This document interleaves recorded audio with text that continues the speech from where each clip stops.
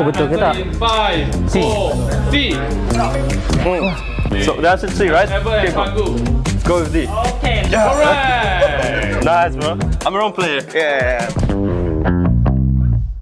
3, 2, 1. Oh, what do you I think? don't know. I don't know. Lu selalu monting kan? Gua tak tahu. Fun to try again normally, but A or B? 3. okay, I'll try.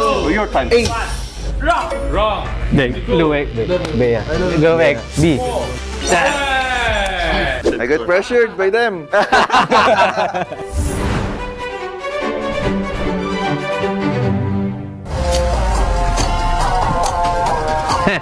Okay, stand by. Langganan. 3, 2, 1. Team B.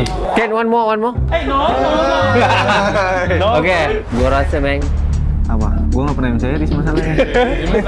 Okay. M4. A. Yeah. Gua selalu dengar lagunya. Emang langganan M series nggak ngerti makan ini. The next question. Bukan kan? Bukan kan? Bukan sound gat kan? Ini juga bukan. Apa cuy? Ini nih 4. 3, 2, 1. Team B. Gua percaya lu, Bang. Let's go. Answer. Can I answer? Obviously, answer B. Pasifnya itu. Okay, see the answer. Itu tahunan. Gatot nih ya. Udah gatot dua. I am the moonlight that breaks through the darkness. You should be ashamed for not trusting yourself. Only light can drive out the darkness. Horology Mana ni? Minecraft. Gua rasa is my betul. name. Sebab betul, cok. Okay. Stand by.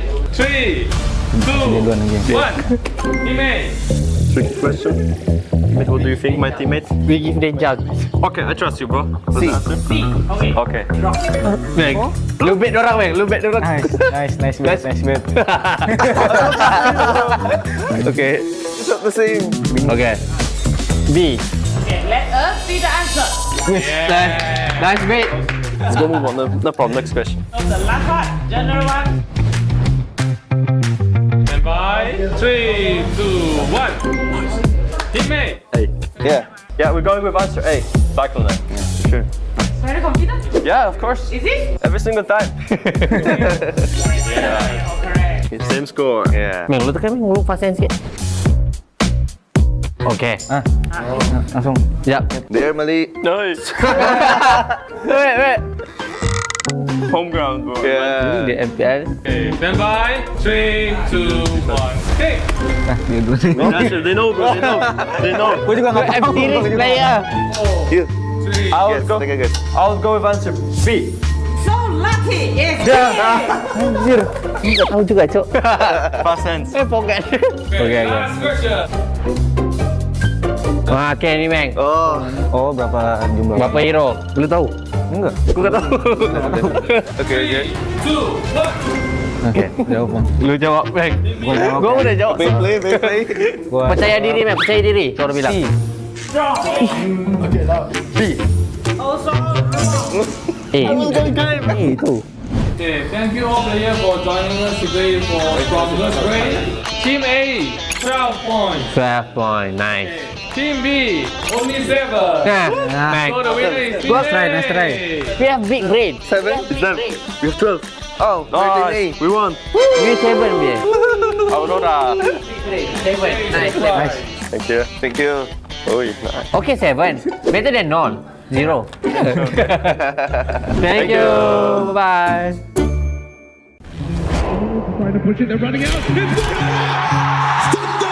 Heralds their unstoppable reign. Unscathed, unrivaled.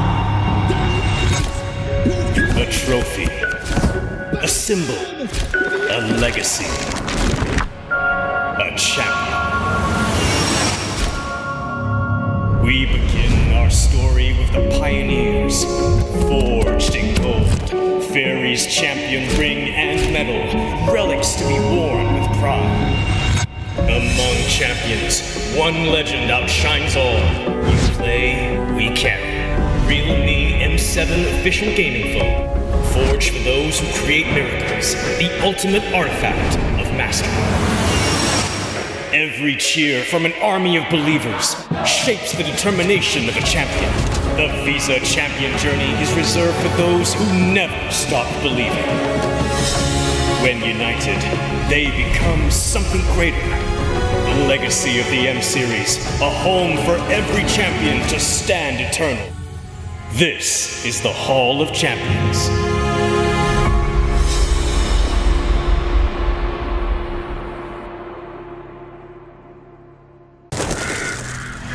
Nothing can withstand the withering. Against the endless erosion, my strength grew weaker by the day.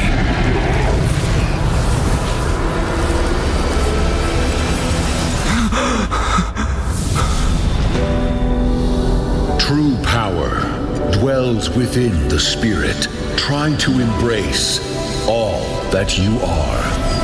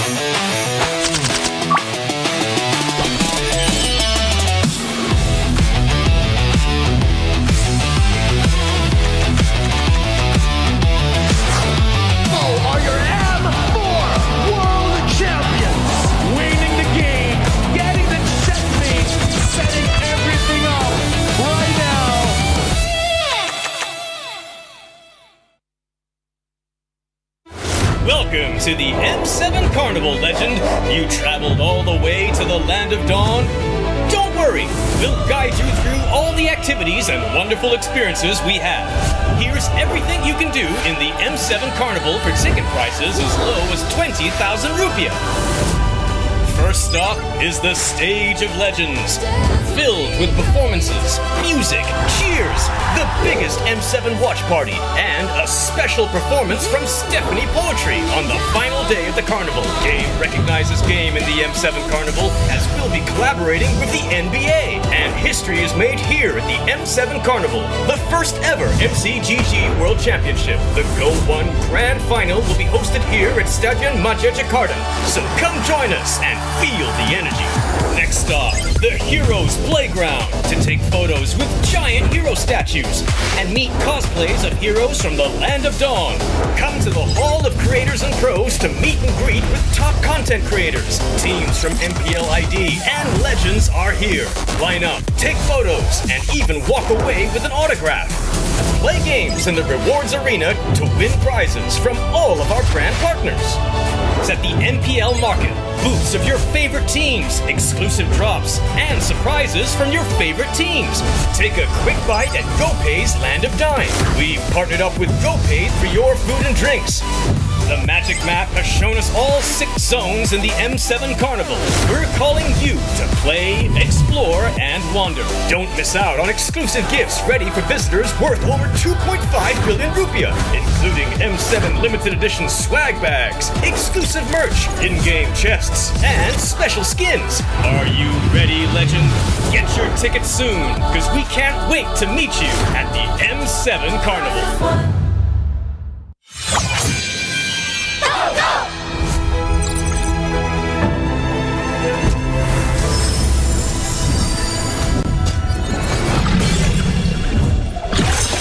Rise beyond greatness and reignite your star.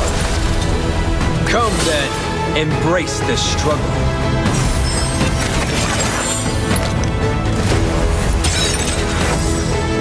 Hold on. Let it become your strength.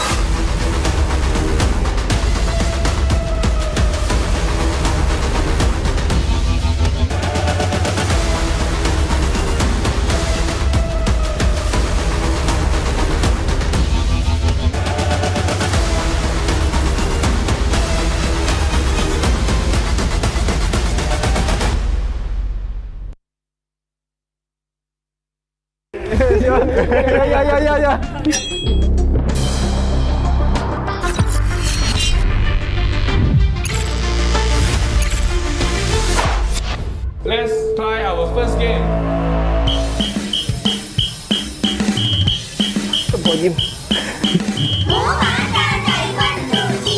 Yin yin sun sun yun sun yin yin. San san yin yin yin yin san san. Yin chit, yin san, san chit, san chit. San chit san yin yin san chit san. Yin chip joy sun sun chip yin.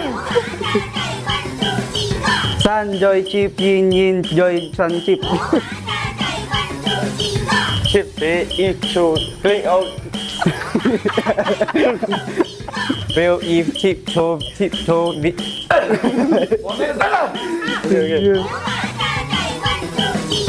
Gatot Esme, Gatot. Palen. Gatot Esme Haya Valen Esme Valen Gatot Haya. Ui, gokil. So good, dude. So good.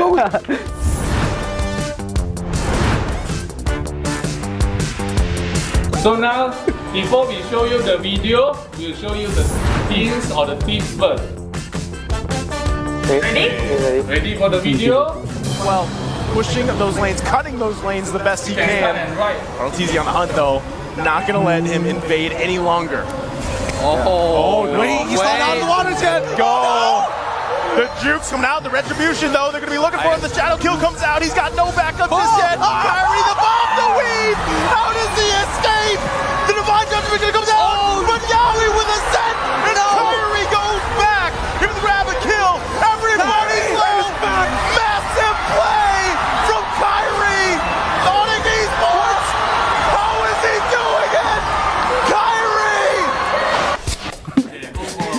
น้ำเลยใต้แอชเชม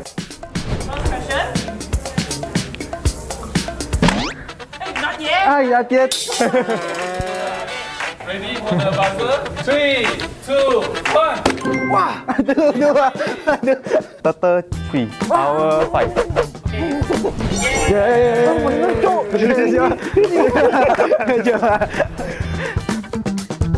Between this time? Okay. Or like this? I'm not sure. 3, 2, 1. Anjing. How many seconds? I think.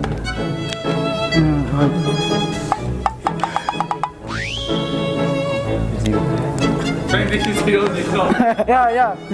Answer is wrong. We open the choice and by 3, 2, 1. B. B.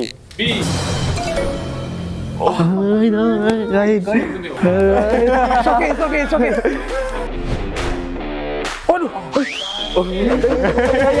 Yeah. 3, 2, 1. Kill, death. Can I just say it or? Yeah, should I? you can write down. Kill, death, assist. Oh, part 2, 14. So close, so slow, 14. Ah. Question. Dấu. 3, 2, 1. 1 hero, 2 hero. What? Answer is wrong.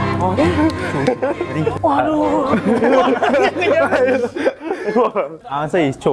Also wrong.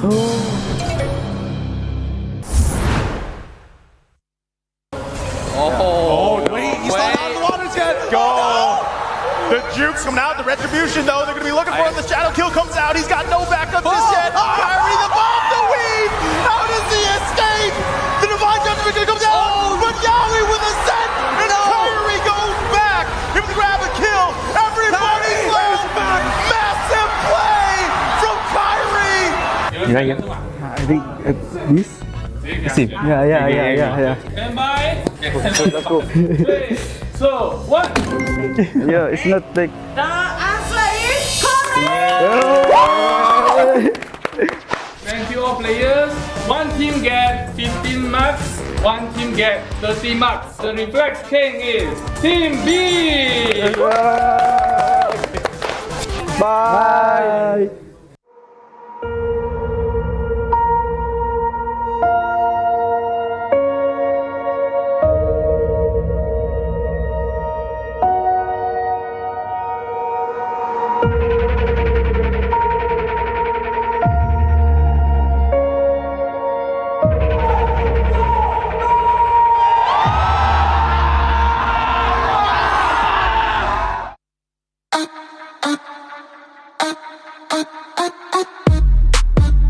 Hi guys, we are Nona! And we are here on our Sizzle music video shoot with MLBB! Day 1!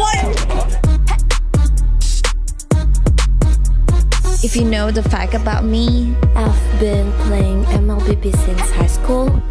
So it's been about 10 years now. Wow. And I can't wait to see my music video with Mobile Legends.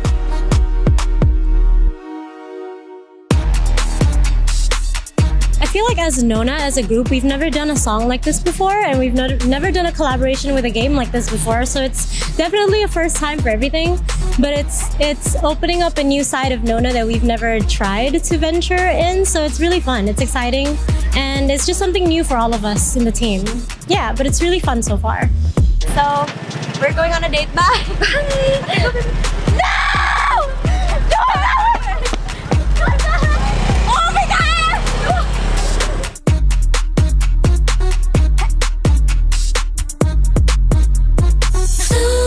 Freebies on the bar, but I let them look. When I walk in the room, everybody gonna watch a sizzle. Got a crew so hot, no riddles. It's 0 to 100, no middle. That's right, that's right. When I walk in the room, everybody gonna watch us. R to the I, to the S, to the E.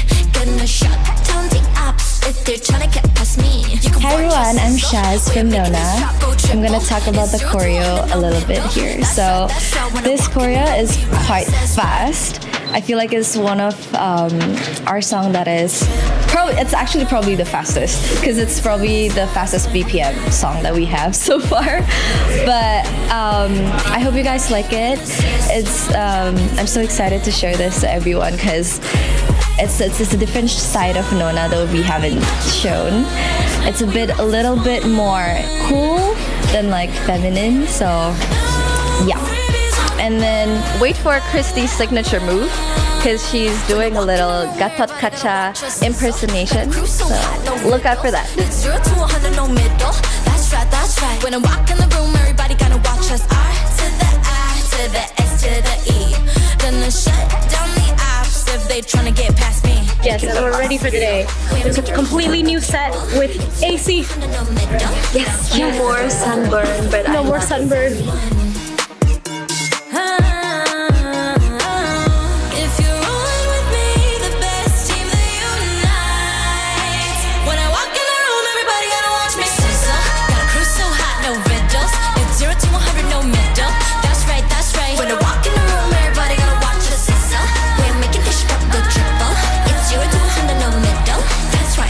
When I walk in the room, we rise as one.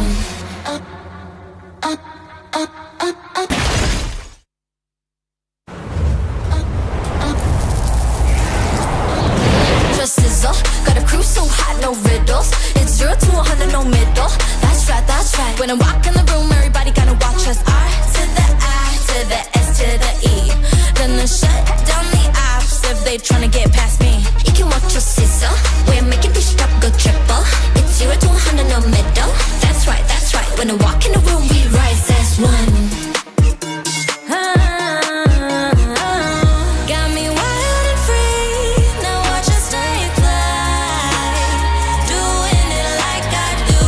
If you're rolling with me, the best team that unites. When I walk in the room, everybody gotta watch me sizzle. Got a crew so hot, no riddles. It's 0 to 100, no middle. That's right. When I walk in the room, everybody gotta watch us. R to the I to the S to the E.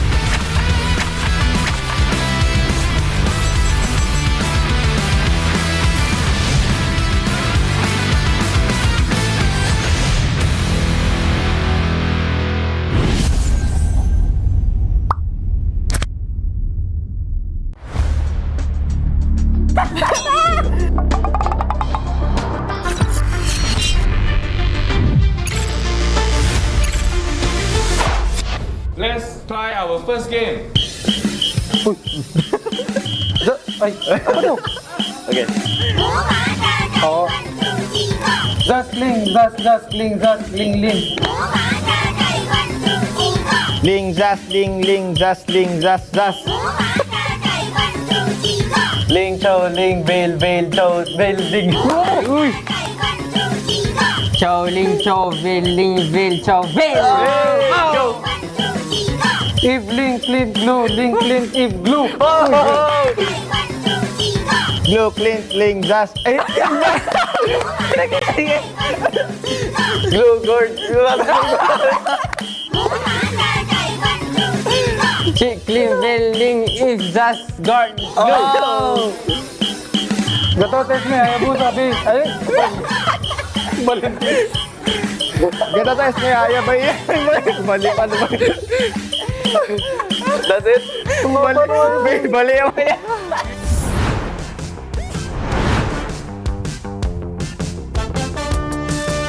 Before we play the video, so this is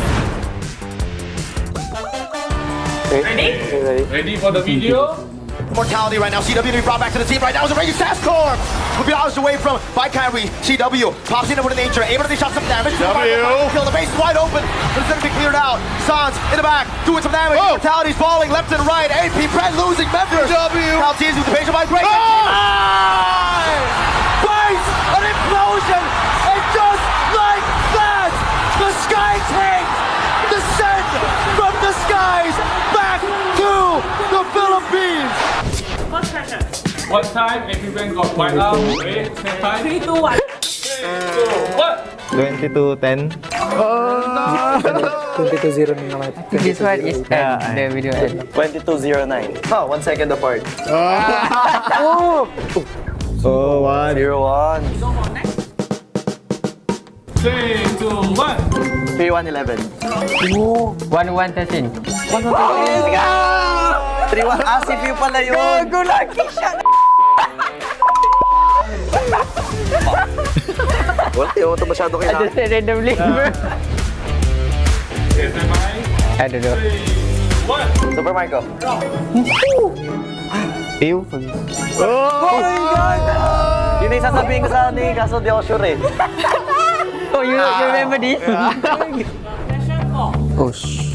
3, 2, 1. View and who? Ogwen. So, na lang. Mga viewer. View and Ogwen. The answer is wrong. Few and Kaitizi. Correct.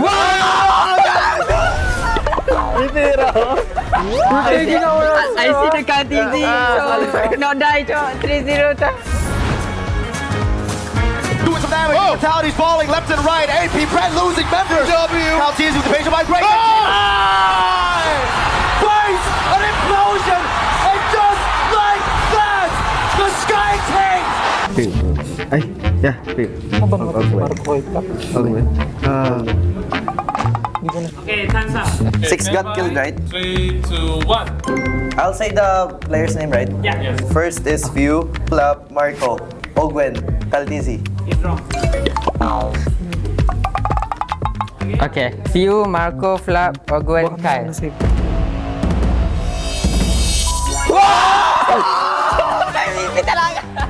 What, bro?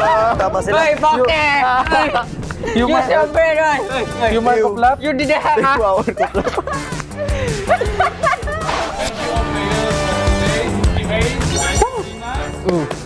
23, easy win. 38. Bye!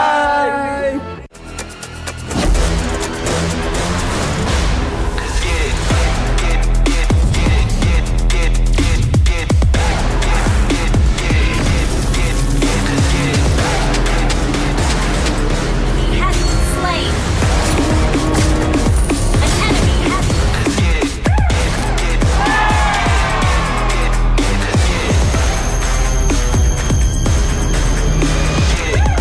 Realme 15 Pro M7 official gaming foam.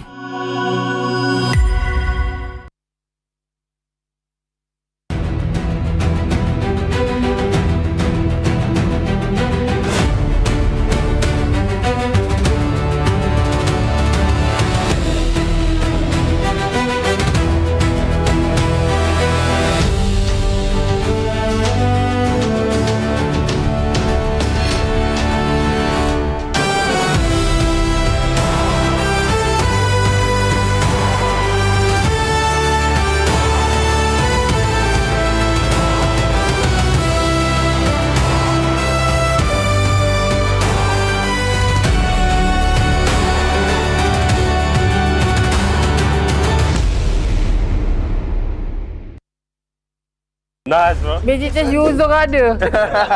Not good this team. We confuse the enemies.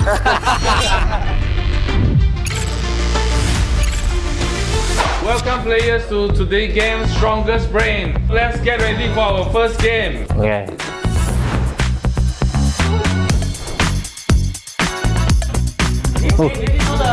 Mid laner. Sampai 3, 2, 1. Okay, team A. Okay, Tak apa. Salah dia jawab. Bagi. I trust you, bro. I trust you. Yeah, what's your answer? C. C. It's A. Tak bisa cowok. Kita jawab juga ya. Don't worry. Sorry. I mean, I was sorry. Just guess. Okay. Okay, stand by. 3, 2, 1. Team B. C. Kalau gua main Magic Chess, udah tahu itu Aurora. Yes. C. C. Okay, we show the answer. Yes. Magic Chess. Sia-sia ya. Gak sia-sia main Magic Chess. Stand by. Easy. 3, 2, 1. Team A. A. Yeah. A. Hey. Correct. Easy. Aduh. Lu main, lu try main. Oke. 3, 2, 1. Lu main Magic Chess kan? Gua nggak main Magic Chess. Okay. Based on Magic Chess ha, C. User Magic Chess. Magic Chess user ada. Kalau based on Magic Chess ha, tak ada. Round 2. Oh, okay. Remember the position, be ready to click. Weh, Mek, lu tahu harga tu kat Mek? Start counting. Aduh. Okay, stand by ha. Gua enggak tahu harga. 1. Kalau physical gua tahu. Team A. It's either A or C. Okay, bro. Let's go, man. Yeah, what do you think? Sama. A. Wrong. Okay, Mek. round 2. Siapa Mek? Dia jawab second. B. B. Correct. Enggak sia-sia, Cok. Gua ambil later. Okay. Gua tahu. Okay. 3, 2, 1. Team A. Let them. 5. I already know the answer. Yeah, I think so. 5. The answer B. 5. The answer B. B. D. B. 5. 5. B. Boy. Boy. Wait, you say 5? So they have different answer. Oh, not good. This team. Answer 3. B. Okay. We confuse the enemies. Okay. So the answer is B. I know. The answer is B. Yeah. Right. Nice, bro. Yeah. So good. If it was wrong, they would go with 5, bro. Okay, so the next one. Gua enggak faham itu 5-4. Gua bentuk 3, 2, Gua enggak tahu 1. jawabannya. Team B. C. Enggak tahu betul ke tak? 5, 4, C. So the answer C, right? Ever and Pangu. Let's go with D. Okay. Correct. Nice, bro. I'm a wrong player. Yeah. 3, 2, 1. Oh, I don't know. I don't know. Lu selalu monteng kan? Gua enggak tahu. Let's try again normally, but A or B. 3, Okay, let's try your time. A. Wrong. Wrong. Lu Mek. B ya. Gua Mek. B. Correct. I got pressured by them.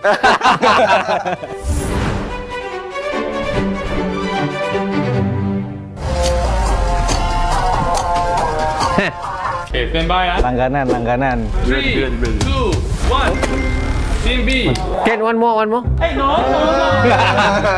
Okay. Gua rasa Mek. Apa? Gua nggak pernah series masalahnya. Okay. M4. A. Yeah. Gua selalu dengar lagunya. Emang langganan series nggak ngerti makan ini. The next question. Bukan kan? Bukan kan? Bukan sound gat kan? Ini juga bukan. Apa coy? Ini nih 4. 3, 2, 1. Team B. Gua percaya lu, Mek. Let's go. Answer. Can I answer? Obviously, answer B. Pasifnya itu. Okay, see the answer. Itu tahunan. Gatot nih ya.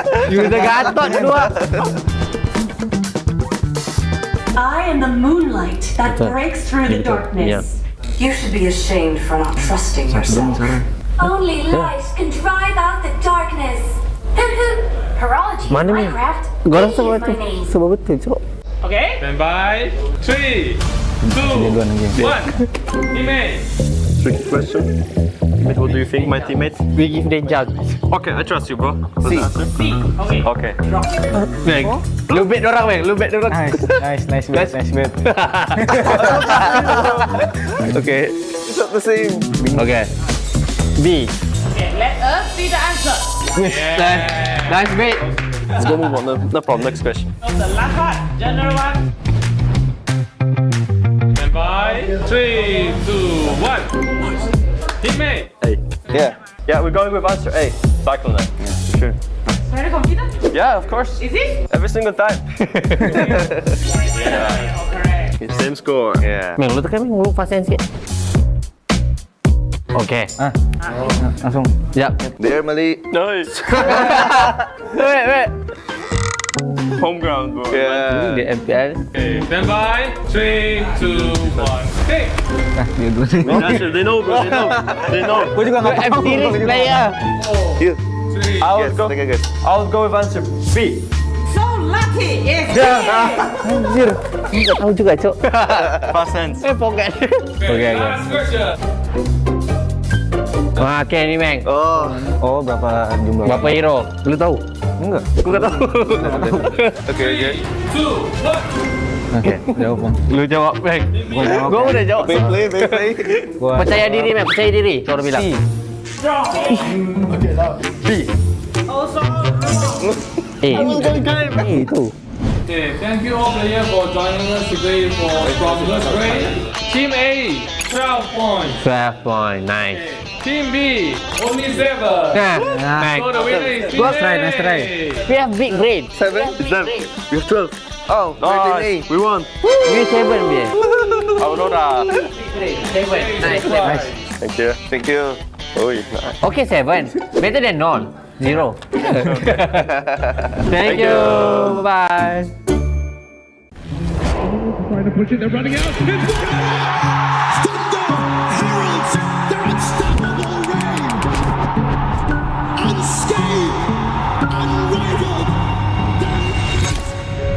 A trophy, a symbol, a legacy, a champion. We begin our story with the pioneers, forged in gold, Fairy's champion ring and medal, relics to be worn with pride. Among champions, one legend outshines all. We play, we carry. Realme M7 official gaming phone, forged for those who create miracles, the ultimate artifact of mastery. Every cheer from an army of believers shapes the determination of a champion. The Visa champion journey is reserved for those who never stop believing. When united, they become something greater. The legacy of the M Series, a home for every champion to stand eternal. This is the Hall of Champions.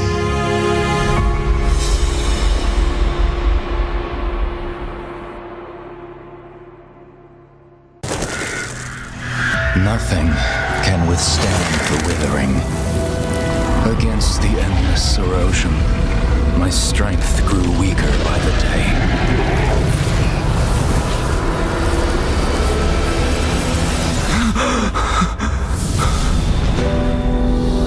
True power dwells within the spirit. Try to embrace all that you are.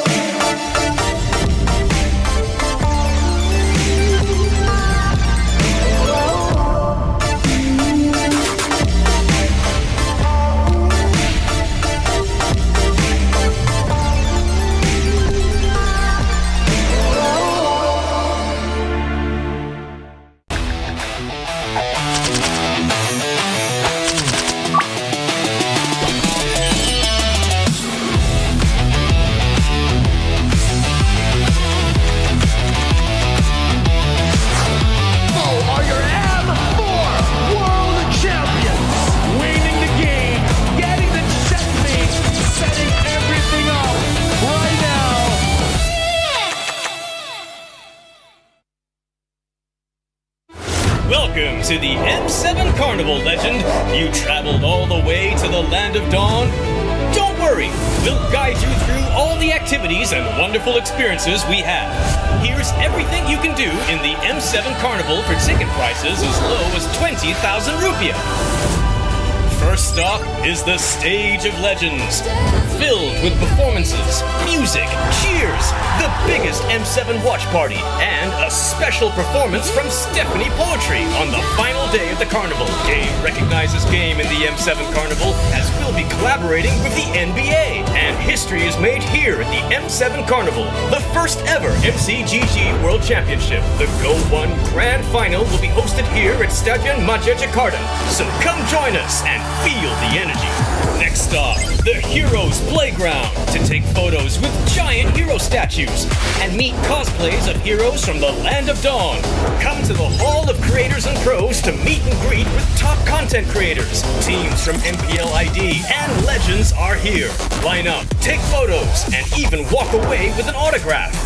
Play games in the rewards arena to win prizes from all of our brand partners. It's at the NPL Market. Booths of your favorite teams, exclusive drops, and surprises from your favorite teams. Take a quick bite at GoPay's Land of Dine. We've partnered up with GoPay for your food and drinks. The magic map has shown us all 6 zones in the M7 Carnival. We're calling you to play, explore, and wander. Don't miss out on exclusive gifts ready for visitors worth over 2.5 billion rupiah, including M7 limited edition swag bags, exclusive merch, in-game chests, and special skins. Are you ready, legend? Get your tickets soon, because we can't wait to meet you at the M7 Carnival.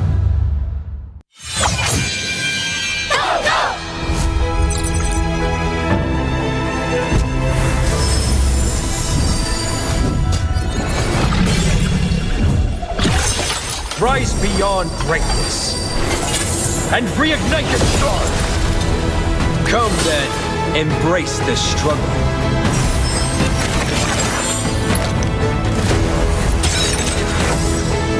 Hold on. Let it become your strength.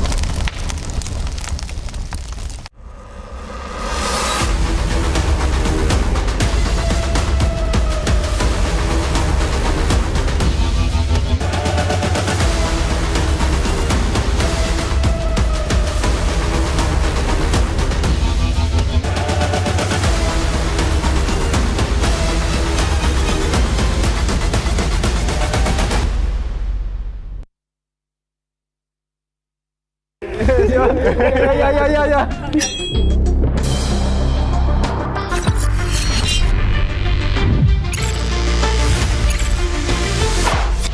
Let's try our first game.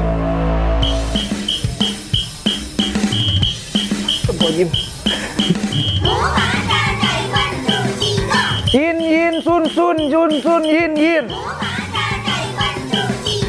San, yin, san. Yin, chit, yin, san, chit. San, yin, san, chit, san. Yin, chip, joy, sun, chip, yin. San, joy, chip, yin, joy, san, chip. Chip, ichu, bring out. Will if tiptoe the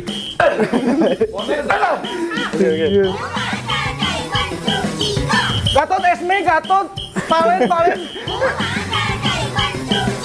Gatot Esme Haya Valen Esme Valen Gatot Haya. Ui, gokil. So good you. So good.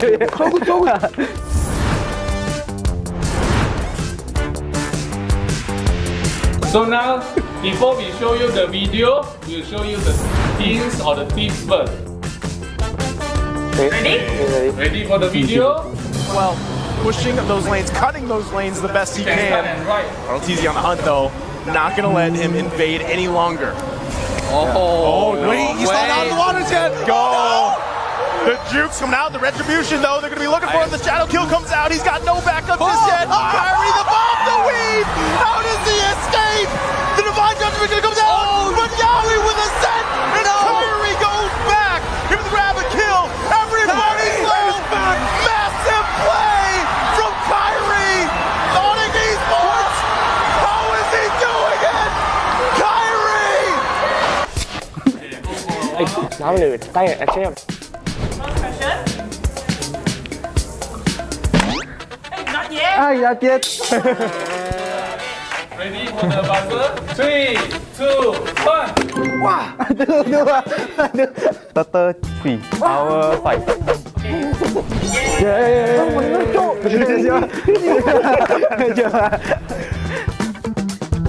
Between this time or like this? I'm not sure. 3, 2, 1. How many seconds? I think.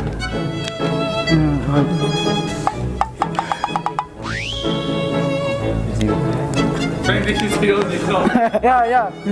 Answer is wrong. We open the choice and by 3, 2, 1. B. B. It's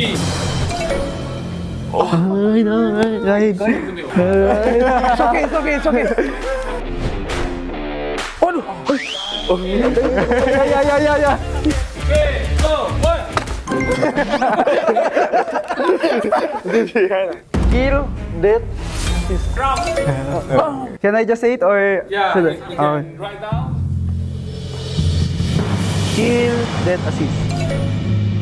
Oh, part 2, 14. So close, who's the 14? Ah. I have a small question.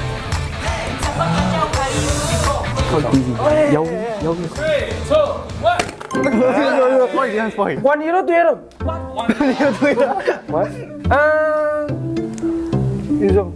Answer is wrong.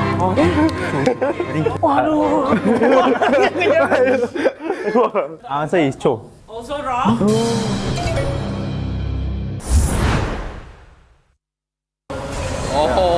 Wait, he's not out of the water jet. Go.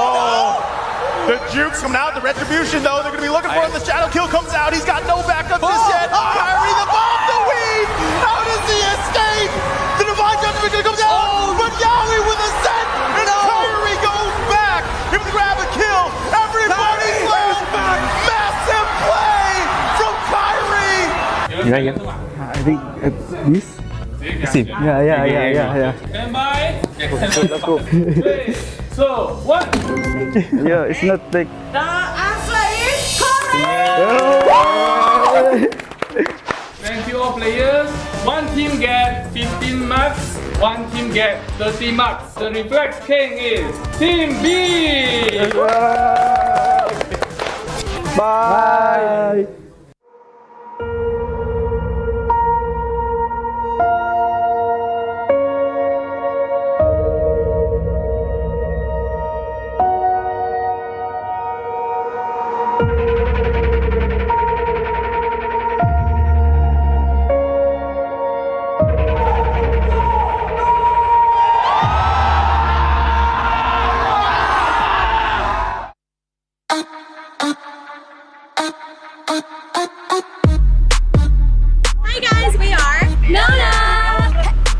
Here on our Sizzle music video shoot with MLBB. Day one. If If you know the fact about me, I've been playing MLBB since high school. So it's been about 10 years now. Wow. And I can't wait to see my music video with Mobile Legends.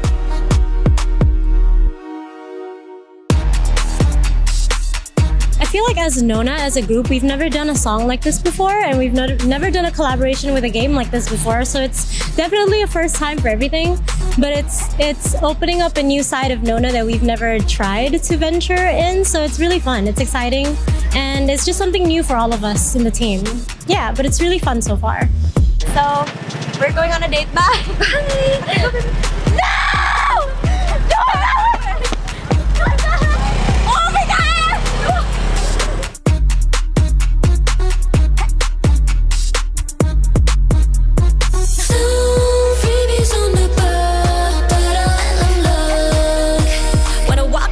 Everybody gonna watch us sizzle.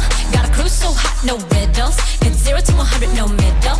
That's right, that's right. When I walk in the room, everybody gonna watch us. R to the I, to the S, to the E. Gonna shut down the apps if they're trying to get past me. Hi everyone, I'm Shaz from Nona. I'm gonna talk about the choreo a little bit here. So this choreo is quite fast. I feel like it's one of our song that is it's actually probably the fastest, because it's probably the fastest BPM song that we have so far. But I hope you guys like it. I'm so excited to share this to everyone, because it's a different side of Nona that we haven't shown. It's a little bit more cool than like feminine, so yeah. And then wait for Christy's signature move, because she's doing a little Gatot Kaca impersonation. So look out for that. 0 to 100, no middle. That's right, that's right. When I walk in the room, everybody gonna watch us. R to the I, to the S, to the E. Gonna shut down the apps if they tryna get past me. Yes, and we're ready for today. It's a completely new set with AC. Yes, no more sunburn, but no more sunburn.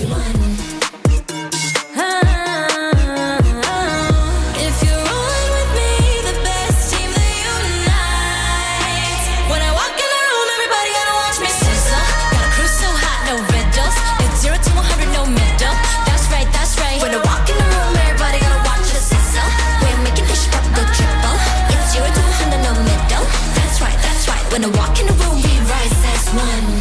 Up, up, up, up, up.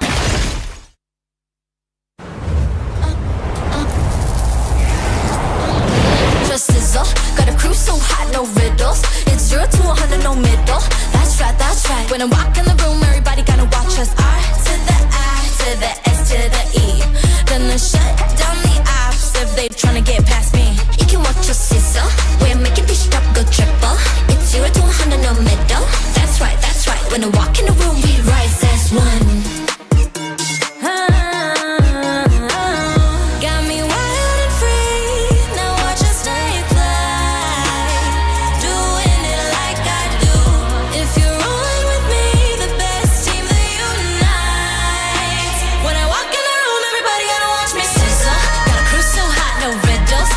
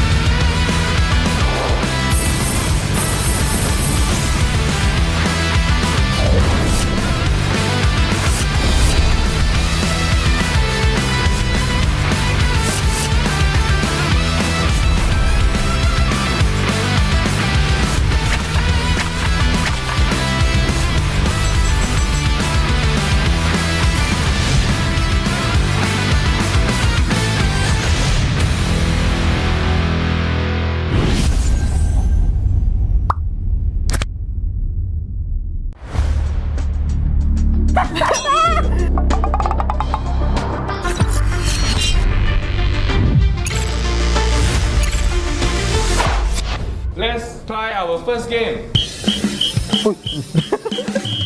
Ay, apa tu? Okay.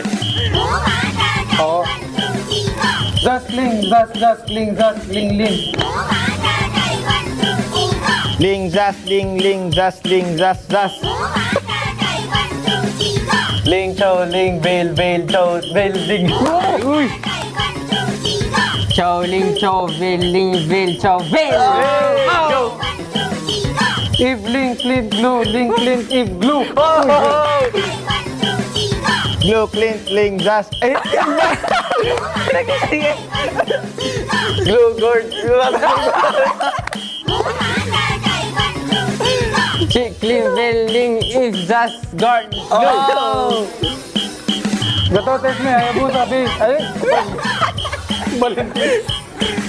Ganda tayo sa kaya ba yan? Bali pa naman. That's it? Bali ako yan.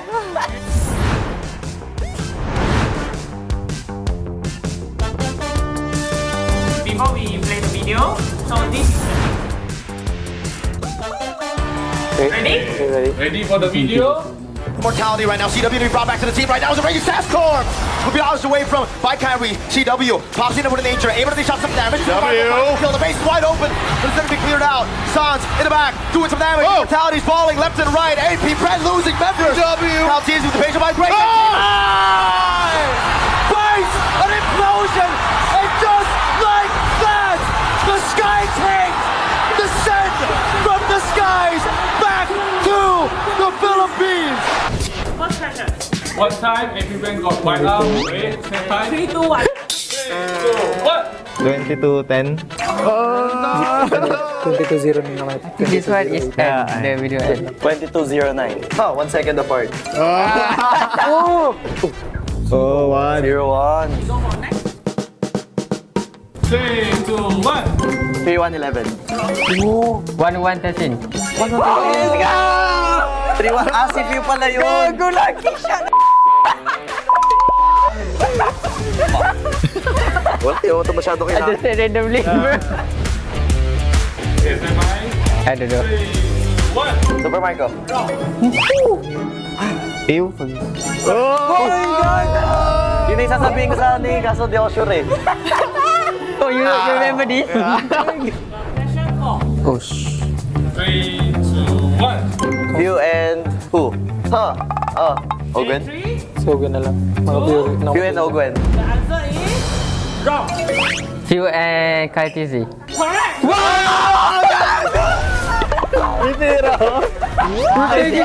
I see the Kaltizi. So, no die to 3-0 to. Doing some damage. Mortality's falling left and right. AP Brett losing members. Now teams with the patient by break. Base! An implosion! And just like that, the sky tank! Ay, yeah, Pew. Ogwen. Okay, time's up. 6 got killed, right? 3, 2, 1. I'll say the player's name, right? Yeah. Yes. First is Pew, Flap, Marco, Ogwen, Kaltizi. It's wrong. Okay. Few, Marco, Flap, Ogwen, Kyle.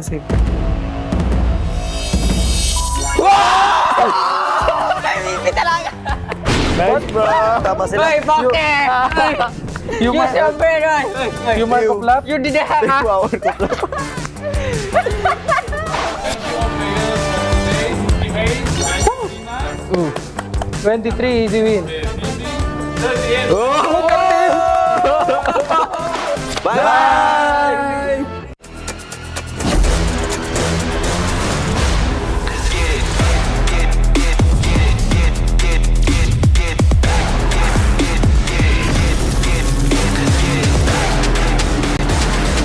He has been slain.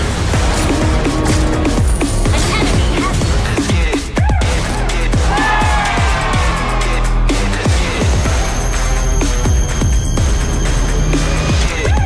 RealMe 15 Pro M7 official gaming foam.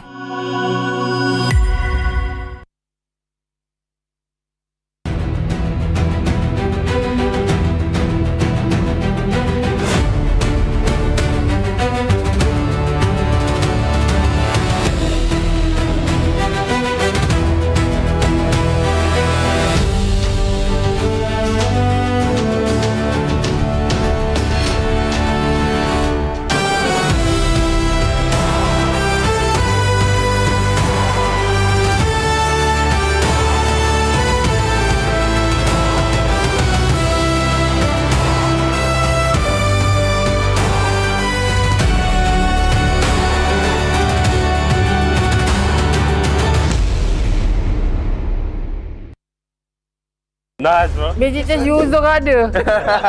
Not good this team. We confuse enemies.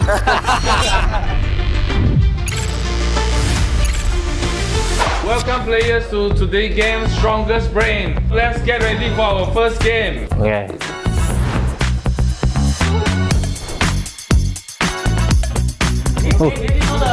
Biết lên nè. 3, 2, 1. Okay, team A. Okay, Tahu. Salah dia jawab. Bagi. I trust you, bro. I trust you. Yeah, what's your answer? C. C. It's A. Dah bisa cowok. Dah jawab juga ya. Don't worry. Sorry. I mean, I was sorry. Just guess. Okay. Okay, stand by. 3, 2, 1. Team B. C. Kalau gua main Magic Chess udah terbit itu Aurora. Yes. C. C. Okay, we show the answer. Yeah. Magic Chess. Sia-sia. Ya. Sia-sia ya. Gak sia-sia main Magic Chess. Stand by. Easy. 3, 2, 1. Team A. A. Yeah. A. Hey. Correct. Easy. Aduh. Lu main, lu try main. Oke. 3, 2, 1. Lu main Magic Chess kan? Gua nggak main Magic Chess. Okay. Based on Magic Chess ha, C. Hey, User Gua Magic nggak Chess. main Magic Chess user ada. Kalau based on Magic Chess ha, tak ada. Round 2. Oh, okay. Main Magic. Remember the position. Be ready to click. Weh, Mek, lu tahu harga tu kat Start counting. Aduh. Okay, stand by ha. Sekejap, 3, gua enggak tahu harga. 2, 1. Kalau physical gua tahu. Team A. It's either A or C. Okay, bro. Let's go, man. What do you think? Sama. Hey. A. Wrong. Okay. Mek, Round 2. sekarang Mek. Dia jawab second. B. B. Correct. Gak sia-sia, Cok. Gua ambil ladder. Okay, gua tahu. Okay. 3, 2, 1. Team A. Let them. 5. I already know the answer. Yeah, I think so. 5. The answer B. 5. The answer B. B. D. B. 5. 5. Boy. Boy. Wait, you say 5? So they have different answer. Oh, not good. This team. It's 3. Okay. We confuse enemies. Okay. So the answer is B. I know. The answer is B. Yeah. Right. Nice, bro. Yeah. So good. If it was wrong, they would go with 5, bro. Okay, so the next one. Gua nggak faham itu 5-4. Gua benci. 3, 2, Gua nggak tahu 1. jawapan. Team B. C. Nggak tahu betul ke tak? 5, 4, D. So the answer is C, right? Ever Okay, and bro. Pangu. Go with D. Okay. Correct. Nice, bro. I'm a wrong player. Yeah.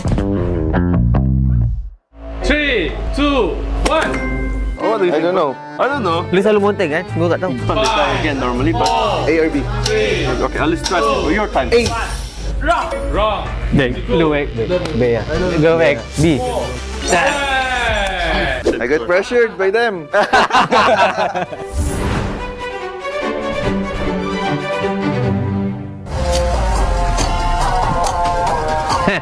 Okay, stand by ah. Langganan. 3, 2, 1. Team B. Can one more. Hey, no. Okay. Gua rasa Mek. Apa? Gua nggak pernah main series masalahnya. Okay. M4. A. Yeah. Gua selalu dengar lagunya. Emang langganan M series nggak ngerti makan ini. The next question. Bukan ya? Bukan kan? Bukan sound gatal kan? Ini juga bukan. Apa cuy? Ini nih 4. 3, 2, 1. Team B. Gua percaya lu, Mek. Let's go.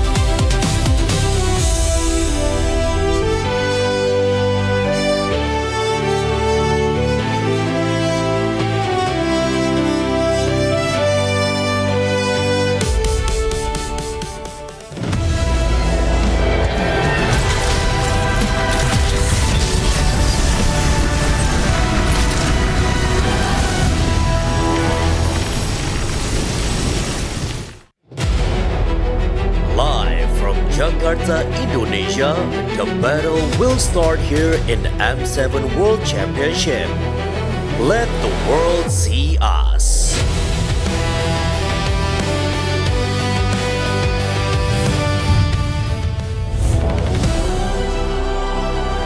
Though we did say goodbye to two teams today, we will celebrate a victory because at the end of this series, one team will secure their slot in the grand finals of the M7 World Championship. Welcome back to Tennis Indoor Stadium here in Senayan, Jakarta, Indonesia. We are going to be your panel and casters for the very final series of today. Renmar, Leo, Gideon, and you see our casters, Naisu and Mirko there. Before I get to you two, you guys, were you guys casting earlier? You were casting earlier. We were casting both casting earlier. We were casting with that gentleman right next to you. You guys were casting. So yeah, reactions real quick for those who may have missed it. What you felt about the series with Team Liquid continuing their chance for the Golden Road. I am glad because I feel like the Golden Road story is amazing. I think it's one of the best stories that we have here in M7. So, you know, I'd like to see that come to fruition. It's just unfortunate that the lower bracket ended up being such a hectic lower bracket, probably one of the most contested that we've seen so far in an M series. But nonetheless, that was just the better team for TL. Yeah, for me, it was definitely conflicting, right? As an Indonesian, I'm so on it, but for some reason, I've always kind of leaned into TLPH. So I was happy either way. Prediction was right there. Unfortunately, though, it was just sad to see Onyx lose in the fashion that they did because it almost seemed like they learned nothing from MSC 2025, losing to TLPH in the semifinals, 3-1 in the exact same fashion. First 2 to TL, then a sneaky 1 game in, and then the closer. Yeah, in the Philippines, we have this term that we call liquid when they're angry. Galit na liquid, or angry liquid. And it seemed like angry liquid still continues to be one of the most unstoppable teams in global MLBB, Leo. I'll tell you now, even losing that one game made them even more angrier. Mas galit na liquid, and that's the team that will be playing through the lower brackets as their brothers in Aurora, their rivals, some might say, will be going through the top, and with a giant standing in their way, literally. We'll see if the Filipino versus Filipino Grand Finals that was last seen here in Tennis Indoor Senayan will be possible in 2026. It is very much possible, and I think especially with the lower brackets, nobody wants to touch that death zone. So especially if you're thinking whether you're a RORA fan or an SRG fan, please vote for your teams. They need the energy. So let's talk about these two teams. Selangor Red Giants from Malaysia have stood out to be one of the strongest and one of the most feared teams here in the M7 World Championship. But out of nowhere, Aurora are gaining so many more eyes, reminding the rest of the world as to why they dominated MPLPH, of course, before losing the Grand Finals there back home. So let the world see the first M7 Grand Finalists. Two different teams. One side, you get a champion of Malaysia, dominant on their 4-peat now, if I'm not mistaken, while Aurora still hungry to look for that first championship. It's one of those things that you're hoping works out the way that everybody imagined. Because don't get me wrong, as much as I love SRG, as much as a Malaysian I am, I believe that Aurora deserves an opportunity to actually make it to a grand finals, to prove themselves on the world stage. Too many fans out there have made their voices vocal, and all I have to say to you is look up. Because when you look up, all you're going to see is lights. But also when you look up, you see the Giants. Sounds weird that I'm the one talking up SRG, but historically, I think there is a discourse that people aren't talking about. This is the most dominant form of a Malaysian team that we've ever seen in the history of MLBB Esports to date. And if I may say, in the near future, I'm thinking like 2029, 2030, teams will still struggle to follow what SRG has done. And here tonight, they're about to make history. You know what? Contrary to my own prediction, I think they might be the first team in the grand finals. Also, you're predicting RORA, but right now the vibe, you feel like there's a deep feeling in your gut that this could be going SRG's way. Of course, SRG chases a historic breakthrough for Malaysia, while Aurora looks to maintain the Philippines' dominance on the world stage. The Northern Lights of the Philippines versus the conqueror of MPL Malaysia. Just to remind you all, the story of the M Series. In M1, it was Indonesia versus Indonesia. We got the legendary Myanmar versus Philippines series in Burmese Schools versus Red Esports. And then, after that, just a whole bunch of Filipino flags and Indonesian flags. We have yet to see a Malaysian team in the grand finals of M Series. And I think, this is going to persist. There's a reason why everybody looks towards MPLPH as the dominant standard among amongst the big three. And yes, Indonesia was part of the question. Sometimes other teams do show up every once in a while, but at the end of it, who ends up becoming the champion? It's always the Philippines. And that's why when I look at Aurora and after the game against AE, it inspires confidence on a different level, because not only can they break out of the textbook, they have evolved from the textbook. Talking about a different level, last night we saw SRG be taken to the limit by Aurora Turkey, and tonight I'm scared of who Aurora might face, because this is a much stronger SRG. They learned a lot. Yeah, they were definitely testing against Aurora Turkey. But when you go up against one Aurora team, what if maybe you're facing the same Aurora teams? But first, we can watch a few clips as it's going on in your screens right now. Of course, just to remind you, Aurora's journey here, the series against Alter Ego. I think it was unanimous, the feeling amongst the community, that they did evolve. Trex put it together the best, I feel like. It's the butterfly coming out of the cocoon, finally realizing your new limits, the forms of what you can bring. For SRG, because of them being tested against Aurora Turkey, should we be a little bit more worried about what they bring to this series?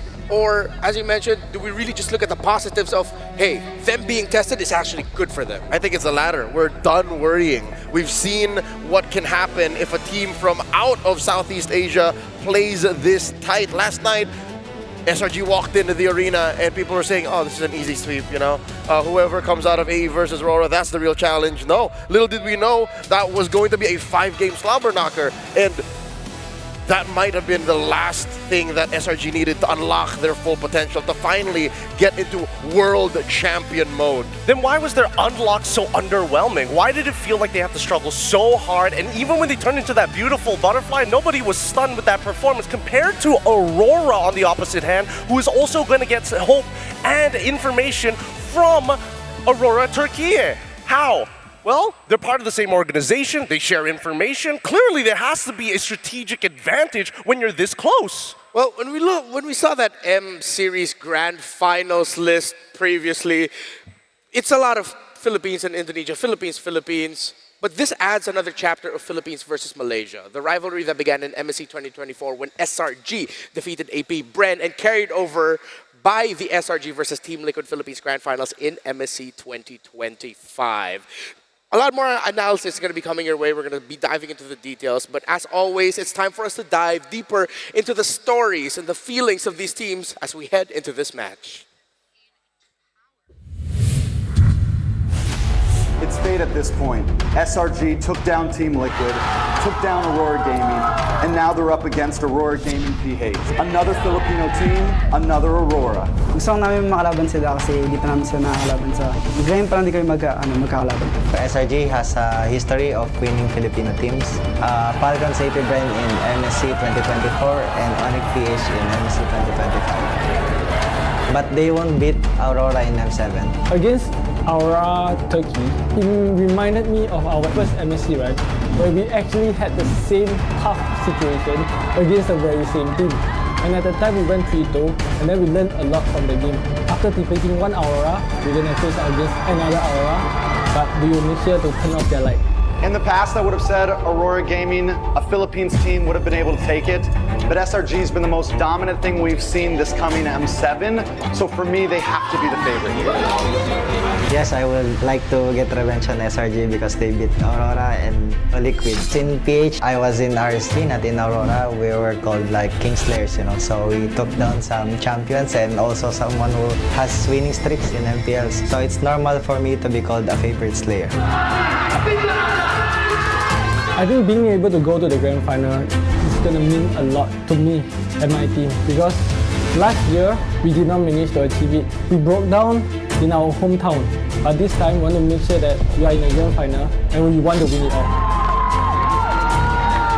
For the Mankai, I hope you don't play jungler tank. Better we just play assassin so we can have a good match and have some fun. This is the first time that we meet each other in international tournament, so good luck and maybe pick more YSS and your chance will even be higher. Everything comes down to this. Our first M7 grand finalist will be decided here.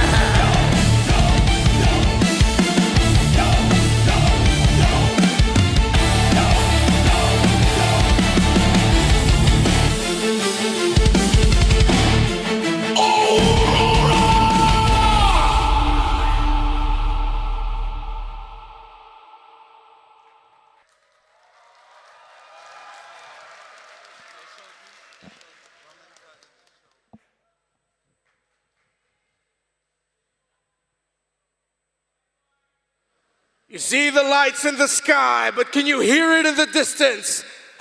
The footfalls of the Giants! SRG! SRG!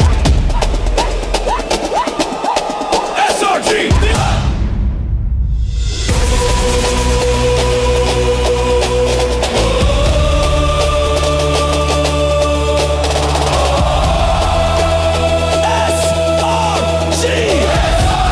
Selangor Red Giants!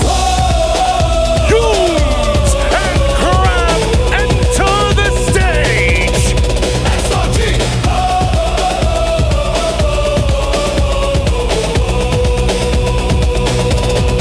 The unstoppable Red Giants!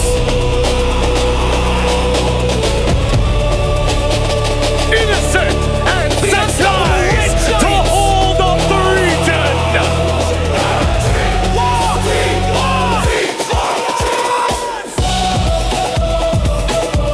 The main prodigy, Stormy!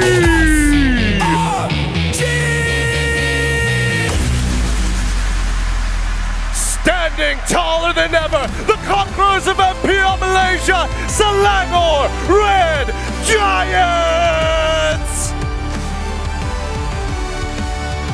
A lot of SRG fans in the crowd with Auroras have come out in force as well.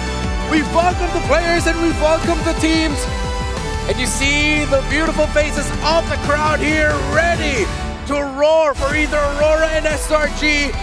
But we have to welcome in the coaches, guiding them through this match. For Aurora Gaming Philippines, on your screen right now, they have Coach Master the Basics. For Selangor Red Giants, it's Coach Arcadia and Coach Ozora Vecchi. They're going to be guided down by Gary, our Marshall, as well. Get a good look, as only one of these two teams will make it to the grand finals first. Philippines versus Malaysia. We don't have the same length of history as Philippines versus Indonesia, but it is a rivalry to watch out for. Tennis indoor, I want to hear you make some noise!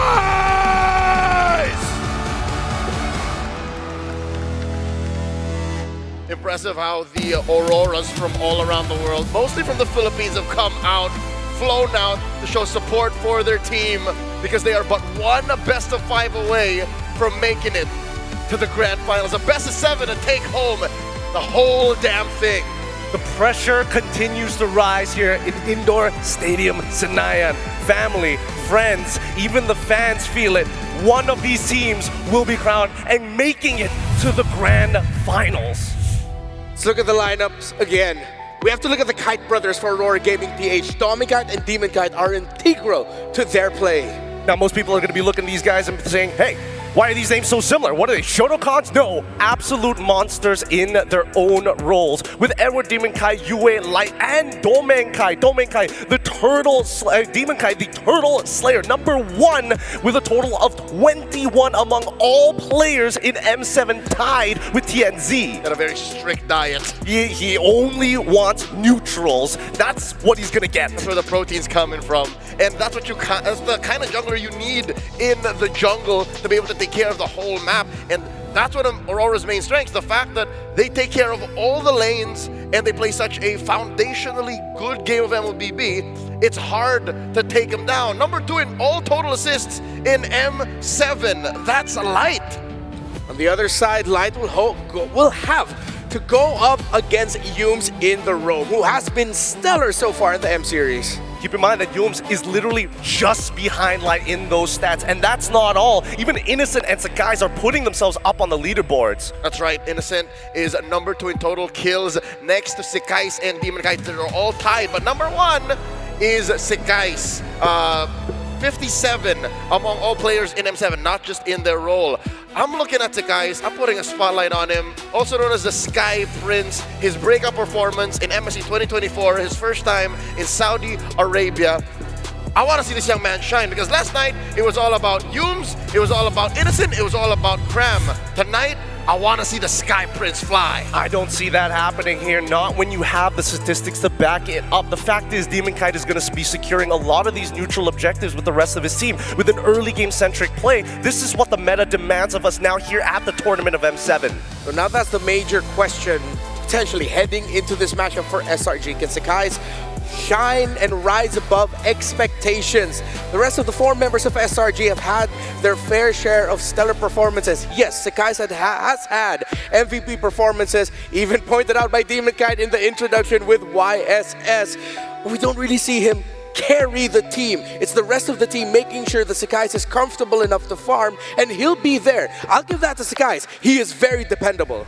Well, I mean, dependable is one thing, but how many games had he thrown? How many games had he bought 6 minutes given over to the opposing team? I'll tell you now, 2 last night, 2. And you know what they say about second chances, right? He had a 3rd chance. And fortunately, that's all it took last night to unlock another level of play for his team. And in the meta game, I don't know if it took this long, but last night, my eyes were opened. Finally, I am a Leomord believer. I want to see this hero come in. And I think, you know what, that was a little bit of a smoke and mirrors what Kite said in that interview. Yeah. Like, yo, pick Yusung Shinmore, you might win. Did he watch that performance last night? I'll be the first to say, hey, yo, real talk, maybe avoid the Yusung Shin, takes a little too slow to come up. Yeah. Play the Leomord. Exactly, but that's the thing, Aurora Gaming Philippines has also shown off that their Leomord can be an option for them. Yes, we did not get to see it as that early to mid-game snowball dominant hero, but the fact that they were able to play a Leomord in the lineup that also had a Claude with it, held on despite Kite losing the jungle, losing all of his farm, yet still got to turn it around after as much as an 8,000 gold lead by Alter Ego. That just shows how much Aurora has grown. I think better yet, Aurora is really well positioned against SRG. They saw the composition that they played against Aurora Turkey, and I think they're going to take full advantage of the information that they got, on top of the fact that I think that Kite right now, while he is not only flexible, he's pretty good at these fighters. Innocent ain't gonna have an easy time. Hey, Innocent was first to the front line. Innocent was who invited everyone to go, hey, yo, look, jump on the Sora bandwagon. It's real. So with that said, I think we have to look at elsewhere on the map. Have we talked enough about the mid lane? Yes, we know Stormy's Farce is scary. Will Aurora play with the fact that they might trade for that? Trade for the Eve, trade for the Zushin? Because we know that this trinity of heroes in mid are still what dictate the pace. Here's my counter argument. If we're not looking towards the mid laners, you gotta look at the supports, because again, Yums was a very big detriment in the first 2 games of their previous match. I don't know whether his performance is going to maintain, considering that Light has been able to bait out battle spells with just his presence. That he was, I'll admit. Just like Yisun Shin on Sakai's, Cho1 Yums needed a little bit of a cooldown. So, if I may, Yums, focus on vision. Early in the series, if you can make sure that your team gets into the groove, your 4 younger brothers find their spots on the map easier, then you can go that route. With what kind of hero? I'd say something like I was gonna say Cho. You revert back to the easy hero. Yeah, just go for it. I mean, both of them can play it really well. Okay, Sora taken out, Juicing taken out as well. Will SRG just default into picking up a Kaleo Rush here as their first pick, or a Claude maybe if it's going to be open? Considering that they banned out, and look, SRG, I feel like they struggled so much with the roam mid trio of Aurora Turkey yesterday. Look at the bans for SRG. They take away the Eve, as mentioned earlier. They take away the Grok, very disruptive to anyone. And they even respect ban the Fredrin first sight blue. I'd like to and this is what I was wondering, whether their first pick was going to lean back into what we saw the past couple of days of Claude, and how exactly are we going to go around it, whether you have access to Sora or not, both of which have been taken out. So the flex picks are kind of out of the question, leaving SRG only with Leomord. Now, Leo, you're the Leomord believer here.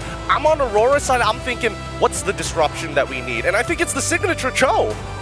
That's right. Again, just as important as it is for Yums to get the Cho, it's important for Light to take it. And again, you use the D word, disrupt what this Leomord does. That's the worst thing in my 18-hour study of Leomord. Hands-on, I'm a new convert, folks. I suggest you pick heroes that kind of stop him from just rampaging through the front lines. And this is a good alternative. Instead of the Cho, the Kalia. How about you hug? Wait. Yeah, no, you hug that Leomord even before he gets on that horse, and you take him out. So, Leymord getting rush picked here. The control of the Kalea. SRG, will they double down on picking up their mid laner? Because I feel like the mid laner trade is going to be getting smaller. The Lunox Farsa are still going to be open, but then after that, you're going to have to go into the niche picks like Lo Yi, if I really think about it. I'm sure Aurora is even thinking about the Lo Yi right now, considering that they have the Claude with them. A pick that, combination that opens up the map well. SRG are leaning hard into the very aggressive lineup.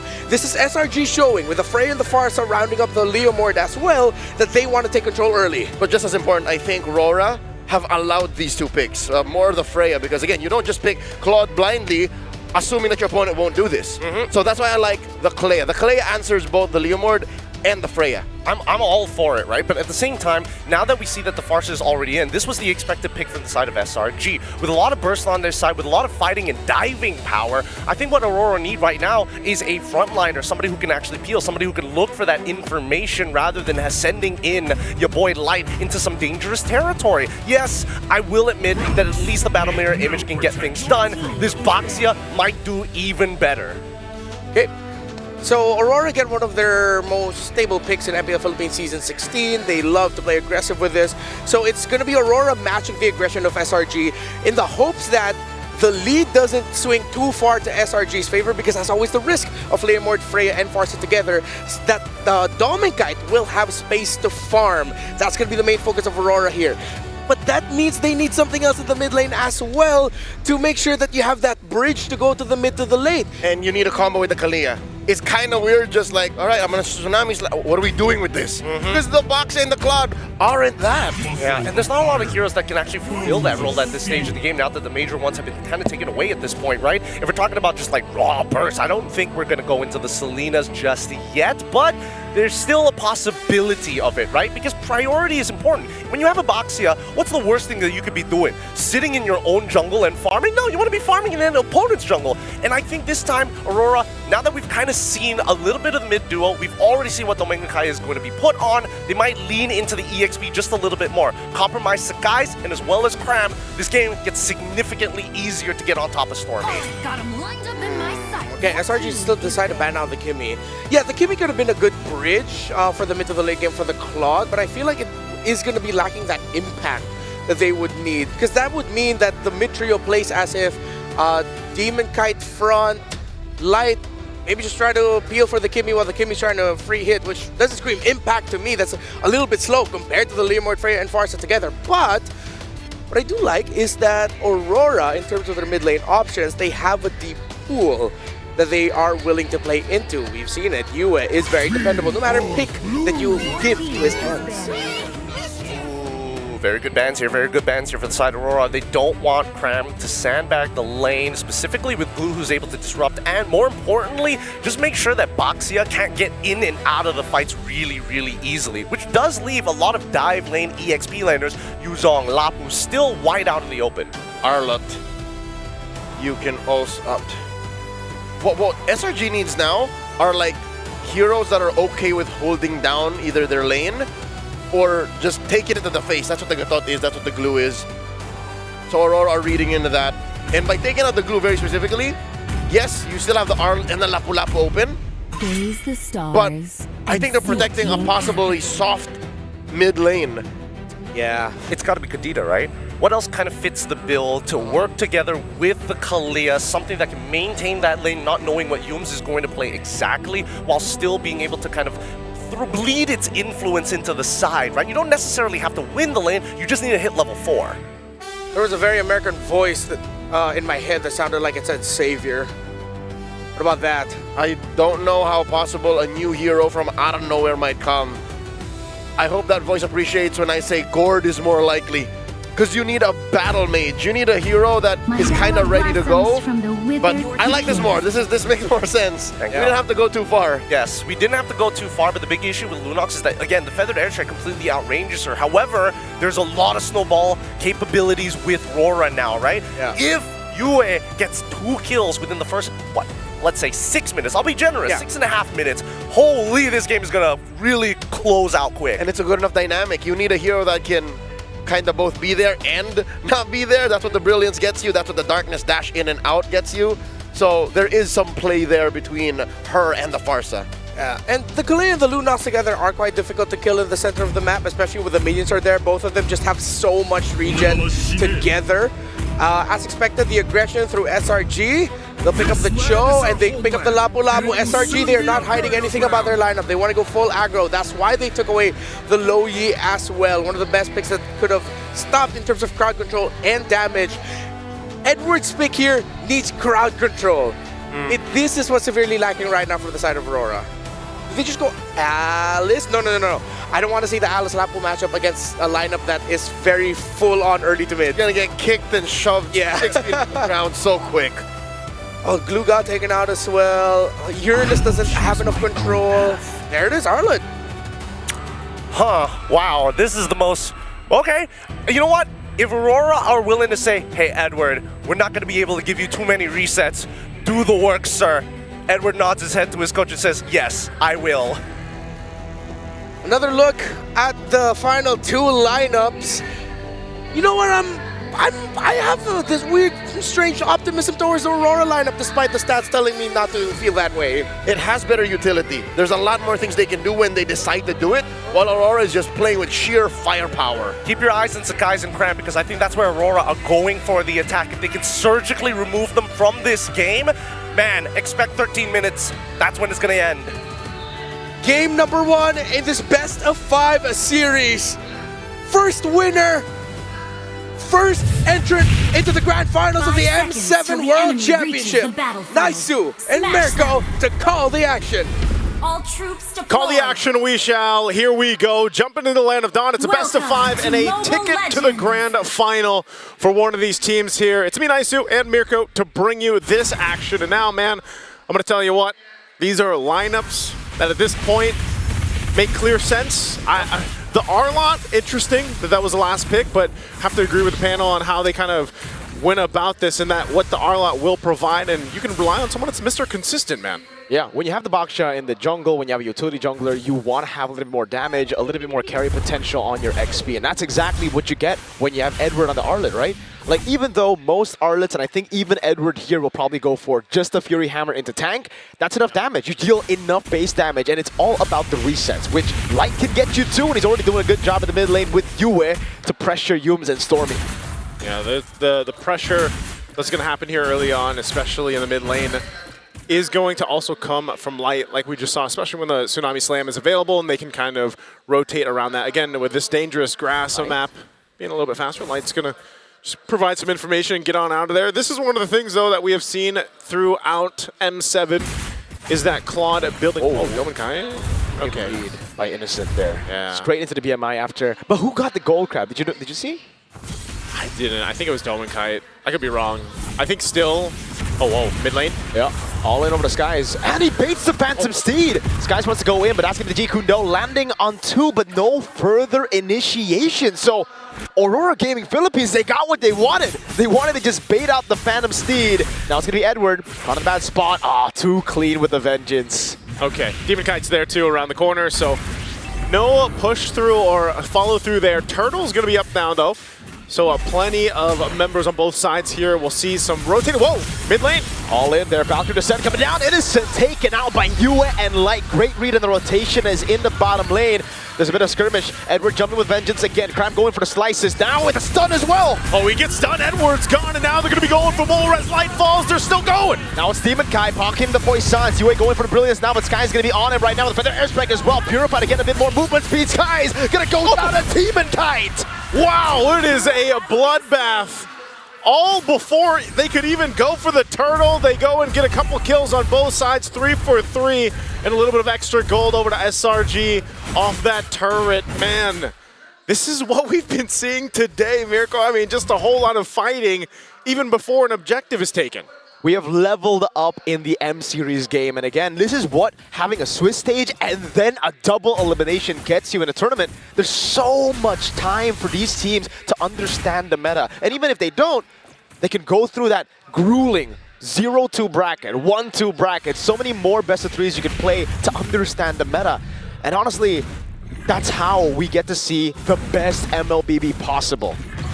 for this first turtle. I'm not sure if they're going to be able to fight for it. Whoa, we got to go back here. Yeah, the way the dragon there was used up. Now good stun from Edward. Final snatch as well. The turtle was already taken out. Edward jumping with vengeance again as a Valkyrie Descent will deal a lot of damage with Cram as well now. Tsunami Slam coming down. Sky taken low. He gets the kill. Yue's gone. Seki's is next. Sakai's goes down. And they disengage. So it's a trade. The 1-for-1 actually here. Turtles secured though for Aurora Gaming Philippines. Man, these fights for the Turtles breaking out. The adjustment of the meta so far that we've seen, I mean, it's all kind of brawly, but still, you're talking about a Baksha versus a Leomord at that. But then you also have a counter over in the gold lane, right? Innocent later on should be able to go ahead and help beat out Domenkite unless he scales up enough. Okay, little BMI. Yeah, that was a bit too close for comfort though now. Phantom Seed, Cram gonna be walking up as well. Edward, able to space away. Can he get away? Sky is just going for it, and Cram, popping a recalls as well. Cram's like, you see that? I hope you could see that, Edward. And Edward not having the best time on this R-Lot right now. You want to get Edward angry though. Hey, right now, they might be angry in the mid lane. That's a Tsunami Slam bringing down Yooms. Good stuff from both these teams. Selangor Red Giants really punishing the small mistakes that Aurora Gaming Philippines were making. Again, Edward walking up too aggressive with no vision on the map. And it's the same for Selangor Red Giants, for Aurora Gaming Philippines, I mean. Punishing them on the top side river, noticing that there were members rotating into the bottom lane. It really comes down to where you find advantages on the map and how to utilize it in every single situation. Yeah. Again, with this kind of build-up already in the early game, you've got some of those first items locked in, of course. A little bit of different path here for our mid laners. Yue going with that glowing wand. He's going to need that to help with some of this sustainability that comes out from this lineup from SRG, but also the lightning transit there for Stormy. Stormy has been on fire for the most part in the game. So the kick. Reggie Kundo with the way to Dragon again.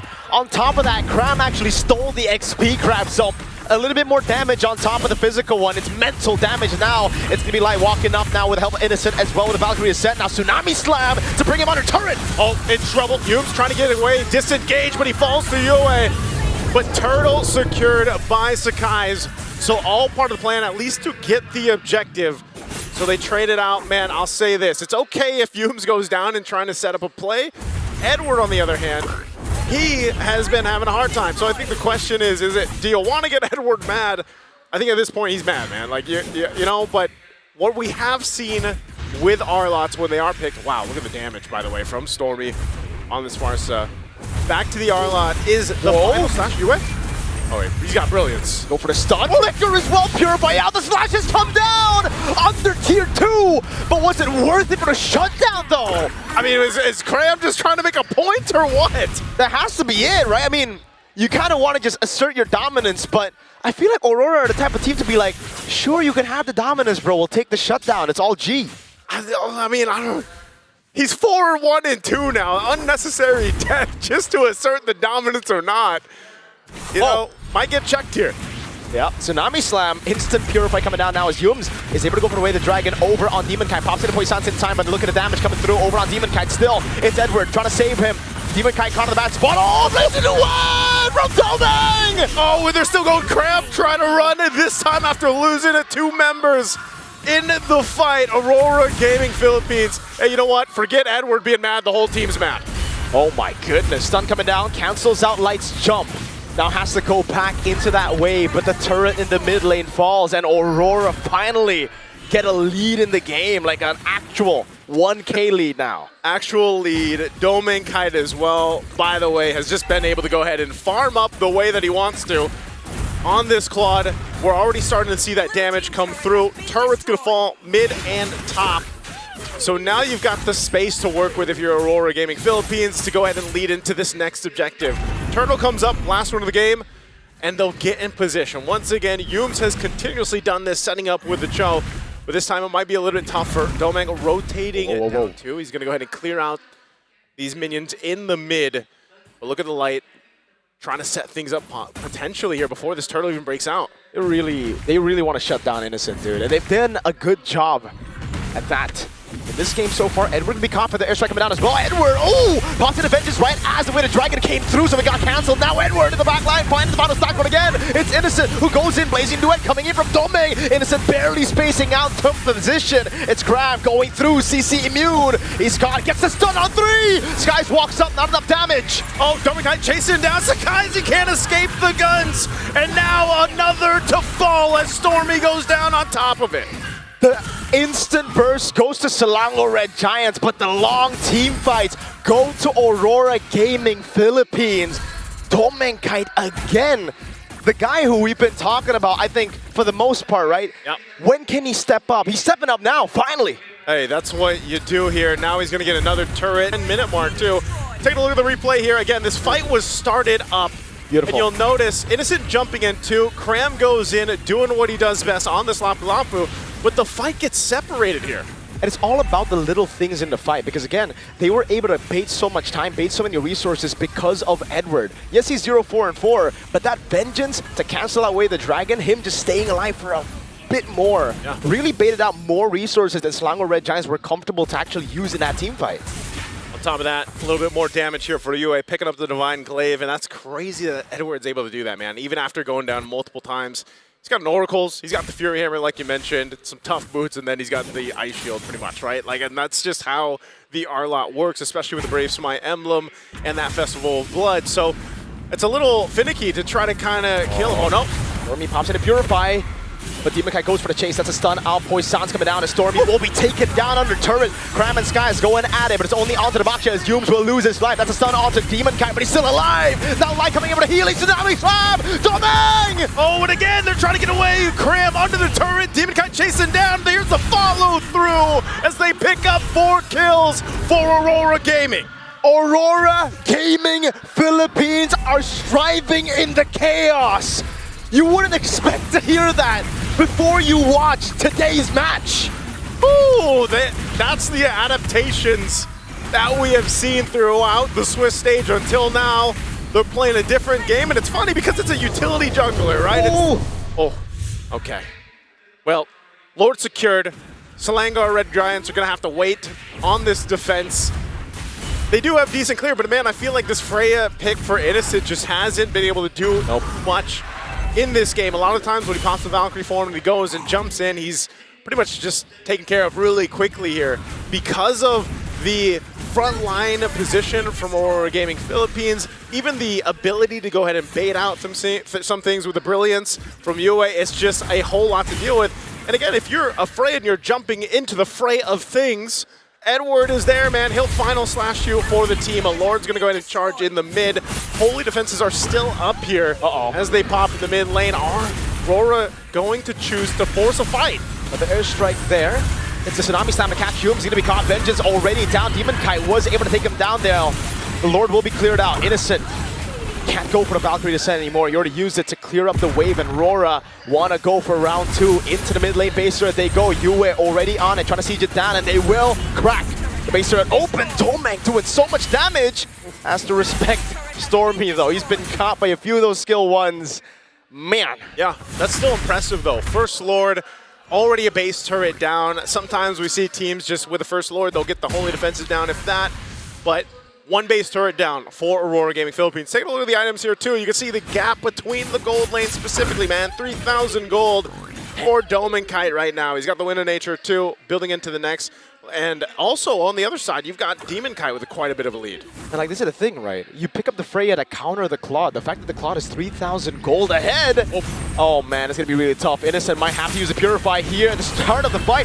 Valkyrie send backward, Purify out of Tsunami Slam. Yums going to the back line, but Domeng again able to go for the Winter Dragon from Yums. And they're still breaking out. UA trying to get away. He pops the Brilliance, and Stormy on the wings will engage. Cram going down to Edward. Now it's just Stormy. He has a Purify. That's a shield unity into the Purify out. Edward won't go in. They'll hold the lines for now, but there's 18 seconds on Yums, and RORA are knocking on the base turret up top. They're still going to go Edward, final slash of the minions to help clear them out, but they might just have enough time to take out a base turret, and off of that initiation, now 2 base turrets down for SRG with the Lord coming up in 30 seconds. Aurora Gaming Philippines has essentially controlled the course of this game already up to this point. And for SRG, are they going to choose to actually contest against this Lord? They've got firepower, man. I mean, especially like we've seen with a Farsa in their hands, but it just seems like all the options that they had in the early portion of the game have kind of run out here. That fight earlier was a bit too close for comfort, I feel, right? Obviously, Aurora Gaming were still able to get the win, but the fact that it looked really good at the start, and then Yums all of a sudden was able to get away to Dragon onto Domeng, putting him in a tougher spot and actually shutting him down. That means Selangor Red Giants, they have ways and avenues to actually still outplay a Wind of Nature, Purify Up Claude. I'm just wondering, man, at what point are you able to turn the tide completely here if you're SRG? You know, Malefic Roar now picked up for Innocent. Sometimes it might just be able to get enough damage off, you know, on the, with utilizing this Freya pick. Lord's going to be started up. Look at the positioning from Aurora Gaming Philippines as they go ahead and spot things out. Light has the flicker available. If he chooses to set things up, that can work. But this is also something you always have to worry about with a Claude against you, is if there's an off-lane push. A quarter of the health here on the Lord. Valkyrie Descent coming in, now it's going to be Light. Still able to dash away. Sky's going to go for the Retribution now, but he's actually going to go on Edward instead as Demonkite wins out the Retri battle. Yums able to flicker around the safety and now for the air strike! Yums! Oh, and Innocent jumps in. It's a shutdown on UA. Sakai's able to find Demonkite's in trouble. The minions are at the base. Edward going to go into the bottom lane. He's going to try to barge in through as the minion is still there, but the turret is still alive, so Edward won't risk it. They'll instead back away. At the end of the day, it's 3 for 2, but Aurora won out the Lord. Innocent able to pick up a tier 2 in the bottom lane as Edward's too afraid to go 1v1 against the Beast. Mirko, I asked, when is Innocent's Freya going to be able to pop off, find the right targets, and with that play around the Lord, yeah, sure, they lost it, but like you mentioned, they're showcasing that they can team fight against Aurora Gaming Philippines, and now they're going to go ahead and finally get some of these turrets down. They'll take down the tier 1. Up top is nearly down as well, and that's what SRG needs, man. They need some space to work with here in this game. And I'll tell you what, it just seemed like everything had to fall into place for them in utilizing this composition. You see it here, I mean, their fighting capability is really good, especially around objectives, right? You've already got, like I said, Stormy's already pretty much damaged. He's where he needs to be in big damn department, dude. He's got Holy Crystal, Divine Glade, Lightning Truncheon, and working on the next tier. Same thing with the Freya, and now to the point where you have some defensiveness for Yums, where he doesn't get blown up on a kick. Oh, Demonkite jumping in. Great Shun Pool to cancel the shield unity, and now they're all in with Cram jumping with Raven Spider, but look at the Tsunami Stop catching Skies in the back, but he's able to dish out a bit more damage in the end. Oh, they're going to chase down in the jungle. Does Demonkite decide to go? They're going to re-engage. Cram able to flicker out, Innocent jumping away, able to get the knock-up down as Domeng goes in with the Blazing Dew and a double for Yue. Now it's Yums caught in the bad spot. Yue actually dies. Aurora are also low. Cram and Stormy able to clear out the waves. They can clear out the waves. I mean, even with... Oh, Cram jumping in. Final Slash going to be used. Edward just keeping things here. This is too risky, man. They're so low health for Light and Demonkite. What do they want to do here? They're going to heal back up with a Surge of Life. They're going to try to push it in. I think that was a mistake. Now Cram doesn't have the Brave of Spider. He's trying to hold out the waves. Tsunami's time to take him away from the waves. That's a Final Slash to cancel the airstrike. Stormy is trying to defend, but it won't happen. There's too many waves in the base. Aurora Gaming Philippines takes game number 1. What a game 1 to start us off in this best of 5.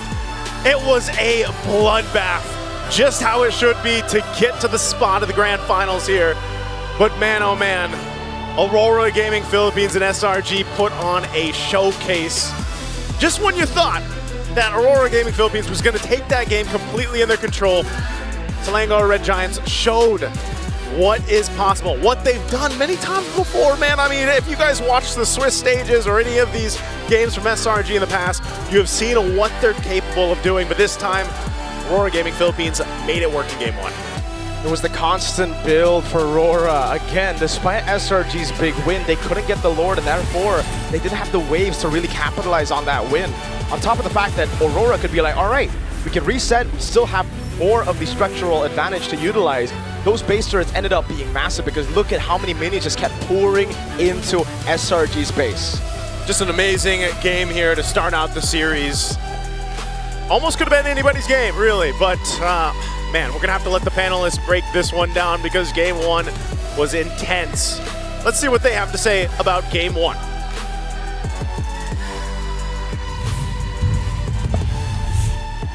Oh no, TP pa! It is probably what Edward was thinking there in the end. Reminded of the little duels that he had with Crab all throughout. I will admit for a second there, I forgot that I was on the English broadcast. There's two Filipinos close to this setup here. You're sandwiched. Yeah, I'm sandwiched. Oh, what a victory by RORA, but damn, what we expected. The aggression of SRG really tested RORA early on, but they had the right heroes to deal with it. I think better than that. I will admit there were some things that I did get wrong. I unfortunately, it wasn't 13 minutes. It was a little bit longer than that. And more importantly, the heroes that they were targeting, the roles that they were targeting, not exactly what I thought it was going to be as well, right? Because this time, SRG starts attacking on the opposite side of the map, and it's clear that Aurora was making sure that Innocent couldn't play the game, on top of bleeding that lead even further by neutralizing Neumes in the mid-game. And I think that was a very good decision coming in from Light. I hate to dogpile on the already precarious situation SRG is in, but you're right.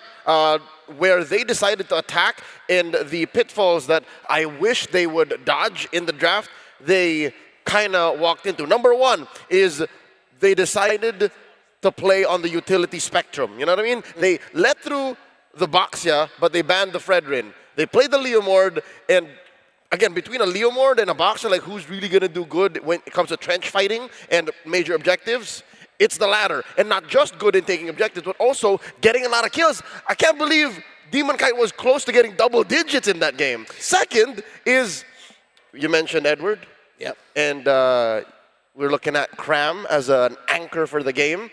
I think it took so quick for him to forget that he needs to hold down the lane and to do more than just win duels and these little ganks. And again, even when they were losing, he kept on picking fights. Yeah, we could call back to the mid lane where Cram, yes, he went after Yue and it tempered the farm a little bit, but eventually Yue got to quickly get kills and eventually caught up. But Cram ended up giving up Shutdown, which gave Aurora just a little bit more gold to catch up to SRG. Just a little bit. It wasn't a major swing, but at this point, with the caliber of these two teams, every little detail matters. Yeah, no, I think as much. People can debate about it, right? I personally think that actually it was cash money, right? Giving over a Shutdown over to UA, sure, it's probably not the worst thing in the world, but at the same time, what did he get rid of it? What did he get rid of? Number one, he got rid of both ults. Number two, he also got rid of the Purify, which could have potentially set up for a later play for Yumes. We got to be thinking long-term here, because even when we look at the draft, right, the Arlet felt very independent, and it felt like Coach Dexter and Master of the Basics looked at him and was like, I'm sorry, you got to take your licks. Yeah. And after he took those licks, neutralizing the Freya became so much easier when you have a Boxer on your side who not only mitigates her damage, but at the same time reduces her most important ability, which is to sustain through it with her auto attacks. Not to mention, Arlet, consistent CCs. I'm not going to let you auto attack for free. Yeah, I'm going to even swipe you away when you get in range, and I think that's one of the keys here. You stop the half-man, half-beast from just becoming a beast. He's just, what's up, man? Yeah. I mean, we were looking for a little bit more crowd control from Edward's Arlot, and yeah, eventually down the line, it was utilized really well. But with Light and Yue together with the Kalea and the Lunox, I think that is one of the biggest reasons why a lot of these trades happen in the early game. We talk about the healing provided by Kalea and, of course, the self-sustained healing of the Lunox. When it came to the big fights, I think Yue saving the Brilliance, saving the first ability to be able to heal himself, and then maximizing every Darkening so that Chaos Assaults are extra hard for the counter punch. That's why for majority of the early game, it was like 2 for 2, 3 for 3, and Yue was standing, or if he goes down, he takes a bunch of bodies with him. And that should be the game plan every single time. Because again, it's a very precarious situation when you're trying to play at the edge of the Feathered Airstrike while still mitigating the overall damage. I think that Yue played one hell of a game here, and not to mention, Light as well. Great peeler and great eye. Really small details he was picking up. Oh, you shouldn't put a little too early. Tsunami Slam instantly. But at the end of the day, it's still Doming Kite as our MVP. There's two kinds of MVPs, ladies and gentlemen. Setup and payoff. Doming Kite was the ultimate payoff MVP. He literally picked up everything that everyone set up for. We already mentioned Demon Kite, Yue, Edward, Light. And what, 7-8 minutes? Like, before the last turtle, he was already coming in with lethal blazing duets. Yeah. I mean, this is what the condition we laid down for Aurora. As long as you can keep it close so that ḍŭMankite has space to farm, that's your dream scenario. And that's exactly what happened with all the trades that they kept forcing, that they were somehow able to get wins. Once that first big blazing duet came in, it became like a harsh wake-up call for SRG of, wait, we did not disrupt this Claude enough. Where's this damage coming from? This early to mid-late game is gone for us. We now have to just keep duking out and try to hope that we win team fights. Well, but that's the thing, right? As much as ḍŭMankite was able to get a free lane, he was playing a strong laning phase. He was making mega impact in the backline, making sure that Stormy is always feathered airstriking at the maximum possible distance. All of this was enabled by ḍŭMankite. Where's he going? Looking to initiate, not only to get on top of this Pharsa, but poses the question to specifically Sakai's. Hey, I will pose the question. If you do not initiate, we will get an answer very quickly. And the initiation from SRG is, how do I say, fragile at best. If you don't get a perfect kick from Yumes, they have to find another way to get at you. They have to find another way to find an initiative and to go into proactive position. And their only secondary way to do that is, I'd argue, with Cram. But Cram is too busy going into the back line, hunting down softies. And that's why this entire game boils down to, hey, the question is who needs to initiate? It's never going to be RORA in these cases. It's always going to be SRG because of their draft. Yeah, and Light eventually read that so well. As much as you'd want to be the one setting the tempo with the Kalea, Tsunami Slam after Tsunami Slam, the surprise initiations with the Tidal Strike, a lot of value from the ultimate of the Kalea in this game came from the fact that if someone decided to reach the back line of Aurora, whether it be Cram, whether it be Yumes, you've just wasted your dash trying to entry while I Tsunami Slam you and you have no way out. And that's why in that moment, about 2 or 3 frames back in the Lord Dance, Light was so willing to just show himself. It's because he knows that it's never on me. I just have to wait for y'all to make the mistake of crossing this threshold. Amazing understanding of macro dynamics and the team fighting just back and forth, the give and take.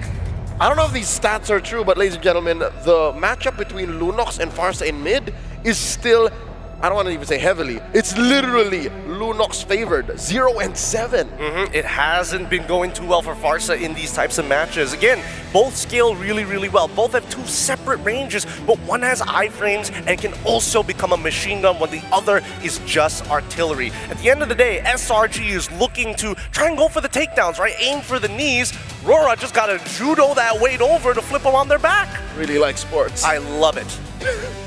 Well, I couldn't think of a sports analogy. I'm gonna get you guys that later. Was too quick. Yeah, that was a bit too quick. I was thinking of like, okay, what am I gonna dish out for the next analysis? Sports references. All right, let me write this. Nope, I was way too invested into the analytical point, and now I've completely lost it. No, I think that's exactly what happened to SRG. Is they were too committed to team fighting, because that's again at the heart of it all. Yeah. Sure, Malaysian MLBB has been influenced by heavy macro, but y'all still like to fight. We like to fight. We're the in-betweeners between the two, well, I mean, the 2 big regions of Indonesia who love fighting. They love fighting. And PH who likes to take it cool, calm, collected, but there is purpose. Finding a good balance in between the two is why I thought initially maybe SRG was posed very well for the meta, but it seems like RORA, they've broken the ceiling.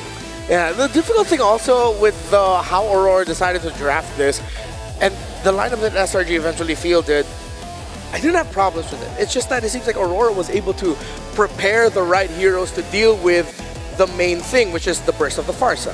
Pharsa tries to burst someone, but you have so many heroes that can survive burst. Yue, even if he gets bursted down, can still get so much value by using Brilliance out and still being able to Chaos Assault. Light will be able to provide the heals. It seems like the only ideal target is if they could completely burst ḍŭMankite down and then majority of the Aurora damage is gone. But then they still have a Lunox to play through. And that's the thing, they cannot burst ḍŭMankite down. He's so slippery. He has a Purify, he has BMI, and I don't know what the last words were before their coaches left them after the draft, but I'm pretty sure it's, you guys know that we're playing for the counterattack. And that's the play style, that's the principle throughout this whole 16-minute game. I was watching the fight, 10 seconds in, I'm looking at SRG, yo, why is no one dying, right? With all the damage, why is no one dying? And I look at ḍŭMankite, he still has Blazing Duet. That's how well Aurora understood the dynamic here. And I think SRG should do well to reset going into game number 2 and consider maybe playing a little more to the spectrum of macro? Well, I don't know, because again, I think the draft was really well done from the side of Aurora, right? Because let's have a little bit of empathy, right? You know, let's put ourselves in the position of this Farsa on Stormy, the Mage Prodigy. What are you scared of? You're scared of a Blazing Duet. You're scared of a Final Slash. You're also scared of getting Tidal Strike or Tsunami Slam. That's a lot of abilities you have to keep in mind while trying to be able to artillery the backline. I was the bird. Oh, so you were I was wondering, it's like Farsa doesn't flap. You're Farsa. Why am I Farsa? Why can't I'd rather be the bird than, actually no, I'd rather be Farsa, that's fine. So decided. Well, SRG, I feel like this is a big warning shot. They started off this series with an idea of let's be aggressive. Let's show Aurora that, okay, we mean business. We want to destroy you guys. But they couldn't get that, and Aurora counterpunched perfectly. So now I'm interested to see what will happen for the next few games of the drafts, whether or not SRG will decide to put Innocent out of the fighters and then maybe lean a little bit more towards the marksman as well to be able to carry, or will they still double down on this idea, just refine it a little bit. But before we move on with the games, of course, as always, we want to say thank you to some very special friends of ours that we love so much. We all know M7 would not be possible with Secret Lab. Secret Lab is what's keeping the tushies of our players all comfortable and warm as they're playing on the stage. Now imagine all the legendary moments you've seen here at M7. Every single time you've made a play, every single time you've seen a championship go into the hands of these players you see before you, what are they sitting on? Secret Lab. He's got it. And not only that, the Titan Evo allows for ergonomic ways to sit on this chair, multiple different comfort zones on it, not to mention the GU leather on top of it. Hey, if you're a sweaty little boy, you don't get to sit on my Secret Lab. I want to make sure that GU leather lasts until the next generation. It's not just for chasing World Championships, it's also for climbing up to Mythic Honor, even higher, and of course, it's there to elevate your tournament-grade ergonomic support. The very same that, again, these pros are using on stage. Yeah, so get yourself a Secret Lab, scan that QR code on your screen right now for a little bit more information, but I've got some information as well that a lot of y'all look really cool in-game. Except for the Cyclops SpongeBobs, you guys don't look cool, you guys just look pretty funny. But still respect to you. I'm just jealous I don't have that SpongeBob skin. But I'm not jealous of the Patrick glue users, because I have that myself. And people say I do look like Patrick, which I take as a compliment, not an insult, because he is hella cute. So don't forget, it's available in-game now, and don't miss it. You do get stronger as a glue when you use Patrick. It is scientifically proven. Women love him, boys wish they could be just like him. Get your Patrick skin here today. I don't think Patrick has ever lost on the M7 stage, has he? He has, unfortunately. I guess I'm just blind to the fact that Patrick loses, because in my mind, Patrick wins. It's the nostalgia, it gets in the way. It's like fog. Yeah. Did Patrick lose that fight when he fought SpongeBob? With that wrestling fight? No, where they got buff? Yeah. No, they just hugged it out. All right, it ended up in a draw. Okay, but clearly this is not going to end up in a draw. There can only be one winner here. And in this game number 2, this will set the tempo, because remember, this is only a best of 5, ladies and gentlemen. It is best of 5, but I think that the blue side draft right now is kind of getting a little wonky, right? Because again, these are two teams who have elevated both blue side and as well as red side. SRG initially started off with saying, hey, blue side, Claude, we've solved that problem. And now the elevation from Aurora on the red. In my opinion, it's less about blue side having trouble. It's more of a blue side having flexes that aren't being used. We've seen a lot of teams in blue play weird and decide to change up where they shouldn't have. Here, I think, in game 1, again, hindsight is 2020, SRG may have decided too hard and did not flex in accordance with Aurora. They let RORA dictate so much from red, which is why now going into game 2, I think it wouldn't hurt if they were in either side. I just want them to make smarter choices. Hey man, the sheep are only going to follow the shepherd. They got rid of both the CC alongside with the natural counterpick Sora, which was what we were expecting Innocent to eventually get his hands on. Without those two flexible picks, they really had to just be nurtured into the pen. So let's see who's going to be taking the blue side, and if that might continue the trend of the a little bit more problematic side in the draft, as the red side seems like low-key they can just determine a little bit more. SRG still sticks with a blue. Yeah, that's what I'm saying. They know that they had more choices to make in game 1, and they're saying, we go again. Okay. Did it get stick to the last one. It's still a Fredrin ban. I'm thinking whether or not they have to take into consideration getting rid of the Boxia as well, because that Boxia absolutely shut down the Freya. Yes, just to encapsulate all of our opinions on the Boxia and it going to the Leo Ward in game 1, just avoid the utility matchup. Yeah. Force Demon Kite to press buttons better against you. Sekai's you're not a much younger player, but you're a younger dude. I think your fingers are faster. I don't know. I feel like Boxia is one of those heroes which require you to have a high APM just because you're just spamming it every half a second. I take that as a compliment. Thank you. Spam those shields. I got hundreds of games on Boxia. That's how much. Misstime that shield unity jump, you're screwed, bro. I feel like I'm 15 again. Yeah, you should add a TZ to your name when you play Boxia. Oh, that's the next Lancelot. That's the only way to play this game. Now, Grok getting banned out on the blue side. This is still following towards the general standard we were expecting from blue side bans. On the opposite end, I wonder if Aurora is going to do something similar to what they did yesterday, right? It's a matter of escalation, slight adjustments. If it works, sure, we don't have to fix it, but let's make it a little more complicated. Let's make SRG think a little bit more. If SRG decides to ban out the Claude here, that could be a big sign that they're going to lean towards the Eve first pick. Or if Aurora don't even ban the Juicin, then SRG will have to think, okay, which one do we get? Do we get the Juicin or the Eve? Yeah, CC, Juicin or Eve might be open, or we revert back to the Boxia. I'm still going to double down on the opinion of SRG should take away the Boxer, though. So you'd rather have the mid-lane gamble, like just trade that, like, okay, it looks like the gloves are off in mid. Yeah, trade the mid lane. I mean, both of them already showed that they're willing to trade it out, but again, coming from MPL Philippines, Aurora's Boxer just hits stiff and they do respect it. There it is. I like it. I like it a lot. Thank God that Sekai's is not looking at coach saying, sir, give me Boxia. Nope, ban it out. So, ban the CC here, go for the Zushin Eve trade. Okay. That's probably their best bet, right? Yeah. It's either you leave both open or you ban both. There's no in-betweeners here. Oh, actually, yeah, Aurora might be leaning a bit more towards with backline heavy static and then Assassin in the jungle because they banned out the Hilda as the second ban in red. Probably already projecting to SRG that we're expecting you to ban the Boxia. So now we're going to go Assassin. That is some, I know you know, but what am I? Yes, do you know we know that they know. There it is! They do know! They do! Really good call here, but now the first pick is going to be what matters the most. Our two mid laners are wide out in the open. The counter picks towards them might be a little bit all over the place at this point, because at the same time, we still have to answer the Claude question. I'd say Zushin. And the Claude question is still alive, you're right. Yeah. Freya Claude Freya.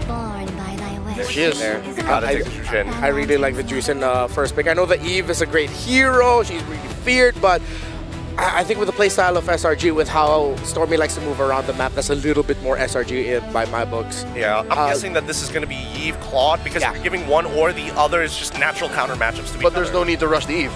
Yeah. If they want, they can get greedy with it, get both of your carries. Oh wait, no, you're not going to go YSS Claude. That's way too greedy. You go... Someone win with that. Claude Kalia? Claude Kalia, Claude Cho, I like... Generally, Kalia, I think I really like. Oh, but what if they took away the Hilda and then they just go ahead and pick up the Cho? Yeah. That's the thing. I'm also thinking whether Khalid is going to be an option here, but if they go with the safe opening of Kalia alongside with the Claw, which I'm totally fine with, but SRG, are they still going to go back and revert to that Freya one more time? Oh, yeah, that's the really tough call here by SRG. Are you going to have enough crowd control to really chase it? I think if SRG are expecting that Aurora is going to go Assassin, then they take a page out of the Aurora playbook. Pick a Khalid here. Into the Kalia? Okay, I mean, the Khalid is really good at helping the Jushin kind of move out of the lane, which is all for. The question is, what do you pair it with, right? Are you also looking to try and have a deterrent to the real world manipulation that you should be expecting coming out in the following turn, right? Yeah. So they do get the Freya right away. They didn't want to risk the whole Freya gets banned, Granger gets banned, now what do you do, innocent? Still, they're going to go for the lane ward. So it seems like the only thing that has changed is the mid lane pick. instead of the Farsa being a bit more static. This time, of course, having the juice in means that your team fight is a little bit more stretched out. You're not relying on making sure that the feathered airstrike hits. And if ever Stormy builds a Sky Piercer, then that's a lot of value for your aggression. It's a better re-engage. Yes. So they're investing more in the what if this fails. SRG, they're iterating. It's not exactly reinventing the wheel from game one, and I think that's a good start because for a good part of game one, they were actually winning. Yeah, which begs the question, right? Do I want to see RORA play the Farsa, or do I want to play the Yves, or do we just go back to going into Lunox? They're going to take the Yves straight off the bat just to make sure that they can peel for everybody else, but that does mean that they will need some raw burst damage in other departments. Yeah, is the burst going to be coming through the EXP then? And the jungle? But then a lot of the jungle picks take time. I mean, they can still go for the Lancelot. We've seen the Lancelot. It's as long as you're not allowing the Leomord to go overboard and you, the roamer in mid, are being aggressive, taking the pressure to the Leomord, then the Lancelot will just have the space to farm. Exactly what we saw in the Team Liquid series earlier against Sonic. Maybe SRG looking to kind of ban out other jungle heroes, just to kind of put Demon Kite and force him onto a Yi Shin of all things. That way it's like, oh, you don't have a choice. Your presence is pressing one button until you have 3 or 4 items. If they go YSS, then that's going to take so much time. There's only going to be, say, maybe one miraculous EXP lane pick that can turn things around, and that's the Lapu Lapu. Because if you lose early on, then that late game is looking at 14-15 minutes for Aurora. Yeah. Is there room for another Arlet for Edward? I'm thinking, again, Mr. Consistent is so good on it to the point where I'm like, he can just be independent. He will be fine as an independent player. The Gwyn gets banned out, and this is what I'm expecting from SRG. Get rid of the other junglers. Force him on the Yi Shin. This is one of those picks that overlap between both Auroras that they played with. Last night, Aurora Turquía. Tonight, Aurora Gaming PH. Is it a Harley ban next? You know what? Yo, what if Demon Guy shows up with a Harley, man? Not too crazy. That is not too crazy. Again, we're talking about if a usage is too slow. How about a hero that literally just needs like 1 item, 1.5 items to start bursting pools down? I don't think it's the worst idea in the world, but I think that RORA is also taking... Right. I'm glad that we mentioned it, because what if it does happen? I mean, there's a possibility, don't get me wrong, but at least the Gato gets banned out here. Really, really good stuff from RORA on this second half of the ban. Joe Gato ban screams Joy pick, but they really shouldn't. I mean, they can if they want to, because at least with Joy, you can get in and out and kind of run circles around everybody else, except for the Jushin once the stacks are full. So it's one of those things where it's just timely attacks. Isn't that a little bit more complicated to then handle? I mean, I'm one of the dudes who always look at it as, okay, after analyzing which lineup is simpler. If Aurora go Joy, the SRG lineup is significantly simpler compared to the lineup of Aurora, which means in the big picture, easier to pull off in the team fights and in map control. Oh, good. Dang, this is some tough stuff. As much as we talk about the meta, as soon as we start talking about the big regions, and more importantly, as we get closer to the Grand Finals, the qualification for the Grand Finals, as a matter of fact, it's so targeted towards your opponent. With all the theories thrown, not really throwing away all the theories, it's going back to the key theory of it all when it comes to this genre of video game. Whatever they're most comfortable with, we don't want to go up against. I think this is just going to revert to like a Lapu Lapu. Yeah. You can't Uranus. I don't think there's a room for Uranus here. I would have liked the I don't think it's that bad, because Esme's a lot better here. I think that SRG, because once again, Esme does well into both Lapu alongside with the Uranus. I think it's the most over-encompassing EXP lane. It wins whatever's left out there. Okay. But this also still doesn't close the door on Harley. Or a Lancelot. You know, those are just safer. Oh, man. I think Harley Kite. Is Harley Kite real? I don't believe it. I don't believe it. Not until I see it up on that screen. That's when I'm gonna believe it. Brother, more Filipinos are watching this match. If you play Harley here, we're gonna have to deal with that back in our server. Tonight's RG ladder is gonna be weird. Okay. Uranus. All right, these two picks almost instantly block out the Harley. Yep. Like, all the more they should not do it, but just the same, I'm here for it if they do, because they can just kind of ignore these two big chunky dudes and burst down the softies. personally feel like it's actually quite worth going for Yushu. Like, what are you supposed to do, right? Oh, Fanny! Of course, Fanny, but at the same time, you're already playing into the high loss, and we saw the last time that Fanny showed up. That 1 second makes the difference. And they did it. It was them who stomped off Fanny. But we also have to consider, this time around, the Fanny isn't against a Claude, it's with a Claude. No, the ego pick. This is This is Kite saying, Coach, bigay mo na. Yeah. This is for the season in Malaysia. And they got it. All right. Coach, give me the Fanny. Is that ego enough for you to say that you're leaning towards Aurora for this draft? I'll give the benefit of the doubt to Aurora, sure. You don't do that when you're not sure. Gideon? I'm gonna say, knowing and witnessing Demon Kai on this Fanny before, I've got high hopes. I'm going RORA on this one. All right, let's see if it is going to be going towards RORA to go into match point, leading this 2-0, or will the little adjustments of SRG be enough to turn this into 1-1? Nice-u and Mirko, what do you guys think? All troops to I'll tell you what I think, guys. I'm going to have to say. I like the adjustments from SRG here with the lineup. Yep. It wasn't too bad from the last one. I feel like the adjustments with the high-lows, bringing the high-lows, for example, was a good switch-up. Now they've got the Uranus as well. What do you feel like, Mirko? I still feel like Cram on the Lapu Lapu would have been a bit better. It's just he needed to take a chill pill a bit, you know? A few of those shutdowns, a few of those deaths just really felt... okay, the recalls were necessary, super necessary, but the deaths weren't, right? You can have Flare, you just can't give the bounty over to the enemy team. But with the CC that they have on Yums and Stormy, I understand why they just put him on the Uranus. And this time, take a look at that, Innocent! Yeah. Vengeance on the Freya. Red Tree win for Skies, obviously on the Leo Mord for the Lethal. Okay, take a look at the... Oh, hold on. Wait a second. Demon Kite. Oh my god. Gonna just take this away? Sneaky, sneaky. No problem. He's gonna take it. There's no way for Selangor Red Giants to react in time. Demon Kite steals the purple buff. Oh my goodness. Sakai's knows it too. He's like, that Demon Kite, man. That guy. That guy. What a guy. Hey, when you can cable on around and move like that, you might as well take advantage of it.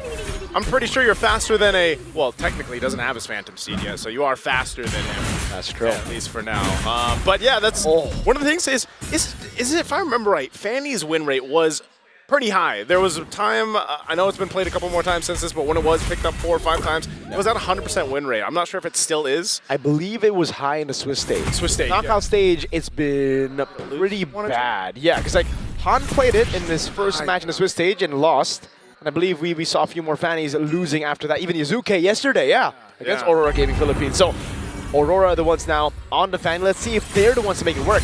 Good stun coming down over on live, but look at Demon Kite. Look at the cables there. Sky's playing with it so well. Heck, I would say Yums preemptive revitalize there. Didn't really need to use it. He didn't need to. Maybe just kind of, you know, making sure that better safe than sorry. Right now, they've got control around this turtle, though, so let's see if Aurora decides to do anything. Demon Kite's not even here, so it looks like they're just going to give it up. He's going to go ahead and prioritize the buff, which he should. Again, the Fanny definitely needs that. Yep. So turtle secured here for SRG.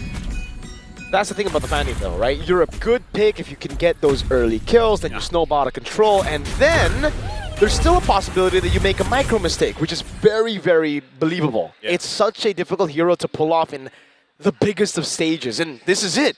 Skies will not fall for that again. He knows to go for the purple buff before the orange buff. But yeah, I think for Aurora Gaming Philippines, they can take a chill pill. They have a Claude, they have a Eve, and an Esmeralda, so they don't need to be that far ahead. Light's gonna be caught here, and that's a bit more troublesome. Skies bringing you back, forcing to break around. Demon Kai comes in with a cutthroat, but again, Skies on Barbiel, too tanky. I like how you're like, they can take a chill pill, and as soon as they're like full sending it into the mid lane, man. You know? But I think it's still kind of just testing the waters here, at least for Demon Kai, to see if he can get some snowball happening on the Fanny. But you know, again, you've only got the Fury Hammer right now. You definitely need to go ahead and scale up. They're still going to play into the whole game plan of let's let Demon Kai get to where he needs to be with the Trinity on this Claude. But I feel like even so, the fact that Innocent ran it back with a Freya, hold on, top side. Concentration. Yeah, it's a Uranus. It doesn't really matter how much damage you have. In the early game, it's going to be really, really tough if it's a Fanny and an Esme. Though I will say, I think this is a double down by Innocent. Like, he's like, okay, I lost lane, which is pretty unacceptable on a Freya against a Claude, so I'm going to double down and go for vengeance. But, having said that, Doming has gotten all the gold grabs, bro. Yeah.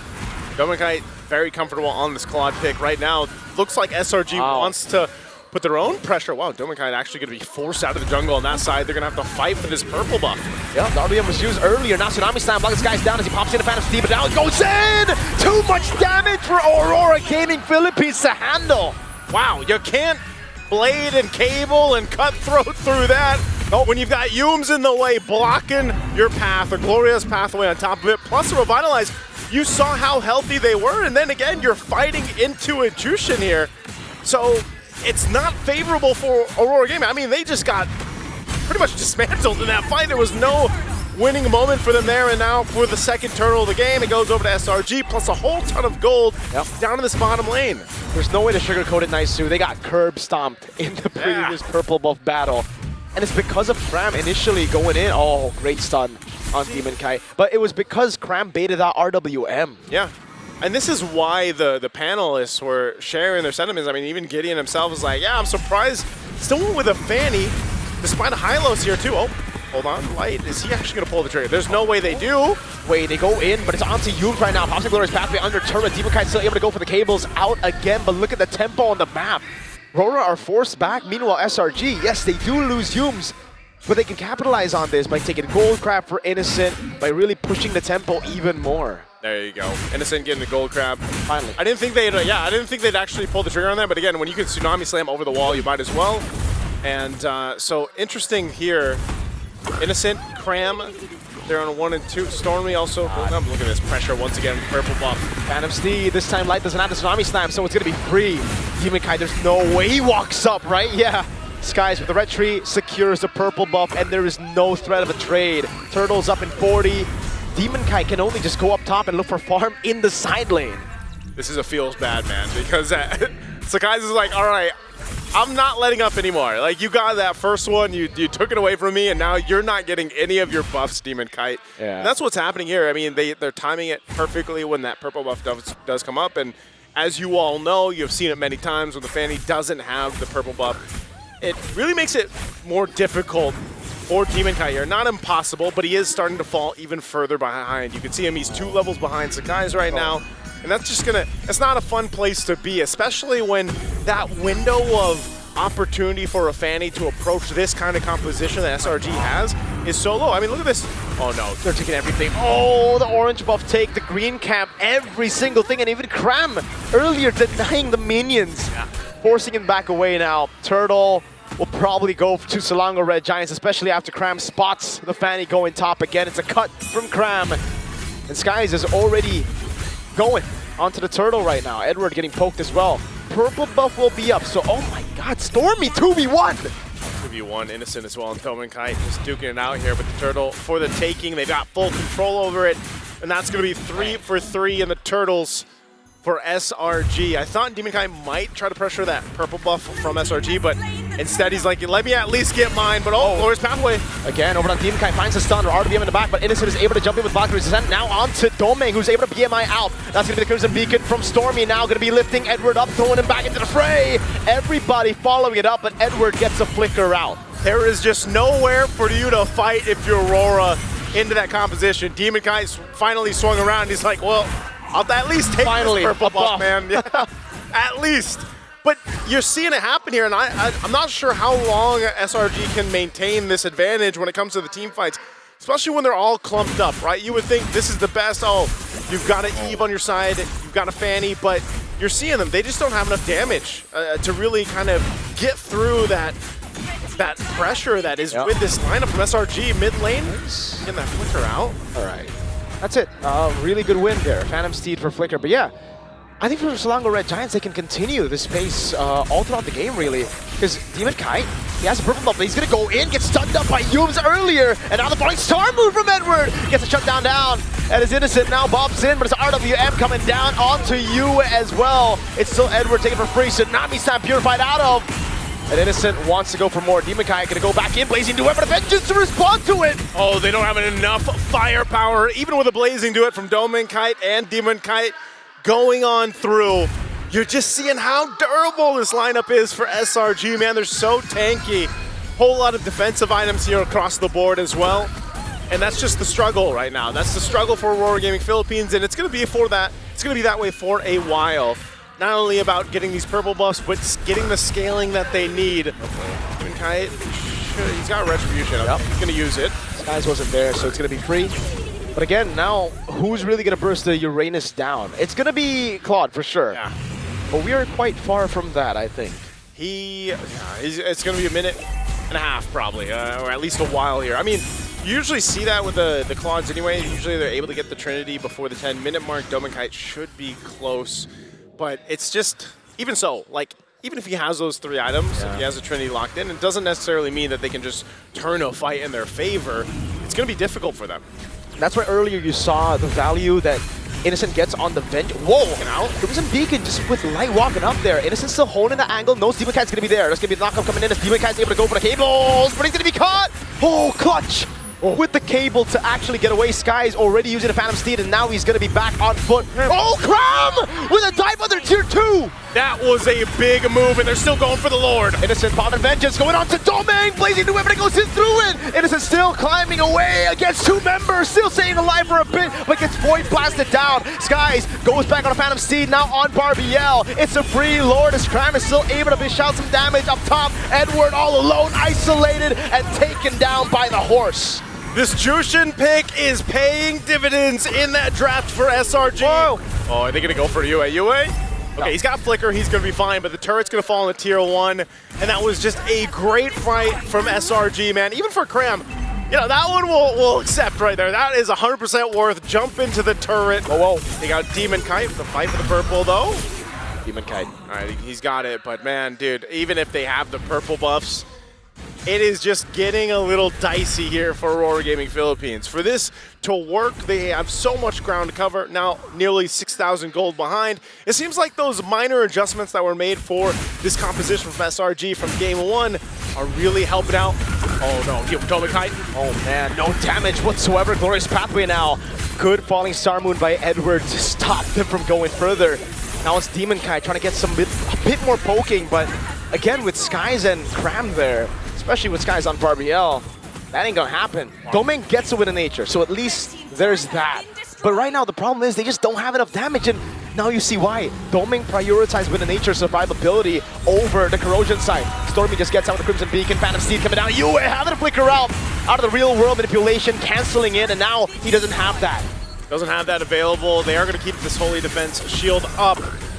There's no re-engage here from Aurora Gaming Philippines. They've just got to kind of buckle in and wait and get to the point where they have the itemization to really turn some of the tides of these fights. Because like you mentioned, Cram's doing a phenomenal job on this Uranus, playing up front, blocking a lot of things for them. And then Humes as well. Again, there's so much frontal threat. Oh no, ఢీmన్Kite. Stun. Skies with the Phantom Steed, and he gets the kill on ఢీmన్Kite. That's what we call the double horse on Fanny combo. That's 2 horses in 1, man. 2 horses, 1 man. That's man and horse. But he's technically a half man, half horse, no? Technically, there's. So that's it'd be like a human. We're not good with numbers. Yes, we're not great with numbers. But you get what we mean, right? That's a whole lot. Now they're gonna have to deal with this push into the base. Uh-oh, like when it Cram again in the back. That was Stormy picking him up. It's a killing spree for Skies on Barbiel again. Barbiel has crazy stamina, man. Oh, he's going and going and going, and right now they get what they want, everything they want for SRG. And it just seems like this is almost in that situation. I hate to say it, but it's like, all right, go next for Aurora Gaming Philippines, because there just doesn't seem to be much that they can do. They're literally in the situation where it's like, you're playing for ఢీmన్Kite. Well, even if ఢీmన్Kite, now he gets the Corrosive Scythe. So he's delayed with the Trinity by about 3 minutes-ish plus. So that is not where you want to be. Again, he prioritized, right? He prioritized some defense because he had to deal with this, but it still puts them in a really tough position to even contest these objectives. Exactly, and the initial delay for the corrosion side was already a delay on the power spike. Now you're gonna have to get Melfic Roar before you really start to deal damage, because you need penetration against these dudes, dude. You can't go through Uranus without penetration. Hey, you need the penetration, all you can get, man. Right now, Lord secured. Not much that Aurora Gaming in Philippines wants to do aside from put ఢీmన్Kite on the other side of the map, let him push a little as he can, catch up what he can. Now, you have to go ahead and look at this lineup as they get ready for the base defense, right? Like, What is the actual potential here? Oh no, even kind of, he's just gonna cable on out, man. Yeah. Oh no, I don't know if he's actually gonna be able to get out. Oh, he gets it. The read on DemonKite. Oh, they're all catching up. Oh my God, everybody on DemonKite. Now it's 4 dudes on the Fanny. They just played a relay race with DemonKite. Bro, what? What's up with them and Fanny, man? I mean, they were there with opening arms for DemonKite, man. That is not what you want to be. And now with 4 members of Aurora Gaming Philippines, they have to defend the base. Oh my goodness. Cracked dealt that much damage on the Claude. Now it's about to descend over on Edward. A tank. A big knock. But Domain goes in for the blazing duet that does no damage. Blink around as well. That's a tsunami slam. Oh, Lord's still going to be worked on. They're still pushing in. They're defending for now, but can they end it? Oh, Sky's going to go down. Edward's still there. Stormy with the pickup now, but it's getting the all in. Stormy bouncing gives a big into it. Flickers in. Stormy going down. Oh my goodness. Now it's Steven coming to walk up again. Innocent against everybody. Innocent. Oh, and they're still coming. Innocent's going to the full Valkyrie form. What? He's still alive! Oh my goodness, he gets a double Cram now, going in again. That's probably going to be another base turret as Cram is still here alive, and there's no one who can take him down for now but Aurora. How did they defend and get 4 on top of that? Oh man, Aurora Gaming Philippines somehow defends. No! I don't know, man. Some way, somehow. Dude. It's just so sad. After that play, DemonKite was like, finally a purple buff, he cables, and there's a small case. He's like, damn it, man. No. Not even. See, that's the... There's a benefit and a curse to being Uranus players out there, man. You're tanky as hell. Yeah. But the curse is you gotta watch majority of the times your team die. Because you're not dying, you know? It's kind of like having immortality. Like, you're gonna see everyone grow old and die. Well, unfortunately, that's the life. Yeah, I know, that's deep, man, you know? Hey, fighting for the purple. Oh, Yuke's. Oh, it's a Yuke! Yuke's able to find it now. RWM, they're all fighting for it, but Skies in the flag goes for the flag, and look at the combo! So much AoE! Now it's like to lose immortality as DemonKite recalls like going down! And Edward can only dance to the death of the team here. DemonKite is up, but can 2v5 work? Edward, he's trying his darn best, but there's 5 on him. Now it's a fatty again, who has to deal with 5 members of Selangor Red Giants. And they wipe Aurora Gaming Philippines out in game number 2. We are level on the board, 1-1. I gotta say, man, SRG games just keep delivering. I don't know what it is, but I like to see it. 1-1 in the series against Aurora Gaming Philippines, and those minor adjustments that came through from the draft just seemed to, I mean, work so well. There was a minor change here and there, but the execution was great. Not only that, but I do have to say, the Fanny picks seemed to just kind of shoot themselves in the foot for Aurora Gaming Philippines. It was almost too easy for Yums to just be like, I'm gonna post up here, I'm gonna stun you, and like we're just gonna go from there. And then they passed around DemonKite, man. I mean, it was tough to be in. Yums pulled a KSI, bro. He was straight up, I'm on a horse. Dash, dash, take a look at me. In the thick of it. We saw him, man. And he was caught in the thick of it. He was caught in the thick of it, man. When you're trying to get away from 2 horses, it's just too much to deal with. 2 horses, 2 men, or 1.5 men, whatever it is. This was just SRG's game right here. Just well executed, phenomenal draft for them, and overall, just a game that SRG needed. Let's throw it over to the panel to break down our game 2.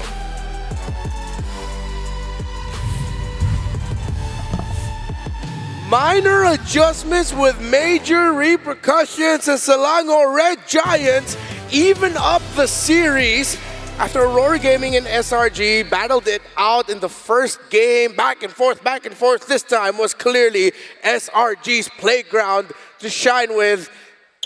Gotta say, picking up the Fanny, way too difficult to pick Fanny in that kind of lineup. Okay, I know I didn't say anything, but I told you so. You shouldn't have done that. That was. Did I say it? I did. I said it out loud. It's all. That was ego. That was an ego pick, and it might have been too much to expect that it was gonna work, especially in the face of a high loss and the high loss. That's it. I think the high loss was the main pain in the side for this Fanny, Demon Kite was playing a different game. I think there's a little bit more to it than just, you know, the high lows being in his face. Because I mean, I was thinking, all right, yeah, sure, this is the ego pick, but this is Demon Kite of all people. He should be, of all people, he should be the one who's able to kind of get away from it all. So the question is, what was the innate problem? The fact is, he literally had 5 above average members just slapping him across the face. 2 of them hung like a horse, and the other one to block up the back door with Uranus. It's really frustrating to deal with overall when you don't have your own purple buff, and the opposing enemy's purple buff is forever will remain uncontested. They literally hung around Aurora's backyard, the jungle, and as early as, what, 4 minutes, Demon Kite was already starving. And I know that we brought up the whole argument of, oh, yo, this is a different approach to it because they have a backup carry in the Claude. It didn't really make a difference. Yeah. Demon Kite was just as starved. Yes, he was getting away with a little bit more, but that's because, in my opinion, SRG let him. SRG was, yeah, no, we have a Freya. Don't worry about that Claude. Demon Kite will be fine as long as we're starving this Fanny. It's literally a 5v4. Yeah, and to give Aurora a little bit of credit, it started off with Demon Kite stealing away the purple buff, right? Yes. And I was like, okay, that's a right call. But then it just goes to show how SRG sided the lineup was, that despite that trickery that Demon Kite pulled off early on to make sure, saying, yeah, I get your buff, everything is going our way. Wait, why are you going towards my jungle? Get away. It's like, they have nothing to stop them, man. It's just continuously beating down and bearing down on the jungle of Aurora. SRG gave Aurora 0 breathing room here. A lot of it just comes down to like the way that they lane, and I love the fact that the adjustment coming in from Freya is, hey, give me vengeance and it's all over. What are you going to do? You're going to try and gun me down? We made mistakes in the earlier stages. The vengeance ensures that I live even if I get hit by the tsunami slam, which again, great adjustment. But let's look at our upcoming MVP, because let me tell you about him. SRG has been playing a phenomenal game, but without Cram not only dominating the lane, opening up the map, and just being the plug at the end of that flood. Oh my goodness, how do you get past him? This is his hero. I think more than anyone in recent memory, maybe I'm thinking about Flap, M5 World Champion, Cram is Uranus. This is a hero that's built for what this athlete is really good at, and that is cutting lanes, going deep into your lines, going deep into your base, going deep into your formations, and just being annoying as hell. Yeah. When Uranus can plug all entry points, it's way too difficult for Fanny to find any opening in the map. Even in those little team fights, Cram can just show up in front of close to Yue, and Demon Kite's wondering, is this still worth it to dive, to try and red tree? I don't think so. I gotta stay back. There's nothing I can do here. This is literally one of the best heroes to cram your opponents with. Yeah, no, really, just the penultimate rear end, as some may call it. And I think that, especially when we start looking into the highlights, we just have to keep in mind that shouldn't the heave be the answer to this? I mean, that's the truth, right? Once you have that Wishing Lantern, all of a sudden you lose a lot of that value from that Uranus because you just can't sustain through the poke anymore. Yeah. But it never got to the point where the damage of Yue was terrifying. He got his Divine Glaive 10 minutes in. That was a Divine Glaive rush. But then as we saw, when you have a high loss with you, when you have the Phantom Steed that you can ride on, once the Glorious Pathway is down, they don't care about formation. They don't care about the poke. They'll be able to regain that health anyway through the team fighting that they have. Cram, of course, with the Consecration and how the Uranus just works with his passives, means he doesn't have to worry about health. He will regain it there in the end. Yeah, by thinking, oh, the Lantern should solve this, the Glowing Wand, if somebody somewhere built a Dominance Ice or a Halberd, you're still just solving one part of the equation. Yes. That's literally just Cram, and I think that's how big of a game changer he was for his team. Again, in game 1, he was on that Lapu-Lapu. If he overextended, it was so hardly punished. Here, if you overextended, I can just flicker out and then Consecration, do it again in 10 seconds. And that's a really good point, because when we look at in a lot of these fights, how exactly is Aurora actually turning it around on these base defenses and then losing the following fight immediately after? A lot of it is just posturing against your opponents. For SRG, with their lineup, they're not exactly like a tank. They're a little bit more flexible at taking those front-to-fronts from any direction in comparison to Aurora, where, I'm sorry, I am a tank. I must be looking at you to gun you down. Way too tough. It seems like across the board, the adjustments that Selangor Red Giants did end up working for them. Let's take a quick look at Stormy. He didn't even need to build a Sky Piercer. He went full utility here. He realized, you know what, I'm not the cleaner here. We have the Leomord. I'm just going to play for the utility that I can bring. The anti-heal, the slight slows I can dish out, and then I'm going to be able to keep myself alive as well. The shield that she can get herself through the Juicin Crimson Beacon, the Spell Vamp through the Ice Queen Wand, and even just rounding out the Clock of Destiny. Something you don't see a lot of Juicins do, but then it was just a little bit of an extra, You thought that they couldn't kill the other 4, you also cannot kill the Juicin. It only died once. It only died once, and because of the Juicin, almost guarantee a battle spell off of your opponent. What are you trying to do? Peel me? No. Good try. I'll lift you up, pull you back into my team, and then Leomord will do the rest to displace you. That's why you saw that Light was not getting into as many positions as he wanted to, mainly because I got to peel for somebody else. My life is a lot less worth it compared to theirs. Now that we're putting the spotlight back onto Aurora, there is a glaring lack of vision for this draft. Again, that fanning really demanded so much more control on even their side of the map. So if they did not snowball, this was inevitably going to happen, right? They were going to lose control of the map, they would lose their resources, and they could not check if it's worth going into certain parts of certain fights. That's literally the story. The only clapback that they found was inside their base, almost literally when they were kicking SRG out on the defense. So going into game number 3 here, if Aurora want to gain back a bit of the momentum, because again, even if they did win game 1, I hope that they should really consider and reconsider getting a little bit more of free vision. Just heroes that really can check bushes, heroes that can kind of make sure that the coast is clear, because here they weren't so sure if they were going to counterattack or be the aggressors. I'm always a fan of the free vision, but I'm going to go towards the very simple MLBB math here. Maybe a little bit more damage early on, much quicker, would do really well. Theoretically, the Eve is not a bad pick with everything that SRG had, but a part of me is thinking SRG won the trade because it was their decision, Juicin or Eve. They said, okay, we'll get the Juicin because we know what we're going to build around it. Well, if you see the Juicin, you know what's going to be coming at you. I still wish they had considered the Lunox, or at least went towards the Lunox. Yes, there's a lot of dive, but we saw in game number 1, all of that dive was managed by the damage output of a Lunox. Yeah, and I think the Lunox has a little bit more flexibility, because RWM, you are a stationary target. Yes. The Brilliance, you can play, you be a little tricky with it, you can stick your foot out, hope that maybe they paint you like they're French girls and decide, you know what, I'm going to take a full step back, gun you down, take you for everything that you're worth, and then send the rest of my squad to clean up. Interesting decisions by these 2 teams for their drafts. After everything that we saw, do you think that was a little bit more of a draft? I don't want to say issue, but is it a draft focal point or an execution focal point? I think it's both draft and something else entirely. It's a principle matchup. It's a dynamics in respecting what both teams bring in. Aurora knows SRG is very aggressive. Aurora knows that they like to fight. If they find themselves in a position where they can't fight back, that's already a non-starter. So think of how your draft will be able to fight back, and then you're off to a better start than what happened here in game 2. We're going to talk a little bit more amongst ourselves about what potential drafts can come through, but now it's time to throw it on over to Rose with an interview with Solos. So looking forward to hearing from them.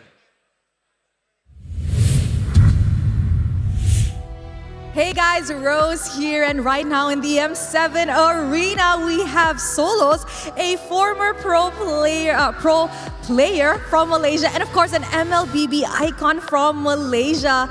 Hi Solos. Hi. How are you doing? Good. How do you feel in this arena in M7? So far dia punya arena punya scene memang shock, fun. Dia bagi saya dia menarik sebab dia World punya ni kan, tournament kan. So bagi saya best excited. That everything's exciting, everything ecstatic, and of course because it is a world championship, everything is just super intense, no, Solos? Now, talking about intensity, how do you feel as a Malaysian seeing that SRG is now playing in the upper bracket finals in M7? Because if we look at it, this is a history in the making. If SRG were to win this match, they are heading to the grand finals. And that's never been done before by a Malaysian team. So bagi saya macam last time SRG, so dia orang dapat nombor 3 kan.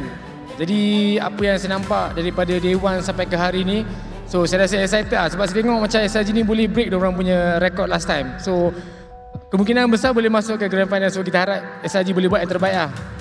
He said that comparing SRG's journey in the M6 last year, he feels that this time around they have what it takes to enter the Grand Finals.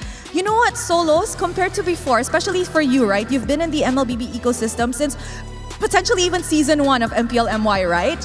How do you think the MLBB Esports in Malaysia has changed and improved over the years? So during saya punya scene, memang banyak beza lah. Dia bagi saya bukan changes tapi dia ke arah improvement. So compare waktu saya dulu, kita tak ada sources yang banyak ah. Compare daripada sekarang dari segi interface, UI apa semua, dia jadi lebih mudah untuk bermain. So dia boleh main dari usia muda sampai ke tua. Dia mudah untuk main. Jadi bagi saya sumber ataupun resources untuk belajar tu dia banyak. Compare waktu saya memang dia terhad. Ini semua terhad. Okay, now Solo said he's watched MLBB actually develop into what it is now. He's been playing since MPL-MY Season 1, and right now we are in the M7 World Championship. Compared to before, there was not much resources available online, and of course the UI and the graphics, everything has changed. But of course it has changed for the better because now everything is practically available at your fingertips. If you want to watch a tutorial, all you have to do is just search it up, right, Solos? It's so much easier now. And of course, is there any shout out to the Malaysian fans watching right now? Because I see in the arena there's a lot of Malaysians in the venue, but back at home as well we have a very big M7 watch party. Anything to say to the Malaysians? So buat fans Malaysia, teruskan bagi sokongan sebab diorang boleh pergi jauh ni. Jadi teruskan bagi sokongan, doa. Yang paling penting sekali, enjoy M7. All right, Solo, say to everybody who's actually watching, don't forget to keep on supporting SRG because he believes they definitely can go for this M7. And of course, don't forget to keep them in your prayers. Thank you very much, Solos. I hear the Malaysians in the arena. And with that, let us enter the third game in this series. Who will take the win? There's only one way to find out.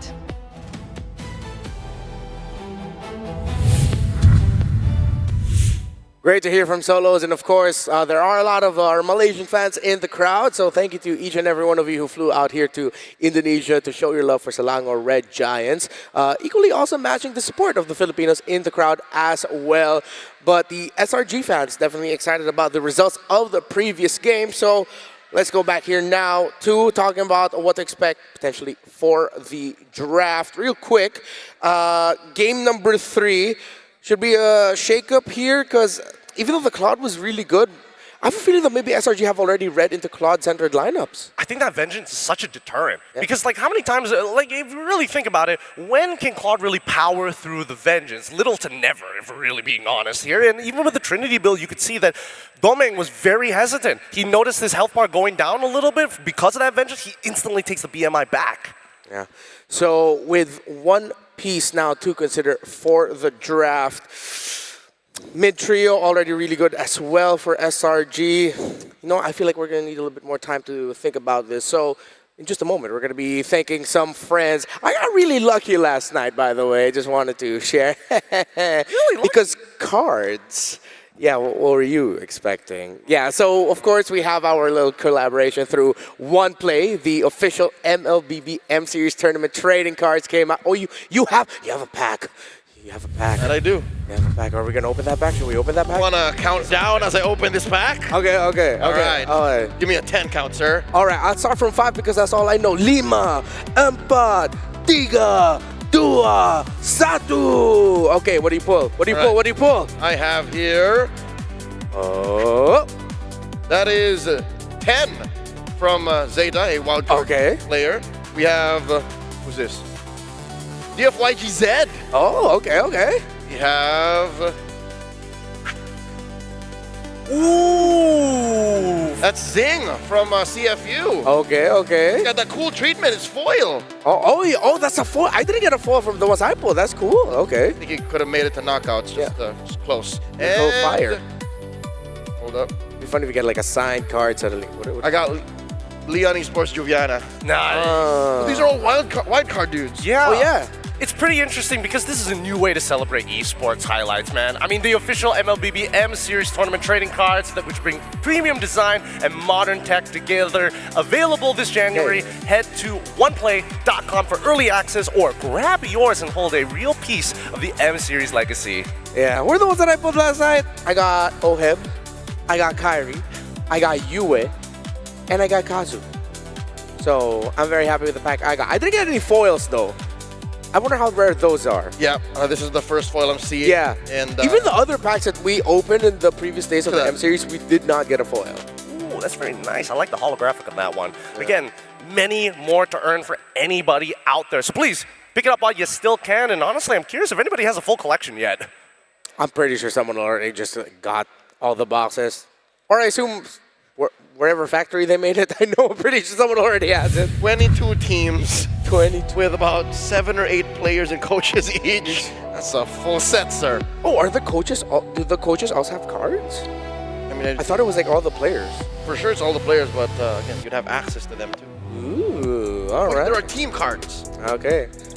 By the way, I'm not going to be giving away anything if you give me packs other than my gratitude. So if anyone wants to give me packs, I would appreciate that. One play, you got our numbers. Yeah, that would really help me. Okay, let's talk about the draft here. So we talked about the Claude. Is Freya now, if ever Aurora end up here on the red side again? Actually, no, even in blue side. Whatever side Aurora end up with, should they now consider banning out the Freya? Personally, I think that it might just be worth it, but then you're left with a different problem. Sure, you don't get the Freya. Oh, CC shows up and same problem, she's going to take vengeance. Yeah. It's still going to be a bit of a pain to deal with. Personally, I think first things first, we start with, hey, let's quickly go on to the blue side just to get a bit of a scouting analysis of what SRG tends to ban on red side, because that's going to show a lot of things that they feel is important, and that should be able to kind of smoothen things over for the rest of the series. I think Aurora can also latch on the idea of, not to discredit Demonkind, and I do not doubt that he can carry with whatever hero that he ends up with. It seems like the best forms of Aurora that we've seen, even in MPLPH, is when he plays a little bit more of a backseat role, a facilitator. A role player. A role player, so that it's Yue and Demonkind who can actually come in through to the carries. Yes, SRG already acknowledged that by taking away the Baksha, but if they can manipulate the bans in such a way that they'll have a utility hero available for them, or something that isn't a little, that can just help facilitate. Even Lancelot in a way is a facilitator alongside being a carry. That's what I'm saying. Game 2, that last pick could have really been a Lancelot. I would have even expected Hayabusa. Yeah. Like with the burst and the early damaging field control that RORA was rocking, an assassin that was a cleaner would have definitely worked. But now going in dangerous grass, yeah, I think they are once been twice shy from that Fanny. Oh, look at it. RORA on the blue side, Sora ban, Freya ban, and from SRG, they respond in kind, get rid of the Grok alongside with the Claude. I love how SRG after the Sora and Freya ban go, yeah, just get rid of the Claude. That's what they want to do. They just want to put it all on Doming and then just build around him. RORA did that last night. Good read by SRG. You think we're going to end up with like a Harith v Granger, the good old classic? Yeah, I was thinking that too, because like, what if RORA decides to ban out the CC and say, keep it honest, innocent, we're not playing fighters at the gold lanes anymore, let's just go back to Granger Harith. Old school rules. Yeah, there we go! Yep. Now the question is, SRG, are you comfortable with Yves, and are you more comfortable with Yue going on to Jushin? That's one hell of a trade-off. Yeah, because I feel like going on the idea that we posed for Aurora with Demonkind being able to facilitate alongside Yue, then Jushin is not the pick that you'd want to give if you're SRG. And they do ban it out. This does leave open the Kalia. I think first pick Kalia, I like it. Would be good. Yeah. Don't need to rush the junglers here. You don't need to fight for the others. Or do they look at the Eve? Yeah. Or do they say, like, get the Eve and say, go again. All right. But my only worry for this is, wait, Stormy would rather pick up the Farsa over the Lunox, though, correct? Oh, that one depends. It really depends. Yeah, generally I would say Farsa, but this time around we're going to see Sakai's back on the Yi Shunshin with his 57% win rate, but they're also pairing it up with the Hilda in anticipation that maybe RORA is going to go for an assassin. I don't think they are, if I'm being completely honest. Baksha and Fred are open. Yep. pick it now. I would honestly be okay with just picking up the Fred early on. It allows NGAY to facilitate, as we mentioned, if they can just... They already have the Eve, so just go Fredrin Cho or Fredrin... Oh no, they can save the Gatot or the Gatot Hylos or Cho for later. Baxia, Cho. You're just super aggressive, like you just really want to stick it to them. Oh my goodness. Oh, it's their turn. They're gonna go Leomord Cho. There. Yeah. Okay. With the Leomord, it's going to be easier to chase down this Yishin Shin overall, but pre-level 4 is going to be annoying because you're expecting Yums to be in your face all the time. Now that you've got your mid lane kind of secured, and more importantly, being able to kind of fight for that priority instantaneously without much damage, then you can start putting the hurt into the Hilda if ever he tries for a second invade. Okay, down the line, I feel like SRG can slot into Phoveus because Aurora might be leaning towards them picking up the Harith for themselves. It's all very divey, but if you look at the box and all the combos that they can dish out, very good. Oh, so SRG pick it up for themselves. Good block, and now they can ban out the Granger. And I think that they should. The Granger fits so well into what RORA wants to do. If you take out the Granger, what's left? Carry? I was like, carry? I'm not gonna lie. That's it. So you ban both. Unless, and Aurora doesn't even have the room to go for fighters because if they're gonna be Leomord and double fighters, yeah, very slow. I mean, it's not as meta as it used to be, but there could be an argument for Moskov, and I think it's an interesting way to play because this could potentially open up saying, hey, maybe Arlo gets passed through into the EXP lane, and now you have one more addition of CC to help out Edward. I was actually thinking that maybe SRG would want to ban the Esmeralda because they can still slot in an Esmeralda Gold, but they read it. So yeah, I think I'm a little bit more on the Moskov boat now. That might end up becoming the pick for Aurora later on. It looks like it's the only one left. What else has domingkite played? Looking at the gold, Freya's already been banned out. No more CC. Sora also gone in terms of the best ones. I don't think they're no fighter. Yeah. Claude, Granger, Freya, Harith, carry. That's it. Yeah, and they're gonna need basic attack. I don't want them to even consider something like a Lunox to go to deal with a Harith. You don't need to do that. Just play it safe, play it slow. You already have a Leomord Cho and Eve anyway to bridge you to the late game. I like this a lot from Coach Arcadia because now he's taking advantage for the fact that he gets the ban first in the second phase. So he proposes the question, Esme, instantly getting a response from Rora saying, we have to get rid of the Uranus. Now, what we're left with is no more sandbags in the side lanes. This is going to end up being Lapu Lapu. This is going to be potential Yuzong as well. Something a little bit more fight-oriented for both Edward alongside with Cram and with the Lunox ban as well. Wow! Even the compromised pick he would rather not deal with. So he's saying, hey, carry, take it or leave it. Carry, Granger, pick. Yeah, the Granger was left open. So carry Granger, take it or leave it. Yeah, they decided to play into it. Why are they letting the Granger through? Is this a telegraphed Yuzong? I'm thinking, yeah, maybe, because what if...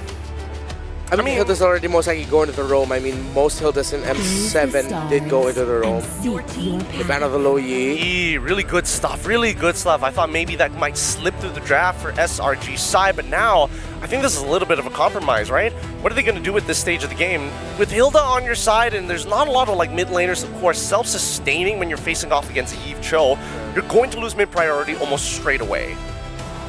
If Aurora really want to focus on their box team fighting theory and then just play it slow in terms of managing the lanes, they can pick up a glue depending on the matchup. If the XP lane is already shown here, so you'll have a glue and then you round it out with the Granger.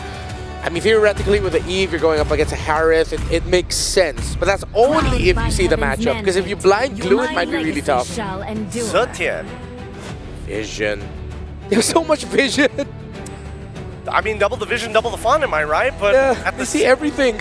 And it's not like SRG is denying RORA. RORA's making their picks here with full freedom. They're just not investing in it as much as SRG.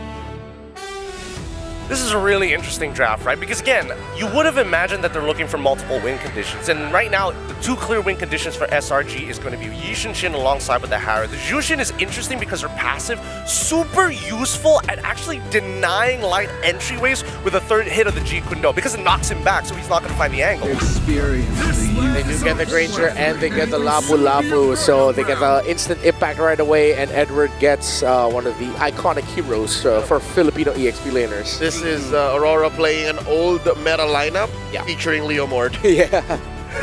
It's like if that was a Lancelot, you just said, hey, you mistyped Lancelot, and Leo Mord eventually became the pick. Or a Fredrin.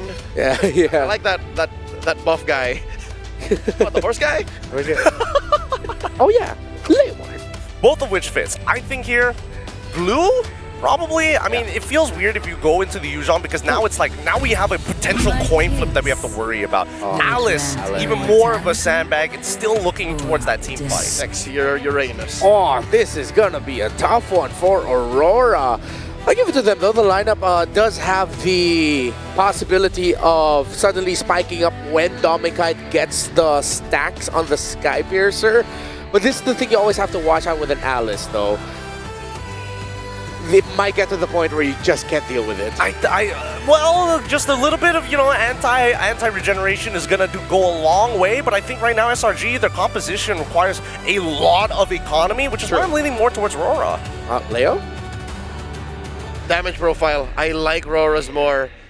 This is not optimistic. This is actually just brass tacks we're talking. So let's see if Aurora can actually push this to 2-1 for them. Or will SRG be the first one to go to match a point? Welcome to game number 3. The series has been great so far. SRG has delivered bangers, so has Aurora, and I'm sure that we're going to have fun. Nice-oo, Miracle, let's go. Welcome to We are Mobile going, Legends. and I'll tell you what, this is dangerous grass. This is a dangerous lineup, man. I would say from SRG. I like what they did. They got the Hilda.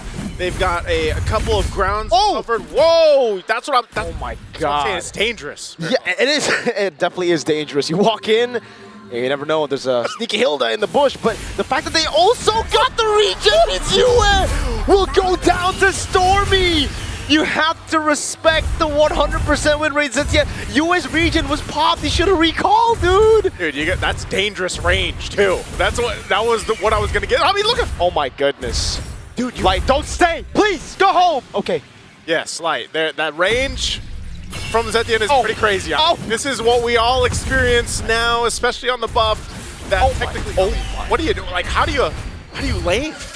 Why are you lane against that? Maybe don't walk into the bush against a Hilda first level 1 and then recall after your regen gets popped, right? Like there are 2 steps before that or before we get to this position. But now that we're here, yeah, I don't know how they're gonna lane against the Zetien, dude. We were talking about instant prio, but if you get poked that much, there is no instant prio here for the Cho and the Eve. Yeah. Oh my goodness, dude. I mean, on top of it, like Gideon mentioned, you know, during the draft, one of the great things about the Zetien is you have that passive built in to kind of, oh man, it just looks like they're playing range everywhere. Oh, okay. For a second, I thought he had flicker because damn, he's going in aggressive. That's why I was saying this lineup is dangerous in itself because SRG is able to go ahead and capitalize on a lot of that. And not to mention the amount of vision that this lineup gives them too. So what this means for Aurora Gaming Philippines is that they have to choose their windows of opportunity very crucial, and they got to be on point with it. They've got to be able to make it work, but because this early game pressure was already put onto them, they're not going to be able to contest this first turtle as it's already secured up by SRG. And here comes the pressure in the jungle. Edward? Stole away the purple buff. Light goes in for Zikudo, but Stormy's able to flick around, and he gets the kill too. Now throwing a ruin onto nothing but they won already. Nothing but air right now, Cram, though. He's going to wait for the Gleam to come up. You know, but that's the thing. That's what I was saying. Light goes in. He doesn't have a level 4 yet. Didn't burn the flicker either, but he just got destroyed as soon as he went forward. So, you know, one of those things that Aurora Gaming Philippines, I don't know, Yums, is he going to go for Domikite? Yup, he wants to go for it. Oh my god, the Secret Vision as well! A Flickerada's Light goes in with G Kundo, but there's no way the Dragon now, and he's going to be caught in the Zaman Force. He becoming the Steed. Yum's able to Flickerada safety, but Innocent's now going to be caught all alone. Pops in a Purify, and now gets shredded back. Oh, Innocent. What? Not going to be able to get away. He almost did. Light will take that kill secured. for Aurora Gaming Philippines. So at least able to find something on the map here. They've been struggling. Oh, there it is. Jiku, no flicker. That's Light giving the kill over to domengkai. And finally, he has some space to breathe, dude. He's already 2 levels down on Innocent. Yeah. Oh! Oh! Is domengkai going to be able to get away? Okay, very close. Oh my god! They don't want to stop! Skies shoots domengkai down with the arrow. domengkai's just let me play, guys. I'm trying to get out of here. He had so much attention towards his lane, but that's exactly what you need to do if you're SRG. Put the pressure on domengkai or elsewhere, because you have so many opportunities to be able to do that. You've got so much vision to play into. So now with this bit of a lead they built up, Turtle's going to be up at about 15, and they'll be in a good position for that. And, you know, Aurora Gaming Philippines has to kind of go back to the drawing board with this lineup and just kind of slow down. Part of this lineup is allowing that scalability to happen because they're losing the range battle. A lot of this is because, you know, you have to rely on the Cho. Now that you're around level 4, you have a little bit of protection, of course, with UA's RWM. But they want to go and contest this Turtle. Look at the poke. Before the fight even starts, Light is already down to a quarter of health as Cram holds on to the Turtle. Now Phantom Steed coming down for domengkai, but it's going to be Cram zoning him away with the help of Yums. Bravest fighter from Edward doesn't get it down. Fury of the Phoenix, though. Yums throwing a ruin on domengkai! Oh, that was a great take. domengkai and UA are here to set up. Yums might be able to actually get away still. Light goes under the safety of the turret, but second Turtle goes in the hands of SRG. Oh no, this is tough. I don't think they're just forcing them to take the long route, man. Yeah, Yums wants to stop the recall again, and he does! Light has to move. That was a feint from Yums. He didn't even know. It's a dangerous Hilda, man. I'm telling you. Like, it's the most annoying Hilda I've ever seen. It's the way it's meant to be played. Yums is doing great work here, being a threat, especially on those, you know, those spaces around the jungle where domengkai is trying to go ahead and try to get some vision or contest these objectives, but Yums providing so much information to SRG's lineup just kind of gives them an easy time to take objectives, and honestly, that's probably how the next Turtle's going to go as well. Aurora Gaming Philippines, in the meantime, have to go ahead and play in to pick off potential. The problem with that is, like I said, who are you going to pick off? Well, most of the time, you're going to have to try to make a play either in the gold lane, because trying to find out either Yums or Stormy and get through that passive is hard enough. So that's why Light has to just kind of protect domengkai and pick off Innocent if you can, but then you also have a Purify there.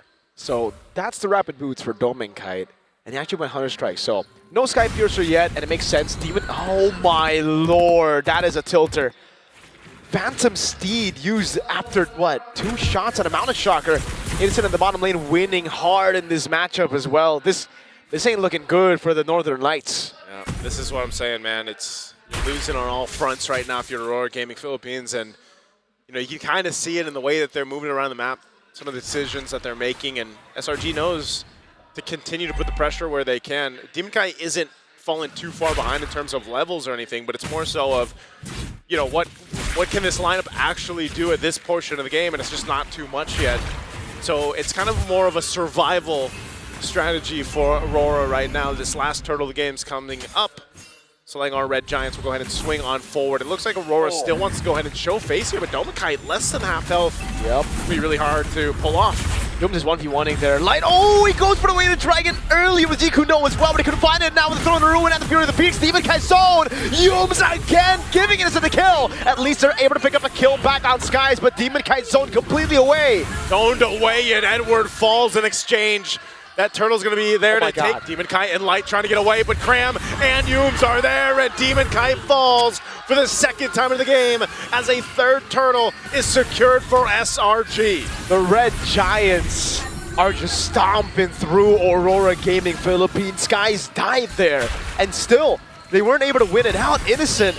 Perfect Turtle. Light goes in, wants to go for the Jikuno, but he has to remember Stormy has the passive, and Yums is right there. domengkai to walk in, man! Hilda going for the damage against Stormy, able to survive! And now it's Light going in, he has enough damage!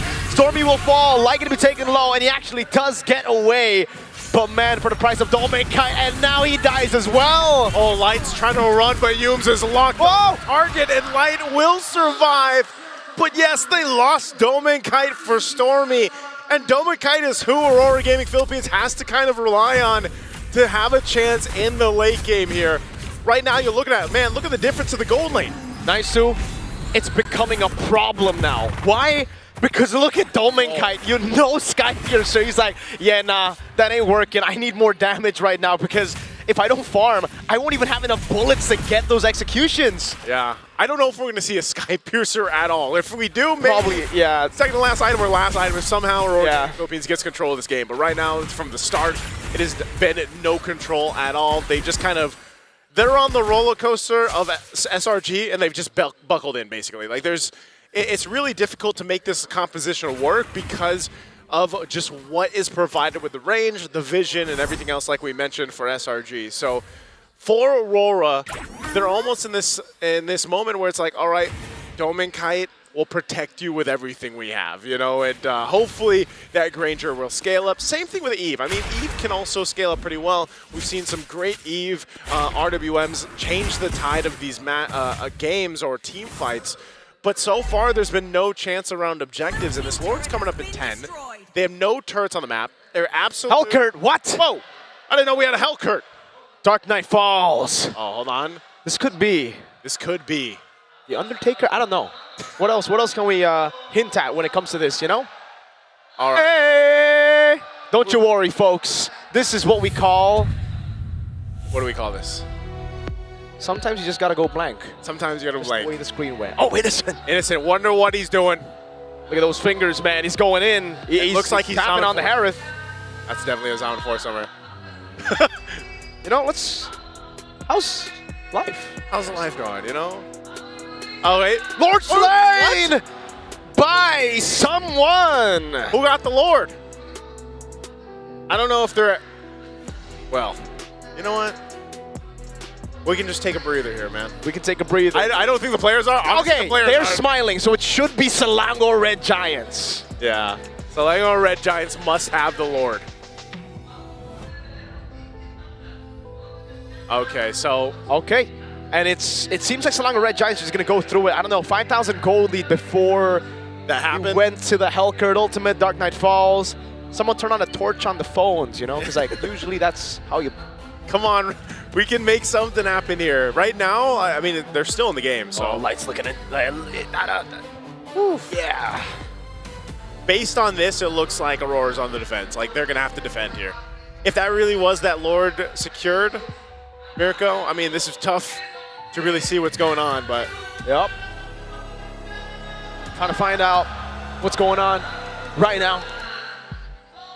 Okay, yeah, we see the items. Gold, but that's about it, man. The Lord went to SRG, it looks like.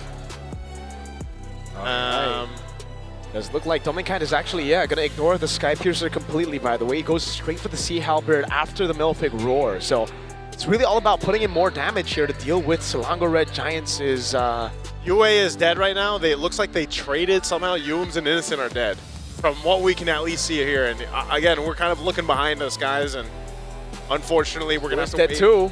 Yeah, for this, the technical difficulties to get set up here because Yums is up. There's Innocent. Everybody's back up. I'm not sure. They must have just cleared the Lord out, man. I'm assuming. I'm assuming they got the Lord cleared. They probably had a base defense.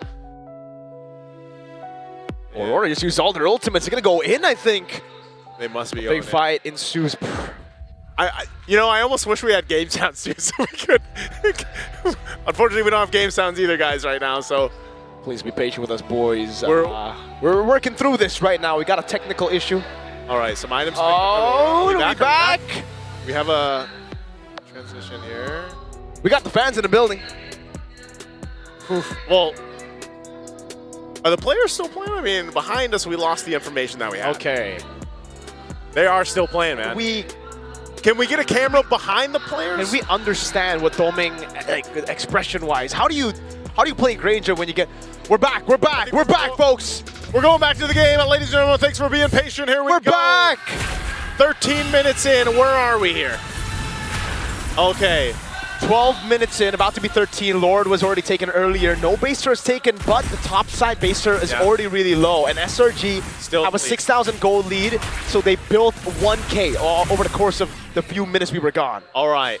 Lord is up SRG still in control. Nothing changed. I mean, that was quite the long ultimate from Helkert. That's not even in the game, but hey, we're back. RORA seems to somehow defend their base turrets at least, but now they're going to have to do it again with Lord security here for SRG.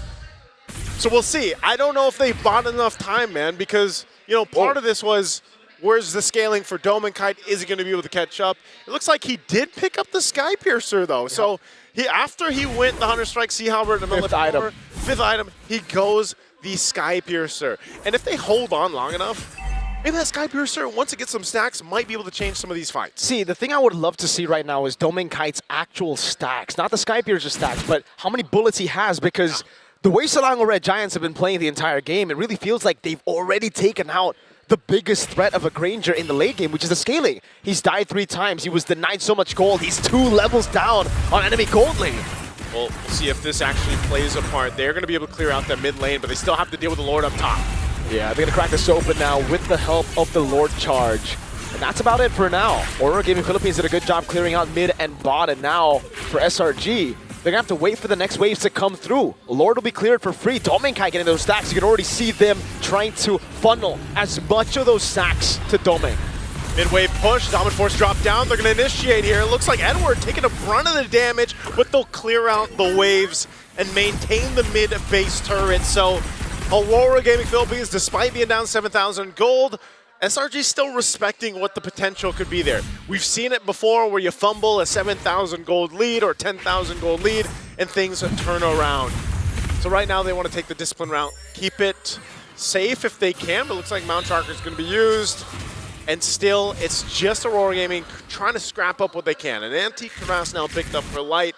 Maybe going to make his, maybe it'll allow him to stay alive a little bit longer once he's trying to get those kicks off. But also there's a whole lot of now magic damage and penetration that SRG is able to utilize because of the fact that you have the Divine Glaives to worry about and even that Holy Crystal Divine Glaive over here for the rest of the lineup. Now a little bit more defensiveness for SRG as well. Let's take a look at the items here. Okay, so Innocent's already fully built up as well, and somehow, again, ďomenkite, it's through those waves and the lures that they were given that they are able to actually climb back up, because I think it was a bigger lead earlier for Innocent, probably because he also died. So he's building towards that last item, and I don't know if that's Blood Wings? I assume it is Blood Wings. Blood Wings. Yeah, maybe potentially Blood Wings. Not sure what else he would want to go here on the Harith. But nonetheless, you got quite a bit of scaling. I mean, even looking at Cram, he's got a Guardian Helm plus the Ice Queen Wand to go ahead and help slow down the members of Aurora Gaming Philippines once he jumps on in. And he's tanky enough to just soak up a lot of damage. So this Alice might be a problem. That's why Light's job right now is pretty difficult. You know, he's got to be able to go ahead and find a way, not just to find a way, but also provide the information that's needed here, because we're seeing how difficult it is for ďomenkite as well to make use of this leaderboard. He's been such a strong hero pick throughout the M7 World Championship right now, but it looks like they want to go ahead, potentially contest this if they can find the angle they're looking for. Light swinging on around. Whoa. It's going to be a reset on the Lord, though. Yeah, look at Yums. RORA trying to get control over the Lord. They're actually going to be able to take the aggro, but Yums gets a really good flank here in the behind. That's the Mountain Shock coming down, and Yums has a position on ďomenkite. Fear the Phoenix coming down, and it's the Skies Mountain Shocker! ďomenkite is gone in an instant, and now RORA's on the run. But with those 2 kills as UA fell as well, SRG gives the call. They want to push down the bottom lane. That's the problem when you play a clean front to back. Yums doesn't care, and it cancels out the recall of ďomenkite. What a read by Yums! And there's no way ďomenkite can go for the 1v1 here. It's going to be Innocent jumping into Zaman Force over on Edward. He's trying to buy some time. Light doing a good job at forcing the minions to the mid-turn, but he will fall. Oh, they clear out the minions so they stay a little bit longer. ďomenkite still being chased down, and he just wants to buy enough time. You have Edward still alive, but can he delay this further? Now it's Innocent again. Zaman Force coming down. Edward already used the Bravest Spider. He's going to go down. And Selangor Red Giants are a game away from etching their names, their region, into the history books. SRG came out swinging once again in this Game 3 against Aurora Gaming Philippines, and they made it look so good. Just a great performance. Again, synergy as well on display here from SRG. And you can see the faces here of RORA. They have a lot to consider with this one. From start to finish, just was not the way that they wanted to make things happen. And you gotta say, man, this was a composition, a draft, great things there, especially from Coach Arcadia to make this draft work. The range aspect of this and that dangerousness, as I like to call it, on dangerous grass, was so good here on display from minute 30 seconds into the game. And we look at the highlights through this, I mean, they just had full control and took what they wanted. It's so beautiful because Yum started that off with the Power of Wilderness, and then they chained it together so well with the Fury of the Phoenix, and then Sky's Mountain Shocker, the nail in the coffin for ḍomengKite and for Aurora in Game 3. Such a great performance here once again from SRG. We got to go ahead and throw it over to the panel to break down this game because there was a whole lot here that happened, and especially what we didn't see and what we did see. Let's throw it to the panel. Again, what we did see is that SRG had all the vision in the world to work with. The Yi Senshin, the Zetian, and of course Yums being relentless with reading the rotations of Aurora. There's a cruel irony to it. It was a Zetian picked up by Aurora Turkey that helped deliver a major win for them in the beginning of their series against SRG. Now it's Stormy on a Zetian delivering a crucial victory for SRG. They now go to match point with a Zetian. That's what I was saying earlier before this match even began. All the learnings that SRG needed, they took from last night. The hard-fought 5-game series against Aurora Turkey taught them a few things. And I was smelling it. There was something else besides the overabundant amount of vision.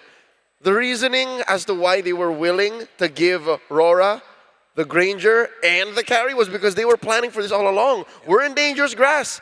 The Hilda is naturally going to be jumping into your face. Yep. They have the Zetian. They can set up these long-fought initiations from the Alice. And not to mention the Harrods. They were going to rotate towards the Harrods lane very early on.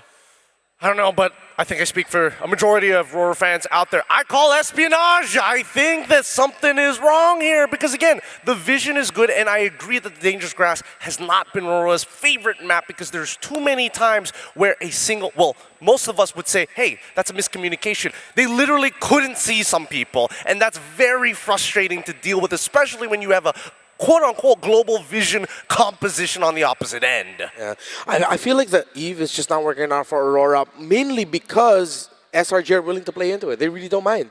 The 2 games that we've seen Aurora play that Eve, SRG knew what to do, especially with the initial trade. Everything began, I feel like, because of the initial trade in the center when we started seeing the Cho and the Eve just struggle to handle the lane against the Zetian. The little missed time of Light deciding to go elsewhere, of course, can't blame him for that, but Yums waiting in the bush, jumping onto Yue, bringing that Eve down low, and then meaning that Stormy just dictates the tempo of the mid-trade. That's the thing. I really believe that, especially at this level, there's a lot of feints. There's a lot of expectations when you start walking into your lane. Consider this. Consider that there's already a Hilda on the opposite side. What's more likely to happen? That you would spot Hilda out in the river checking either maybe the orange, maybe the purple buff, or is he going to show up in the lane? That's the 50-50 risk that he takes when he walks up into these bushes. Although I will admit, RORA didn't do their due diligence. They should have void blasted into one of those bushes to kind of give you a rough idea of what was going to happen. But besides that, it then devolved into something else. Edward left on an island by himself. A majority of the fights happening towards the gold side of the map. And even then, ḍomeng got 0 action of that gold. I think the whole situation that SRG put Aurora into exacerbated the fact that there's no vision. Multiple times in this game, these players, these very talented athletes from MPL Philippines, in their own environments, relish in the fact that it's very macrocentric. Here, they have to always think of, oh wait, SRG might be in these random corners, they want to fight, and then that kind of just melds into the background, and they forget, now, oh, I have to watch out. Remember that little bush down bottom near the turtle where ḍomengKite just randomly walked in, like, oh no, there's dudes in here. That happened like twice. And that's twice too many times. Of course, gotta acknowledge, and of course, we apologize for the technical issue encountered during the third game of Selangor Red Giants versus Aurora Gaming Philippines that went on for about 3 minutes. Rest assured, the tournament integrity was maintained and the game was played fairly. As you could hear with our calls earlier on, the game continued, the players were still playing, and what happened from our vision did not affect what happened in game. Thank you, each and every one of you, for sticking with us. We appreciate your patience. Again, we humbly apologize for that. We can now continue talking a little bit more about what happened in this game with what we did get to see. The first floor did go to Selangor Red Giants, but even with the 3 minutes missing, we already got a very clear picture of what happened. Before that moment, the first 8 minutes, it was a clear story of the mid lane trade was not handled well enough by Aurora, and that eventually bled into the rest of the map falling apart. They did get a pick off onto Innocent early on, but also Innocent did a damn good job of beating the ĐịCH lane, straight up with that Harith. Oh yeah, no, it was not even fair at a certain point. I think he won straight up at level 2 when we first saw the initial, forthcoming of the Hilda coming in from Yums, who I hope is going to be the MVP of this game because my goodness, does he grind these professional players' gears to bones and dust. Unfortunately, a lot of recalls were called. Well, honestly, I do feel that RORA should have recalled a lot earlier in a lot of these moments, but that's why. There's a lot of feinting involved. There's a lot of, do I really know that something's going to happen? Not really, but we'll probe the response first. Which is hard to watch if you're used to seeing them play in MPL Philippines and you know that these players should know better. Because in Game 2, all right, SRG's first win, it's clear that Fanny. They serve it up to the Fanny, right? The mistake was clear. You can point it out. Here in Game 2, rather their second win in Game 3, you can still kind of do that. You can say, oh, you are lacking this. The Zetian answered that. You made a mistake here and there. But where does it end? And where does RORA find their way back in? Because SRG are now counting their chips saying, all right, I think this is enough. We can go all in on Game 4 and end it now.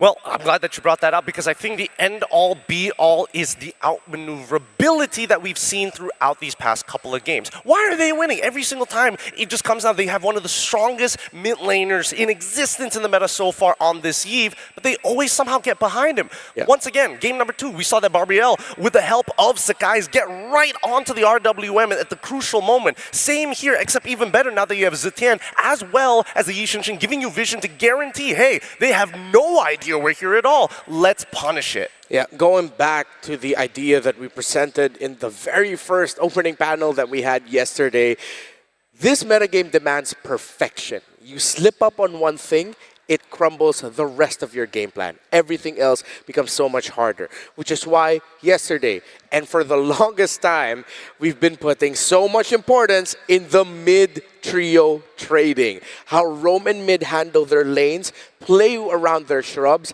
it's important. You slip up and then you lose, especially up against a Zetian. Zetian is that pick that we've discussed before that, yeah, if she's not getting wins, she's pretty much just there. Great ultimate, cool, vision, very nice. But when she's winning, you felt the pain. And here's the thing. SRG won against a Zetian. Well, they played away from the Zetian and didn't even have to ban it.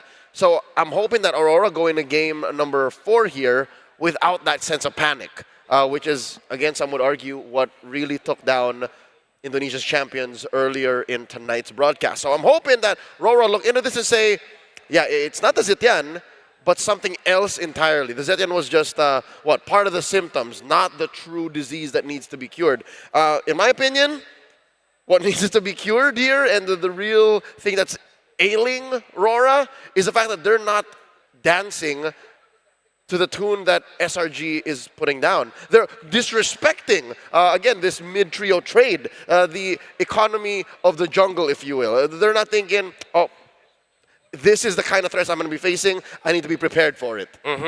Yeah, no, I think a lot of it just comes down to just finding first positions, right? Because so far, based on what we've seen in these games, SRG are the ones moving out of their lanes first, being able to position right on top of the lane in ideal spots without having to maintain too much aggro from this neutral objective. RORA, on the other hand, actually don't mind their opponents sitting on top of it, but then who are the big hitters, right?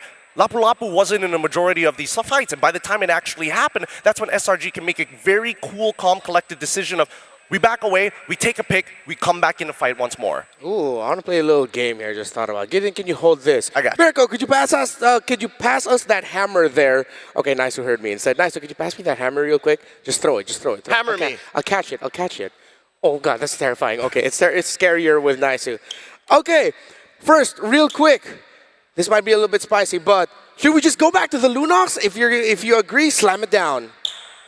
You want the Lunox back? I think the Lunox is the safest way to go because it has a safe landing phase, it's got great scaling, it does everything that you want while still having playmaking capabilities that isn't instantly punishable.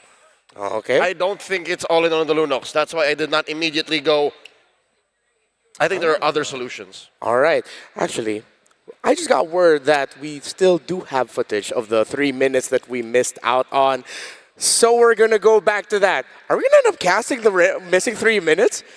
Maybe. We'll see. Let's just break it down first, all right? We don't know what to expect here. So this was the missing 3 minutes, right? And we're going to follow Yums because, again, once again, I'm pretty sure he's going to be the MVP by the end of this, but mainly the way that he opens up the map. And we look at the mini-map as well, we have a very good idea because what the heck? Where is Light in all of this?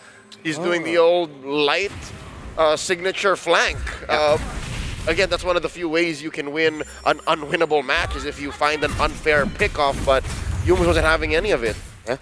Of course, just to remind everyone who may have just hopped onto the stream now, this is the 3 minutes that we were not able to witness. Again, it did not affect tournament integrity and the play of the players, just us who saw it. So now we get to see that missing 3 minutes and this Lord fight that did go to SRG. So with what I'm seeing here, Innocent and Sakai's were unbothered. All of the zoning provided by the Alice just gave so much value for them. Edward got close though.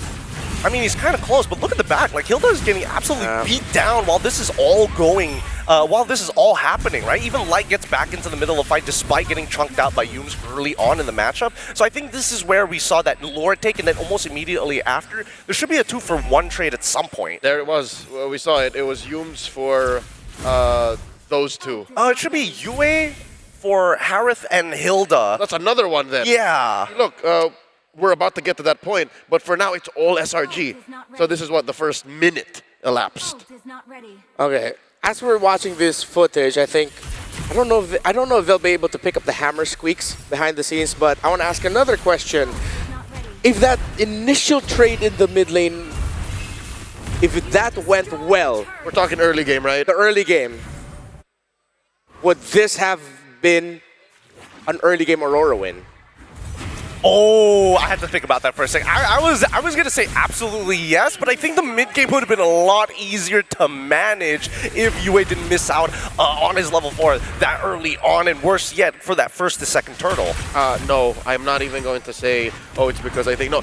Regardless, I think SRG would have found a way to get into this end game scenario, get their winning image, and still call the shots. We would end up at this 10, 11 minute mark moment, but maybe at 12, 13, if still you change the early game outcome. Dude, look at the sweeping motion here, right? Because again, all of these fights have been like predetermined, and then yes, it's really, really sick. And this is finally that 2-for-1 trade that we were looking for at the very end, and when they were pushing towards the base. But at the same time, right, before this fight, Yums has already kind of scoured the entire bottom side before they even use any of the global ults. And that was a great formation with how they entered. It was sort of like a pincer as well. They were coming in from all directions. Okay, another spicy question. Sora, Freya, and CC, we were happy about those bans. But considering this is dangerous grass and knowing the tendencies of SRG, should Aurora Gaming PH have banned the Hilda instead? Oh, I want to say yes so bad. You are putting me on the edge with these hard questions. I don't think so. I don't think so. Okay. Yeah, I think there was a way to play around it. And again, by maybe investing in some modicum of vision, that would have been possible. I don't know if the answer is, you know, putting the usage into the hands of Demon Kite, but yeah, no. It really was a matter of both it's what you got and how you used it. Yeah. Well, of course, again, I'm still seeing a few questions in the comment sections. Yes, this is a replay of the 3 minutes we were not able to see earlier. So this is just to make sure that everyone is a little bit clearer in the story of what happened behind the, well, during the game that we couldn't see. Pixar didn't happen. Yep. Yeah. Pixar didn't happen, but also look at the conditioning here, right? Every single interaction and fight has either happened in one of two important places. Either it's by the river, just by entrances of SRG's river or Aurora's river. If not, right here at the base at this chokehold that we see ďomengkai standing in front of, right?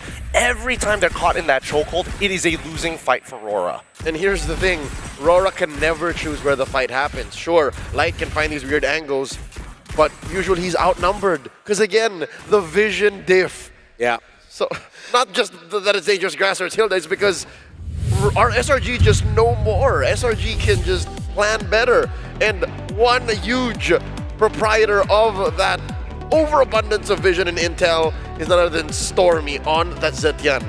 Yeah, I think it's unanimous here with how he handled the early game, and even the Fury of the Phoenix came in as set up after all of the vision provided by Yums.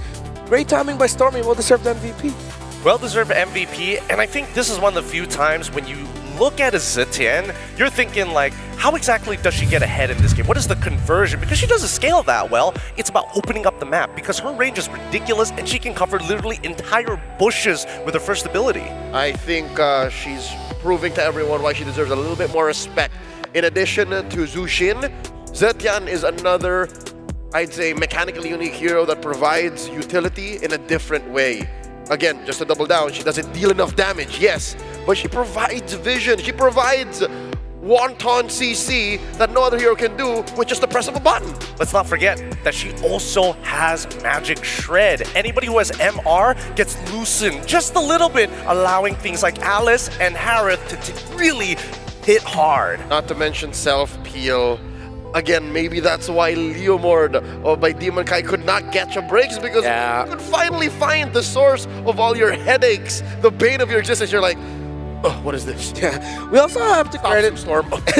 Sue Storm. We have to credit SRG for not giving Aurora a lot of openings. So now let's see what opening Aurora will get to fight in this draft, the crucial draft, as SRG are 1 game win away from sending Malaysia to their first ever M-Series Grand Finals. We go into Flying Cloud, and I'm sure that's going to change the picture of the draft, and this might end up becoming longer games as teams in the M7 World Championship want to play a little bit more cautiously and a little bit more aware with the risks of being overly aggressive with Flying Clouds active. Aurora still in the blue side, still the same bans.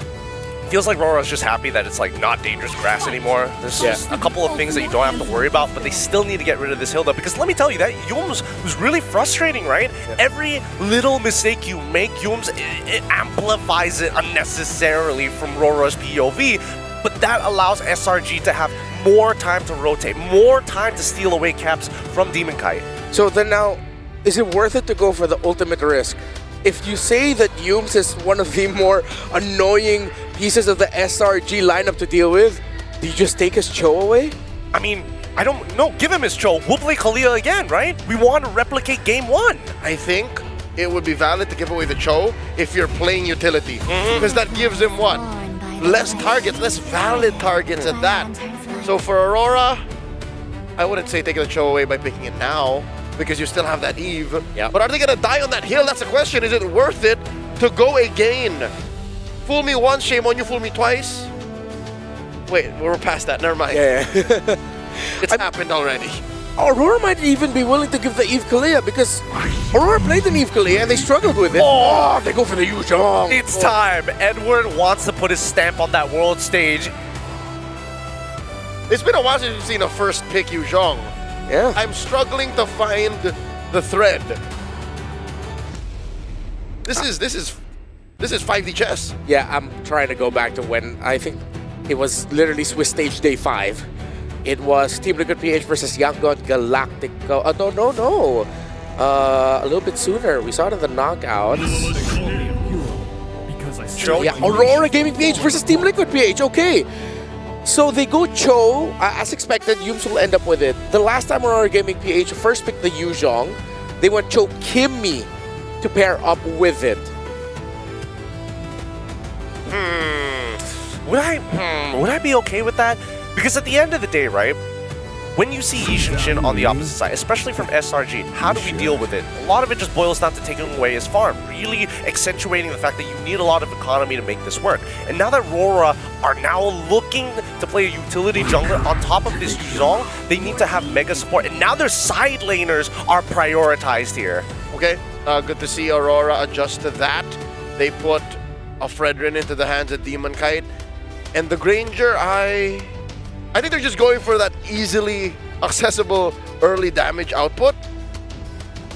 And then just seeing the coast is clear, like there's no Claude, no Freya, no Sora. Yeah. There's a CC still though. That's what I'm concerned about, that Aurora decided to just lean in already, picking up the Granger this early on. There's so many ways now that SRG can treat this. It's their decision. This is a tough one, because they could go like Uranus and sandbag the lane, but Eve is still wide out in the open.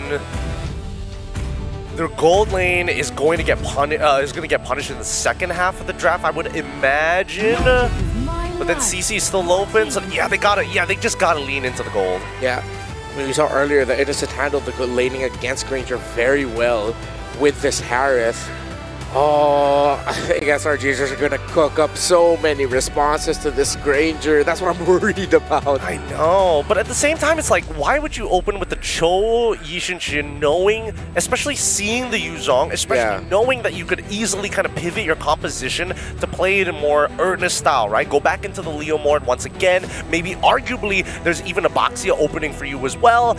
Knowing Sakai's, yes, he doesn't want to go Boxia, sure, but the Leomord? Yeah. It's interesting because I feel like SRG did not need to have to worry about this gold lane trade. They have to worry more about the mid lane trade. That I feel like they could have had more cards of value with if they picked up their mid laner at red 3, then just change the bans around so that it's a bit more favored for them towards the matchup. I think they just rather win whatever comes through. They're giving RORA the onus, the responsibility. Hey, what are you letting through in mid, or else we pick the best one that's left at red 4. But yeah, this doesn't answer the question of why the sudden priorities in the first 3. Yeah. Well, Fandom War is up. When you type in your answer to the question of who will win this series, RORA versus SRG, see the Selangor Red Giants fans leading the charge right now. Yeah. Type down your predictions for the upcoming picks that could be shown by these two. It's tight though. Literally, like a toiger. That's a Malaysian national animal. Yes, it is. Like a Malaysian toiger. They call it the Harimau Malaya. Oh, okay. I did my research. All right, one more ban here. SRG, they have to make their bed. Do we ban one mid? Or do we just let it all out in the wild? When I give the word. Both light picks. Yeah.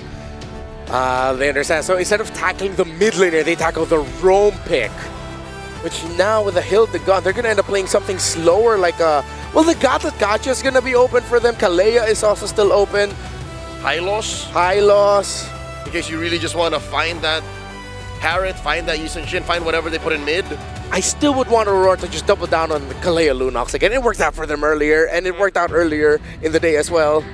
Yeah, I think it does work, but I think Coach Ark has kind of recognized the pattern here, right? Again, this is the first time that we're seeing so many light bans in the second phase. Usually they would aim it elsewhere, knowing that UA is going to be the usual secondary win condition for RORA in the first place, right? So I think that SRG, especially for Coach Ark, you see these first 3 picks in, well, RORA, they're looking to play comfort. Let's take away the comfort picks. We're already in our head.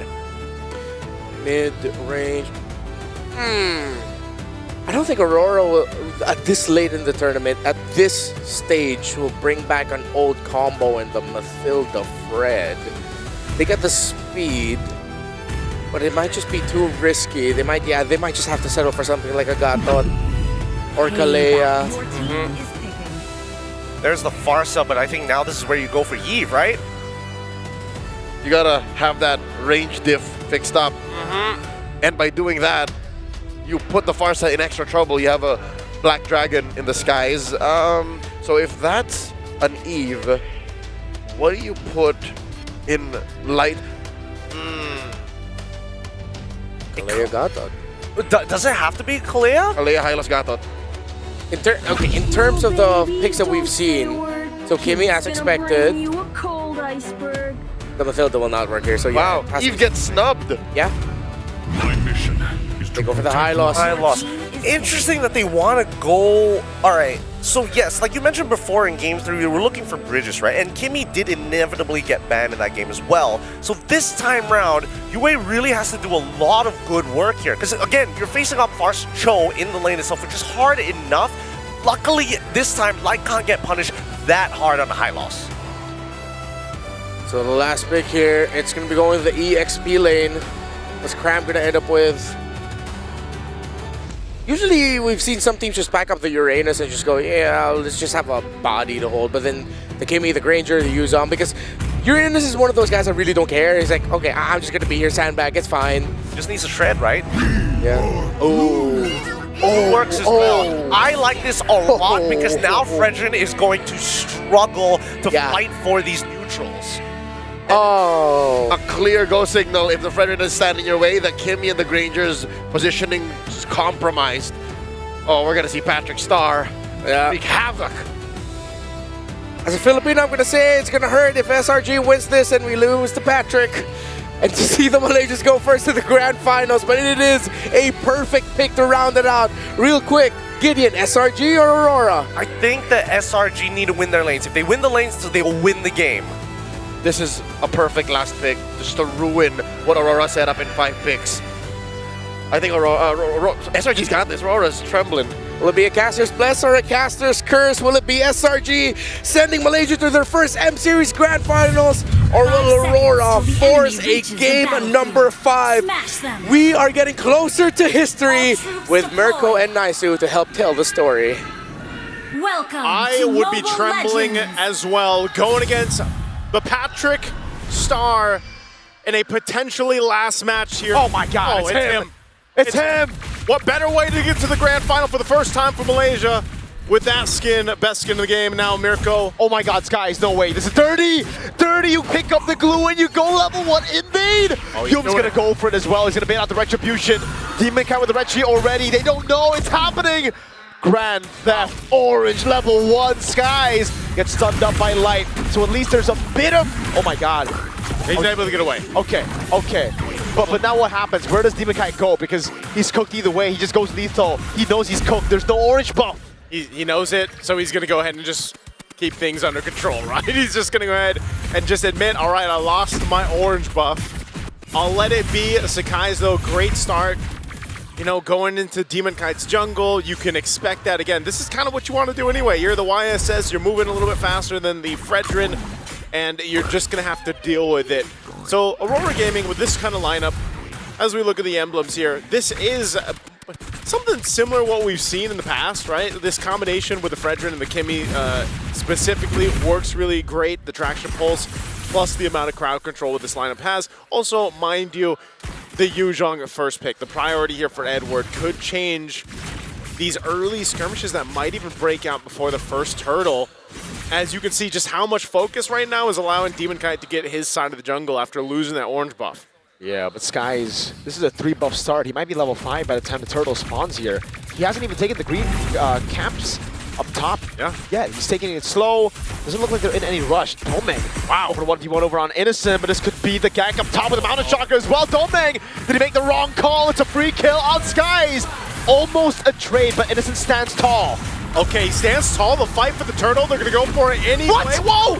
Edward is slain by Stormy. Yes, they'll get the turtle for Aurora Gaming, but you lost 2 in the exchange. Make it 3 if the purple buff counts as well. Skies with Rectory, and he gets it despite it being a bit short. What just happened? I mean, the aggression from DemonKite, maybe he just wanted to go for the solo kill, but then, you know, with a flicker down, by the way, he then gets caught in the lane. They make a play up top. I'm surprised at how fast Edward even went down, but that's the damage like this from Stormy. Uh-oh, the pullback into feathered airstrike range. Edward 0-0. Dude, Stormy is locked in. He got his Farsa. The Prodigy right now on this pick is just making it happen. 2-0 right now early on. You're scaling already in good control of the early game. SRG has everything happening across the map. Think about it. It started in the jungle with Sakai's taking the buff, continuously putting pressure on DemonKite. You're winning the lane up top, you're winning bottom. You're gonna go again. Oh, Edward. Great read on the fierce dive, but again, it's gonna be the all-in onto him. 0-3 is it, Edward? Will fall again. The turret juggle is perfect from Selangor Red Giants, and they've taken the Dragon out of the equation. The Dragon, Agent Zero, Mr. Consistent, throw all the names out there. SRG is handling him. Innocent might be next. Fraction Pulse, now to Purify out. Glorious Pathway coming down as Innocent pops into the Mon Force, but he's going to be stunned up, and now it's going to be the Chain CC for Domeng to at least get a kill back, but look at the turret down below.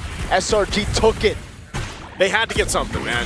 Aurora Gaming Philippines cannot let this continue to happen on all fronts of the map.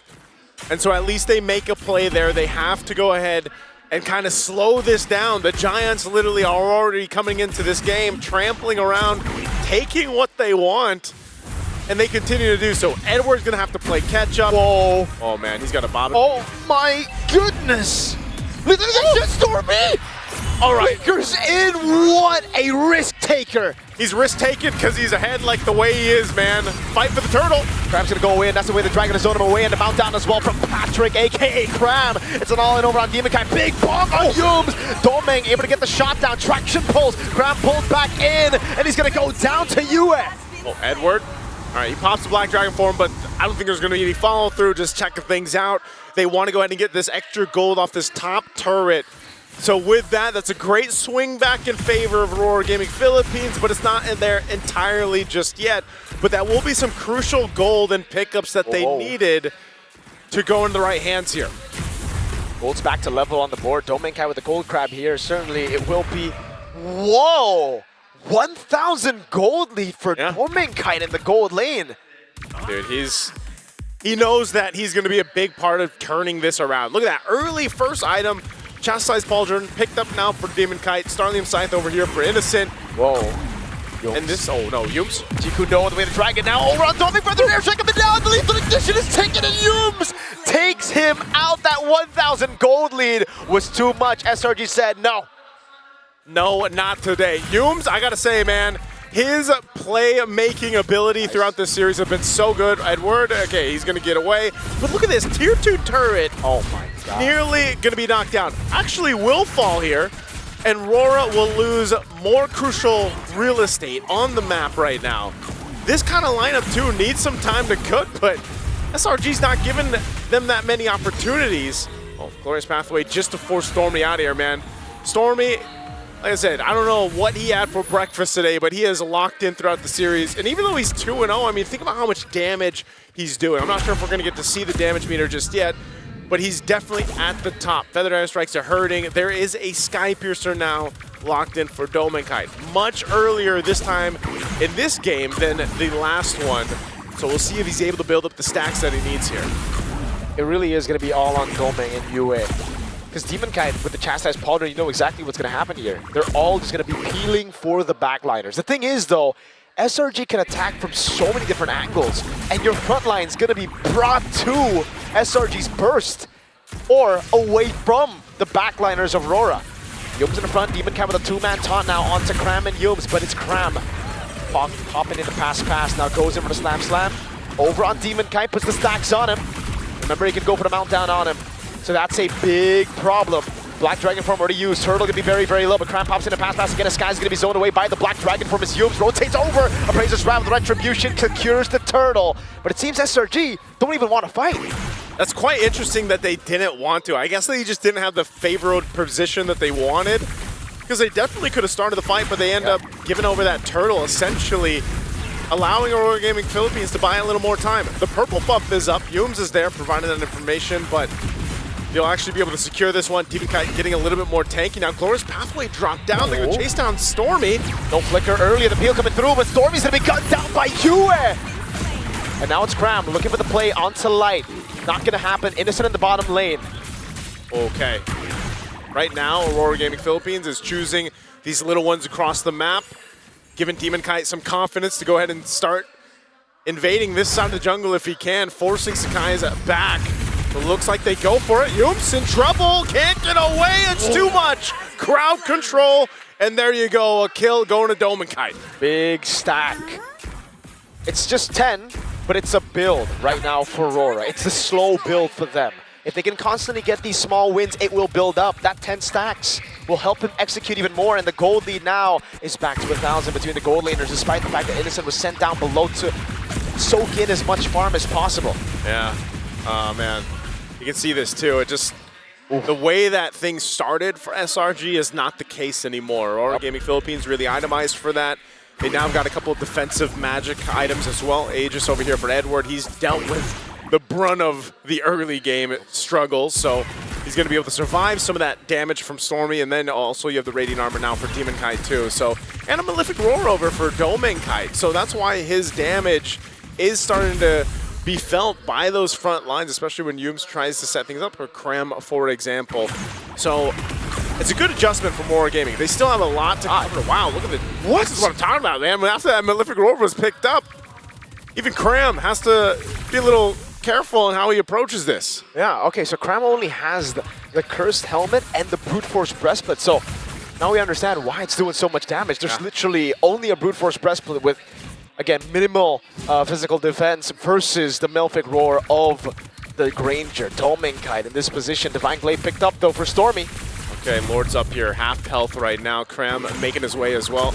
SRG and full force. Traction Pulse. Only onto Krem. Slam, pass. For the airstrike coming down to the UA right there, but he's able to escape. Now as the sun comes in and ďomeng is able to get the shot down. Petrifying the Fierce Dive now. Sky's going to be able to get the peel from Yum. He's able to go for the Traces now as Innocent jumps around with his Amon Force on Light. Oh, Light's going to be in trouble. He's trying to get away with the rest of the team. They're so low here with Krem leading the charge. Does Yum go forward? No. They trade it out again. As Stormy went down, Lord secured though by Aurora Gaming Philippines, and another stack to ďomenkite. I've never seen a Dragon go 0-3 and be this useful, bro. Edward is having an amazing performance despite the early deaths. Yes, it looks bad in KD, but over the course of the last 3 team fights, he's been more useful than Krem on the glue, which is surprising. That is the nature of XP laners. Glorious Pathway dropped down. Okay, ďomenkite won't catch him with the Energy Eruption, but as I was saying, man, the XP laners, that's their job. I feel like they are the ones getting pushed around, beat up a lot in these matches, but still the use of them is really what it comes down to. So even if you have a rough start, you can still be quite useful for a team. This Lord's gonna go ahead and charge in up top. A good check with that Feathered Airstrike, so that turret actually might not go down unless that, okay, that Lord doesn't get that last swing in. So not too much off the Lord, but what it does do, essentially, is allow Aurora Gaming this window. They might even just go for a tier 1 turret as they do. They know they don't want to take these fights just yet. It's more so about opening the map, getting that real estate to move around the map. 3 turrets left and right. Aurora Gaming Philippines really punishing Selangor Red Giants for, I would say, hesitating a couple of times during the turtle fights. Again, not wanting to go in, not wanting to take the risk, wanting to build on their lead further instead. And it has only given Aurora more time to scale up. With a Granger and a Kimmy, that's a problem. And again, SRG, even if Krem goes for the Mountdown now, they don't actually have enough damage to burst through the Fredrin. This is why the power spikes are always so important. Oh, whoa. Skies? What? Walks up alone and he gets caught for it. Everything used. Fury Side Petrify a taunt as well. What was... Did he just get the wrong info? Why was Skies there? I don't know if he just didn't have the info. Yeah, he went in getting caught blind here. He's going to lose his purple buff. Oh my god. Still able to get out with his Amon Force, but that's a big ultimate burn down as Krem goes in over on ďomenkite, but there's again not enough damage to take the Fredrin down, and Edward is now picking up turrets on the right. Tier 2 falling for free. Being useful as can be. Also has a chastised pauldron now too. So he's got his grounds covered a little bit. Little Feathered Airstrike drop down. They want this tier 2 turret. Get cancelled by Light on the Feathered Airstrike in the bottom lane. It's a 1v1 between the XP laners. But again, in the mid lane, it is a free turret to Aurora. They just keep on getting these freebies. Mirko, it's surgical is what Aurora Gaming Philippines is doing. They knew they had to play from behind, especially in the early game. They've made the adjustments up to this point. They put themselves in a very good position to go ahead and take this Lord and start marching towards a potential Game 5. It's still early, SRG can still turn a fight around. They have everything they need. You can see the positioning here. It's all about that target acquisition. Light's going to go ahead and spot them out, so that's not going to happen for SRG. The fight for the space around the Lord is going to break out here. Half health right now for this Lord. Stormy is still in the mid lane, though. He's trying to deal with the wave in the bottom lane, but I feel like that wave is going to push back anyways. What's going to do here? Right, so yeah, he ends up just having to rotate, but it's going to be late. Gives with the wave of the dragon, locking him down. Skies goes in, but a Petrify locks him out, and one! Steals the Lord! And he goes on Skies now. He's able to get the Rose Gold in time, but Edward wants the 1v1, and Skies? Traceless isn't forward. Yu is going to go for the chase, and Skies, he's trapped all alone against 3. It'll be Edward who walks up, and he gets the kill onto Skies. Skies goes down, Yums as well, and Edwards secures the Lord. And now Aurora Gaming Philippines, with a massive swing in favor, will head to the base of SRG. They still have a great defense, but can they keep it together? Let's see, the Feather Airstrike coming down on UA. He's able to flick around at the Glorious Pathway as Light gets mounted down and brought back into the Crystal, but Innocent's holding it. And they go, Light in trouble, Palm the Revitalize, they still have to fight. Innocent. Yums is back up. Innocent doing so much damage, Light's gonna be taken down. Cram again now, solo, Doming, looking for a shot, can't find the last one, Yums. G-Kundo forward. Selangor Red Giants defend their base, but it costed them 2 big structures. It was messy and bloody, but still SRG will stay in this game. They lost a lot of the base turrets, holding on to just one. But Aurora Gaming Philippines just showing, you know, if they want to go for a fight, they're able to go ahead and take it. If they want to find the round, the objectives now, they can take that as well. More physical defense here for DemonKite. He's been nearly unkillable. Yeah, he lost some of his jungle in the early game, but there's been no answer to deal with DemonKite. Edward as well, he's got defensive items enough now to just kind of throw himself forward, and that is all allowing DemonKite the space. Oh, there's the energy eruption. Oh no, Cram's gonna be left all alone. He pops in a pass and flickers out. That means it's 2 battle spells, Naisu. Yeah. Down. 2 battle spells out of the equation right now. Now they still have plenty of time before that Lord comes up, so those battle spells should be available, but the cooldowns on the ultimates are going to come up faster. You can count on Aurora Gaming Philippines to try to potentially get a pick off. You can see the difference here between the lanes. A Holy Crystal now online and available for UA, so he is going to hurt even more. But look at the difference in the gold lane. Innocent has definitely struggled on this Harith pick in being able to be utilized with the fights. Mostly dropping down the Zaman Force in these fights, trying to turn the tide, but it just seems like a big portion of the damage has been pretty much handled with defensive items. Yums providing that vision on Light. Just going to check things out. They want to go ahead and take this purple buff. And the control is gone for Selangor Red Giants. It's Aurora Gaming Philippines who are occupying the map. The map's blue. The 16-minute mark of game number 4. From the start, it really looked like, okay, it was going to be Selangor Red Giants' game for sure, right? A level 1 orange buff take. Oh, Feather Airstrike onto Doming. Now Sky's going to go for the chase as well. An instant flicker from Doming. He saw the invisible Cho, and he reacted. Now that's an even bigger spell to lose out before a Lord fight. Your main man. Oh, man, that's actually big to not have that flicker available. And you can't just wait a minute and a half for it to be back up. Nope. So now DemonKite, they're going to be pressured into this fight. Once again, where's Yums and Sakai is going to go here? Light is also on this part of the map. Stormy going to get caught here. He's going to, oh, is Light going to actually go for the stun? He's going to go for the stun. Where does Stormy go? He's able to flicker out, but again, that's what they were looking for. They were only just trying to look for the flicker. It was just a feint. It was a threat right there. They like, DemonKite doesn't have his, now Stormy doesn't have his flicker. Yes, sir. It's fine. Now it's level. Oh, right now, though, Lord still up. Half health. DemonKite holding it up alongside Cram. What are they going to do here? Stormy as well. Jordan the fight. Sakai's still off on the wings in the mid lane. They're going to have to force something here. Black Dragon form as well. DemonKite still holding on to the Lord. This looks really, really good. Again, the zoning coming in from Edward as he jumps in with the Petrify as well. It's an all-in over the skies as Cram's able to survive, and it goes in for the meltdown. Edward gets kicked, but he goes to the back line. Edward will fall. That's Yums on the G-Kundo, and the Feather Air's trying to follow it through Yums. Able to flicker around. Light pops in to revitalize. And Aurora got what they sought out for. They got the Lord. As I said, both XP leaders are the punching bags for the teams here, as is. They both go down, they're both traded out, but Aurora Gaming Philippines gets the advantage. Lord making its way down that mid lane as Yums takes the flying cloud, and now SRG on the defense. Can they clear this out once more? Man, that traction pulse force Innocent to go for the Zaman force, and now it's going to be big again. Innocent going to be caught in the taunt, has to purify out of it. The mobilization used as well. Yums in the back line, able to go for the amount of shocker landing on light. Yums cancel out by the taunt of duğİCH, and a big bomb with the Appraiser's Wrath to shut him down.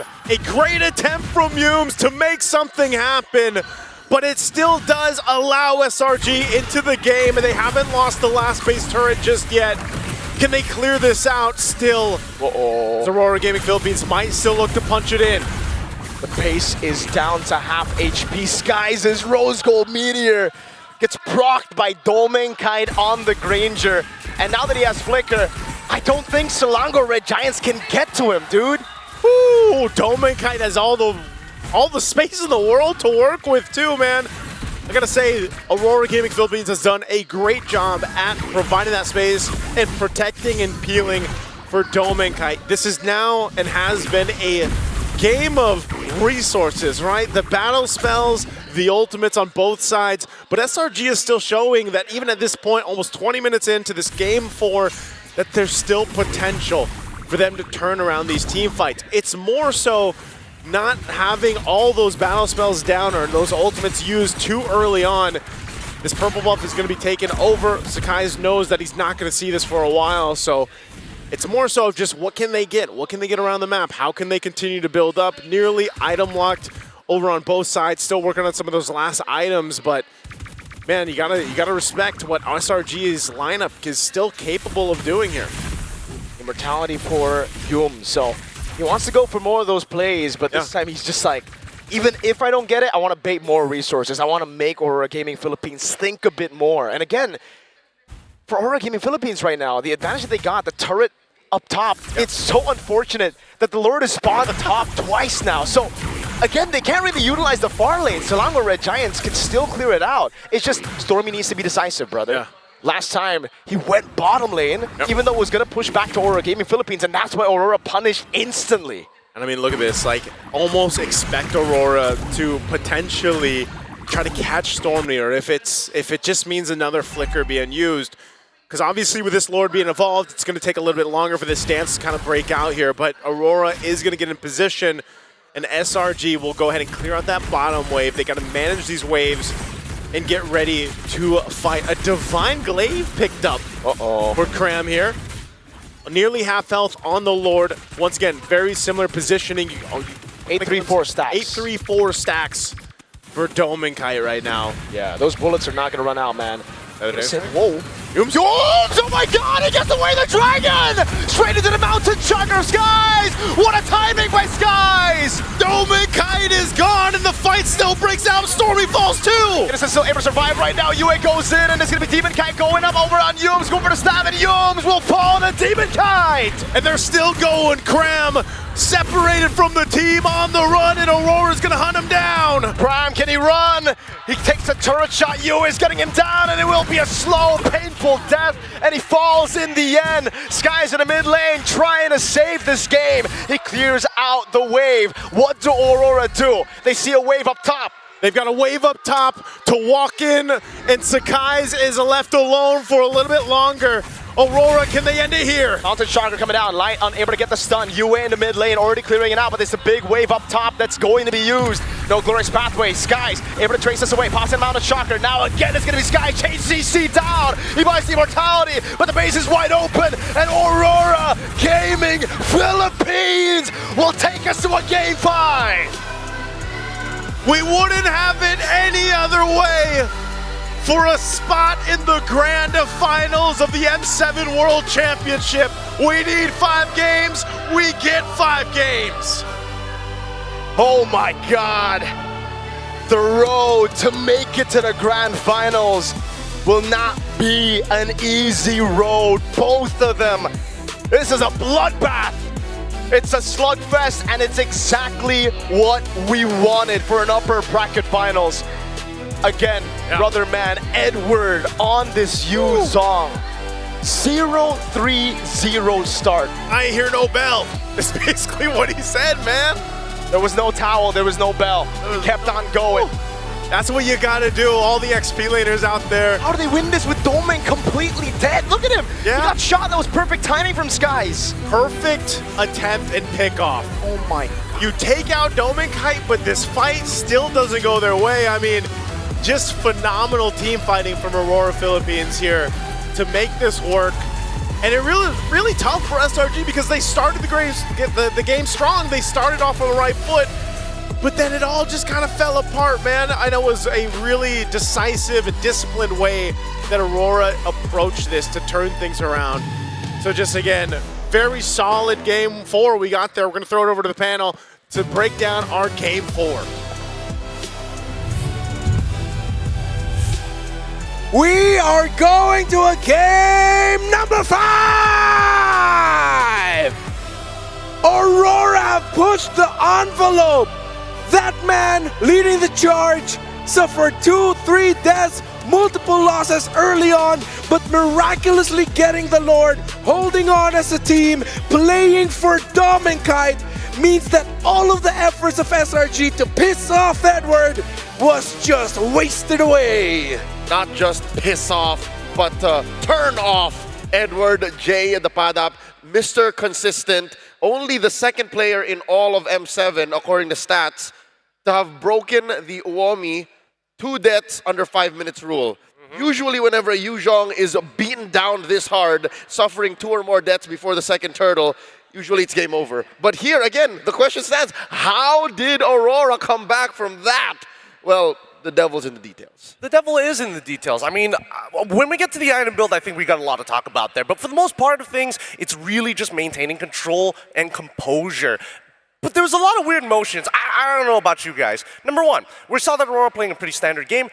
But do you feel like SRG kind of just let a lot of things go? Yep. First Lord, let it go. Torrents, let it go. First, whatever. We'll give whatever is necessary. And Sakai's, by the time he got his 3rd item, that's when they finally started to participate. Felt really awkward. In addition to just letting things go, I think they let themselves go. Yes. How early was it that Stormy down bottom was just wanton throwing out these flickers and trying to kill Edward over and over again, despite the man already being down with nothing but the clothes on his back, and it led to nothing. If I'm innocent, I'm honestly going to be quite annoyed here. It's like, all of the motions of SRG, yes, it was to turn off that Yuzhong, which was, in the bigger picture, going to be very problematic to deal with when it comes to the team fights. But then it got to the point of like, yo, aren't you guys forgetting you have a gold laner you're supposed to help out? It was getting kind of like, why? Why keep continuously going for Edward? You've won the lane. Sure, they broke 2 towers, but then Innocent lost lane because of the overcommitment of SRG, because Aurora said, sorry, Edward, you're going to have to like eat that for a while. We're going to help out our gold laner. Edward, back in the corner, is like, all right, sure, let me try.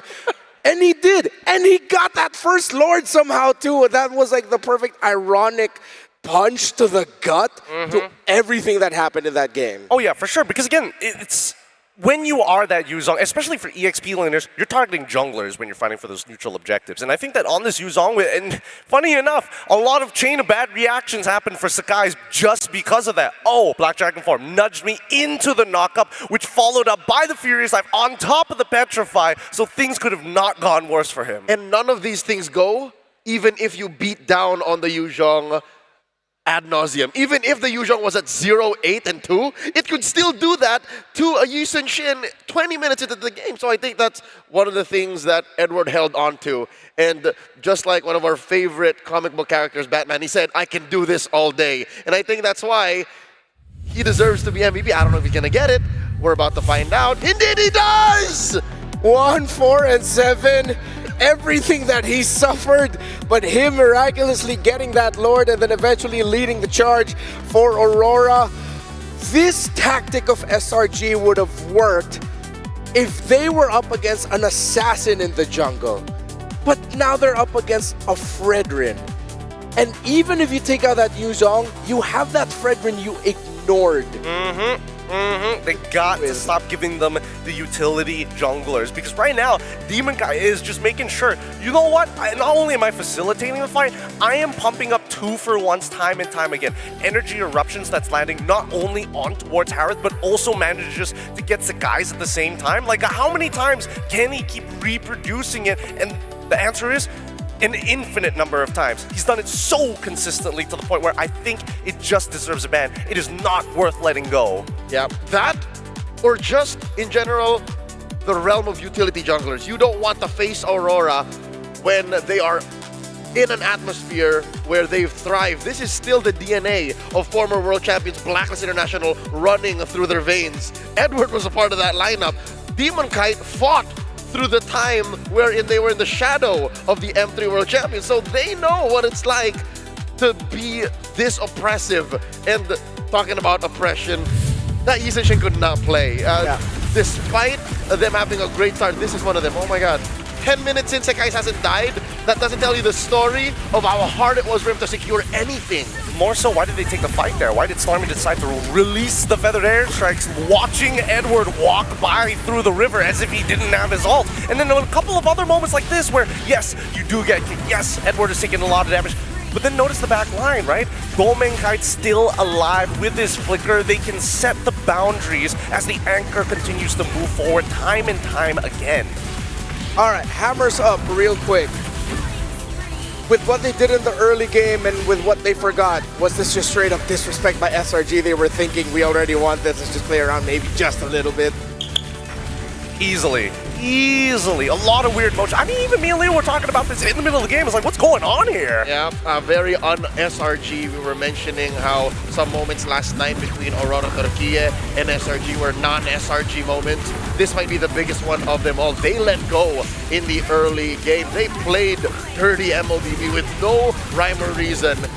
And I'm hoping that this does not get rid of their mental constitution. I'm hoping that they don't beat themselves up hard for this, because I could have sworn that the first, 3 minutes of this game, we were going to see Malaysia in the Grand Finals for the first time in the M Series. Yeah, again, to tell the story of what happened early on. Yeah, they got a lot of kills onto Edward. They started it off also with a beautiful steal on the orange buff of Demon Kite by Sakai's.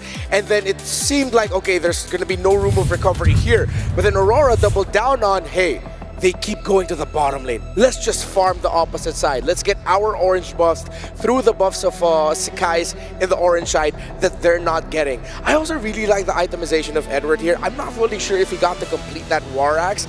He never left the Ogre Axe. He went into the Fury Hammer, Hunter Strike, built the Pauldrons to help deal with the attack speed of Innocent and of course Sakai's, and then he gets his Spell Vamp through the Queen's Wings. And then we look on over to the opposite side. What are those items from Cram? This is like a public rank game build that we see time and time again, and the only thing that he's missing is a Flame Shot instead of Flicker. Yeah, that is the first pawn that came in even before the Divine Glaive. The Glowing Wand alone, the fact that you allotted that much economy when you were losing consistently for 10 minutes now, you still decided to do that. I'm hoping that it's a team decision. I'm hoping that he ran this through the squad saying, yo, I'm gonna go this way, all right? I'm gonna try to play a quote-unquote assassin glue. Let's see if this works out. He went in too deep. He went and built the Divine Glaive too. As one of those RG players, yeah, sorry, I'm one of those guys. Let me add a little bit more of a thought of what Cram is thinking here. In the team fighting, your job is to jump on the Fredrin. Divine Glaive, Glowing Wand, happy to help take down that Fredrin's health a little bit more. But only if the rest of the team focus on the Fredrin. The rest of the team want to focus on Domikite because that's who Yooms is looking for. Yes, he got a lot of kicks out the Demon Kite to delay his take, but where's the rest of the damage going to? It's going to Yua, it's going to Domikite, meaning that those items that Cram built, Demon Kite's just like, alright, thanks for the faster charge and my Appraiser's Wrath, I guess. Bonk onto you. So the growing theory is he communicated it, but not completely. Guys, I'll take out the Fredrin. Okay, says the rest of SRG, and this is what we're left with. Personally, for me, I don't deny that there is a little bit of logic, but it's very counterintuitive, right? Because yes, you want to get on top of people like Demon Kite, for an example, but with all of these items, you're not really going to kill him. If you're on anybody else, though, maybe you'll be able to chunk him out pretty hard, but for the most part, majority of the members from the side of Aurora will be running the Flicker in the first place. So here's that gold curve, the story of how the economy swung so clearly towards Aurora. This is heartbreaking because for what?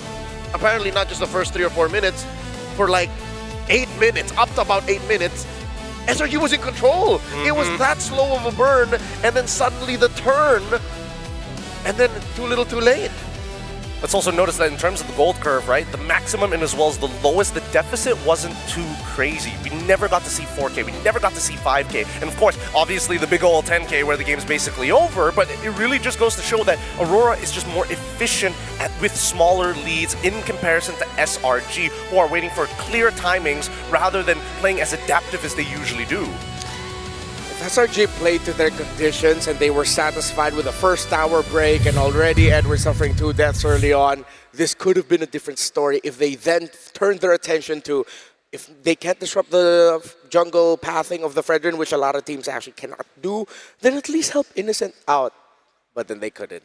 And then in the end, it's Aurora who forced the game number 5 because of the overzealousness and the overcommitment of Selangor Red Giants towards the EXP lane of Edward. But we also have to credit Aurora's comeback here. Fundamental, man. How they just decided to tackle the rest of the map despite all that pressure. That was beautiful Mobile Legends. Bang, bang. Yeah, it really was. And it's extremely expressive as well, right? I think if anything, if anybody forgets the entire series, just watch the laning phase between Cram and Edward. Because my God, there's some kind of hostility that's going on with Cram feeling like he's trying to punch above his weight and trying to kind of set himself in stone at an international stage. And Edward is just like, just you wait. Just you wait. I didn't say it was over yet.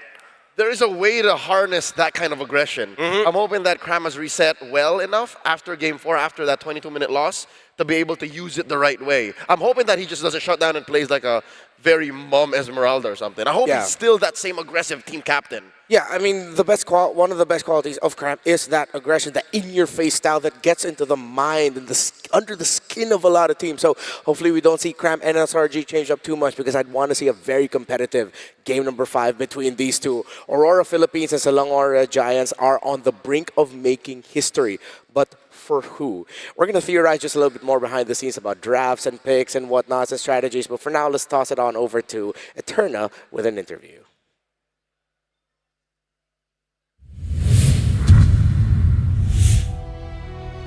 We are now down to the final game, but before we get into that, we are going to get a little bit of time to talk to each representative from each region that is fighting for that final ticket to the grand finals, the first ticket rather, to the grand finals here between Hans as well as Mars. Hey! Guys, I gotta say, behind the scenes, this has been the most chaotic duo, and we're gonna talk to them about it right now. All right, let's start with you, Hans. Okay. We gotta ask. All right, first game, it was looking good, and then back-to-back wins from SRG, and then Aurora was able to take it back in game number 4. How did that momentum shift happen? How do you feel about that? Bro, I can't even lie to you, we got nervous, because, again, SRG, we understand that they're a pretty strong team. Aurora, we eventually knew that they were going to fight back. I guess on a serious note, it really comes from the draft. MTB and Dexter really did a great job trying to figure out that it's not just about Innocent and Cram with that team. You got to respect that entire squad if you want to win this series. So, yeah. So, yeah. So the draft's execution as well was amazing coming in from game number 4. But I got to ask you, do you agree? What happened with SRG in that 4th game? Because technically, SRG had the chance to close that out 3-1, Mars. Yeah, my perspective is, from a business side, this is good. Business side? You know, because the more matches we get, more views we get. Okay, more games, better views. More better views, more money. That's true. Okay. Yeah, for us, this is good. I really appreciate the players.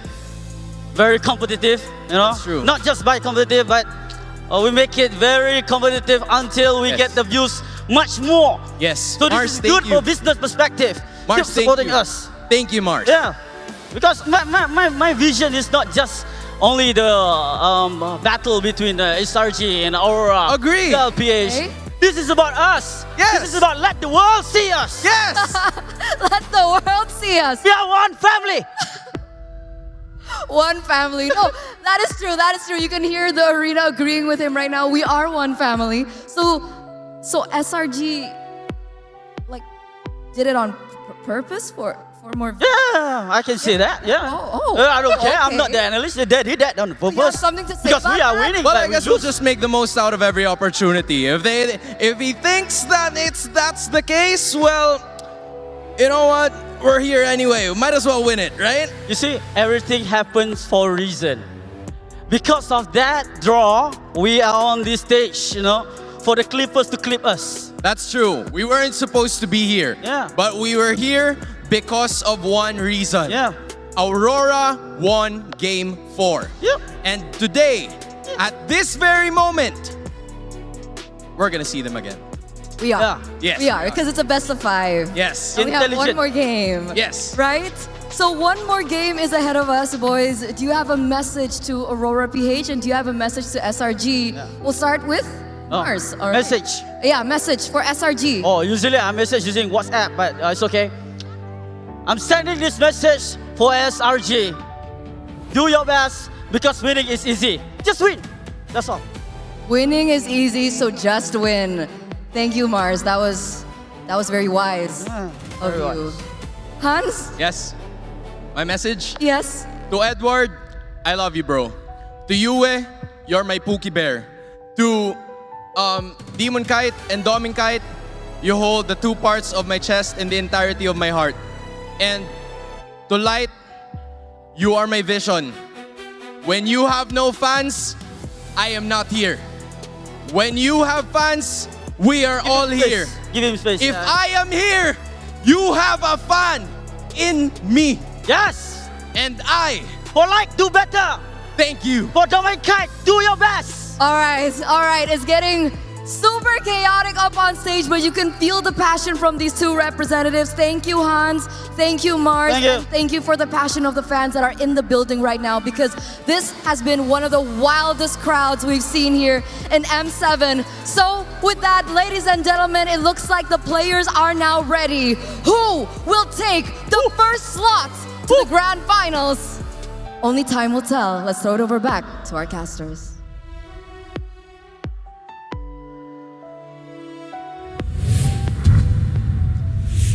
Count on Mars to give out-of-this-world entertainment. Count on Hans to get the job done. And it was great to see both of them.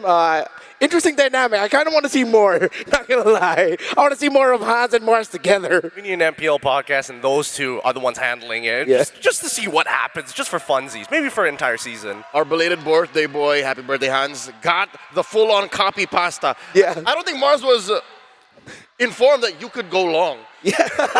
He decided to just wait. I want to jump in on that. That's not fair. That's not fair. Let me help you glaze the Aurora right now. But again, thank you, Eterna, Hans, and Mars for that. But now, we got to get down to the nitty-gritty details of this game number 5.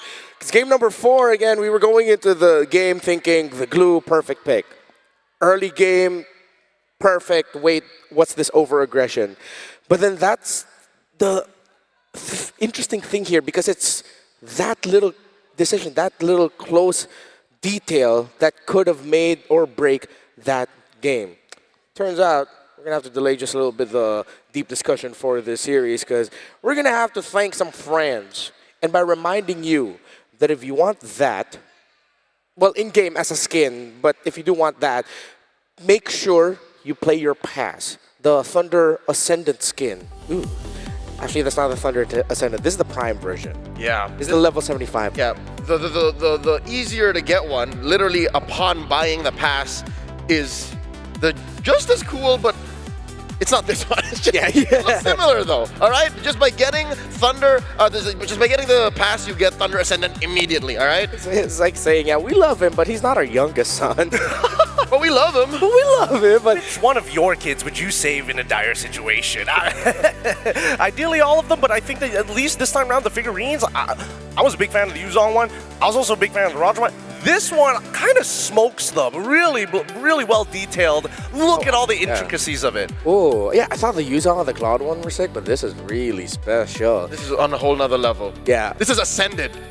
Just to say that we were supposed to talk about the Thunder Ascendant skin, but we just ended up glazing the Cosmic Finality figure. Yeah. Who has their pass to level 150 already? Make some noise.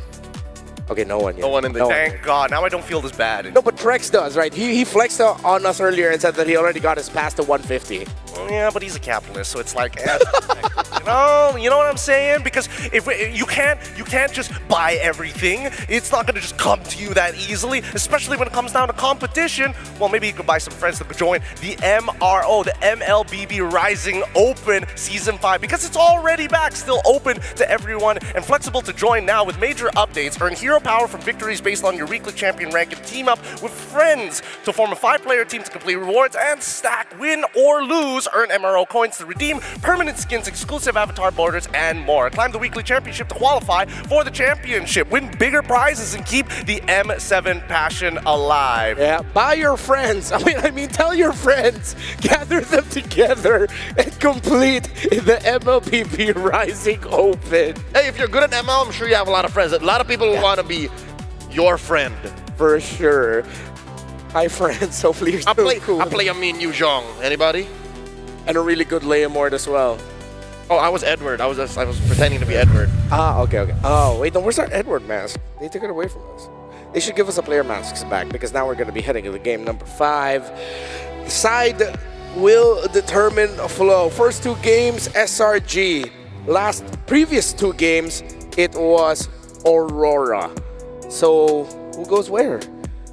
If you have the choice, if you're Aurora, would you want to still go blue, or would you want to switch it up? I think it's SRG who chooses, though. Yeah. So should we ask that question? Okay, let's ask that question. Ready? If we're SRG, what side? 3, 2, 1, blue. Easily, because again, a lot of it feels like red side is a lot more telegraphed if you are in SRG's position, right? You're expecting them to ban out the Freya, you're expecting them to ban out the CC as well, which allows you to kind of open up the options even more. And if by chance they do happen to get the Jushin, they're more than happy to first pick it. Not to mention, by being blue, you're able to set the pace for yourself. You're able to dictate what you're allowed to trade for, and even if you are losing that red side second phase flex, versatility, and openness, get to close up your draft first by going blue 4-5 and sitting on it. I think that's what SRG needs because of what happened in Game 4, where they were so loosey-goosey open about it. They have to tighten up their game. They do that by going blue. It's Flying Cloud again. It was a difficult time in the dangerous grass for Aurora, and SRG will go blue. See value in They me? banned the box and the friend. Oh. The 2 wins of Aurora in this game have been through a utility jungler. Deserved bans from Demon Kite's penultimate performance on both of these monsters. Gideon, I'm getting mad deja vu. It was in this very same arena about 3 years ago, where it's these same heroes that were wreaking havoc in the jungle. Frustrating as it is, it's very true as well. And coming into this, I do want to see what the adjustments is going to look like, right? Because now, looks like RORA has to make the decision on either banning the CC or getting rid of the Jushin. On the side of SRG, what else is actually worth banning at this point? Let me just say, before it happens, the only other legit threat as a utility pick is Redmar's favorite hero.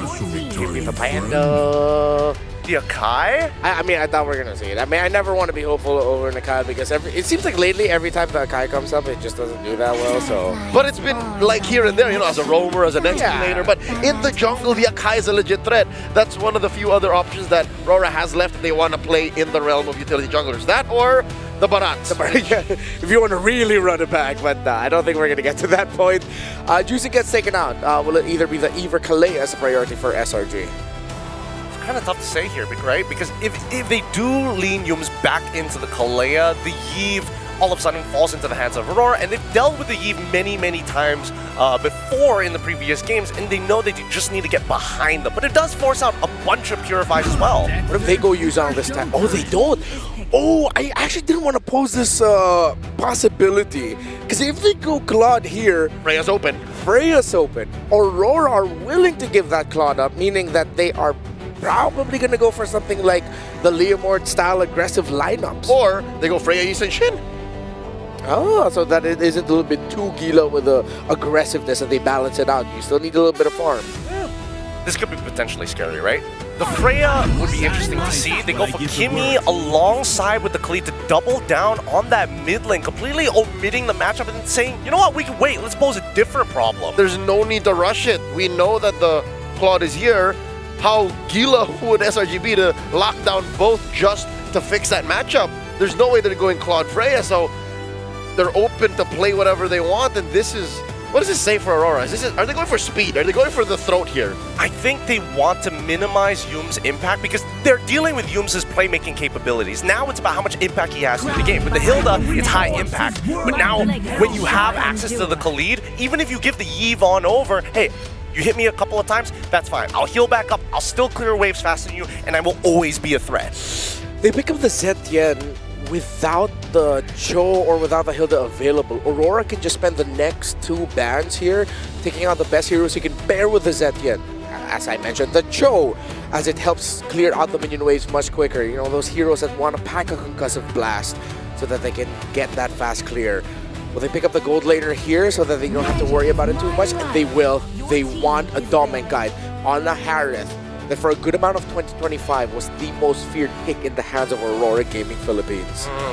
Does mean that Aurora needs to start thinking about the second half of the draft now. They could go back into a sandbag style of EXP laner, but considering the Yuzong performance we saw the last time, the Zetian is going to be a little bit harder to deal with overall, especially when her passive is up.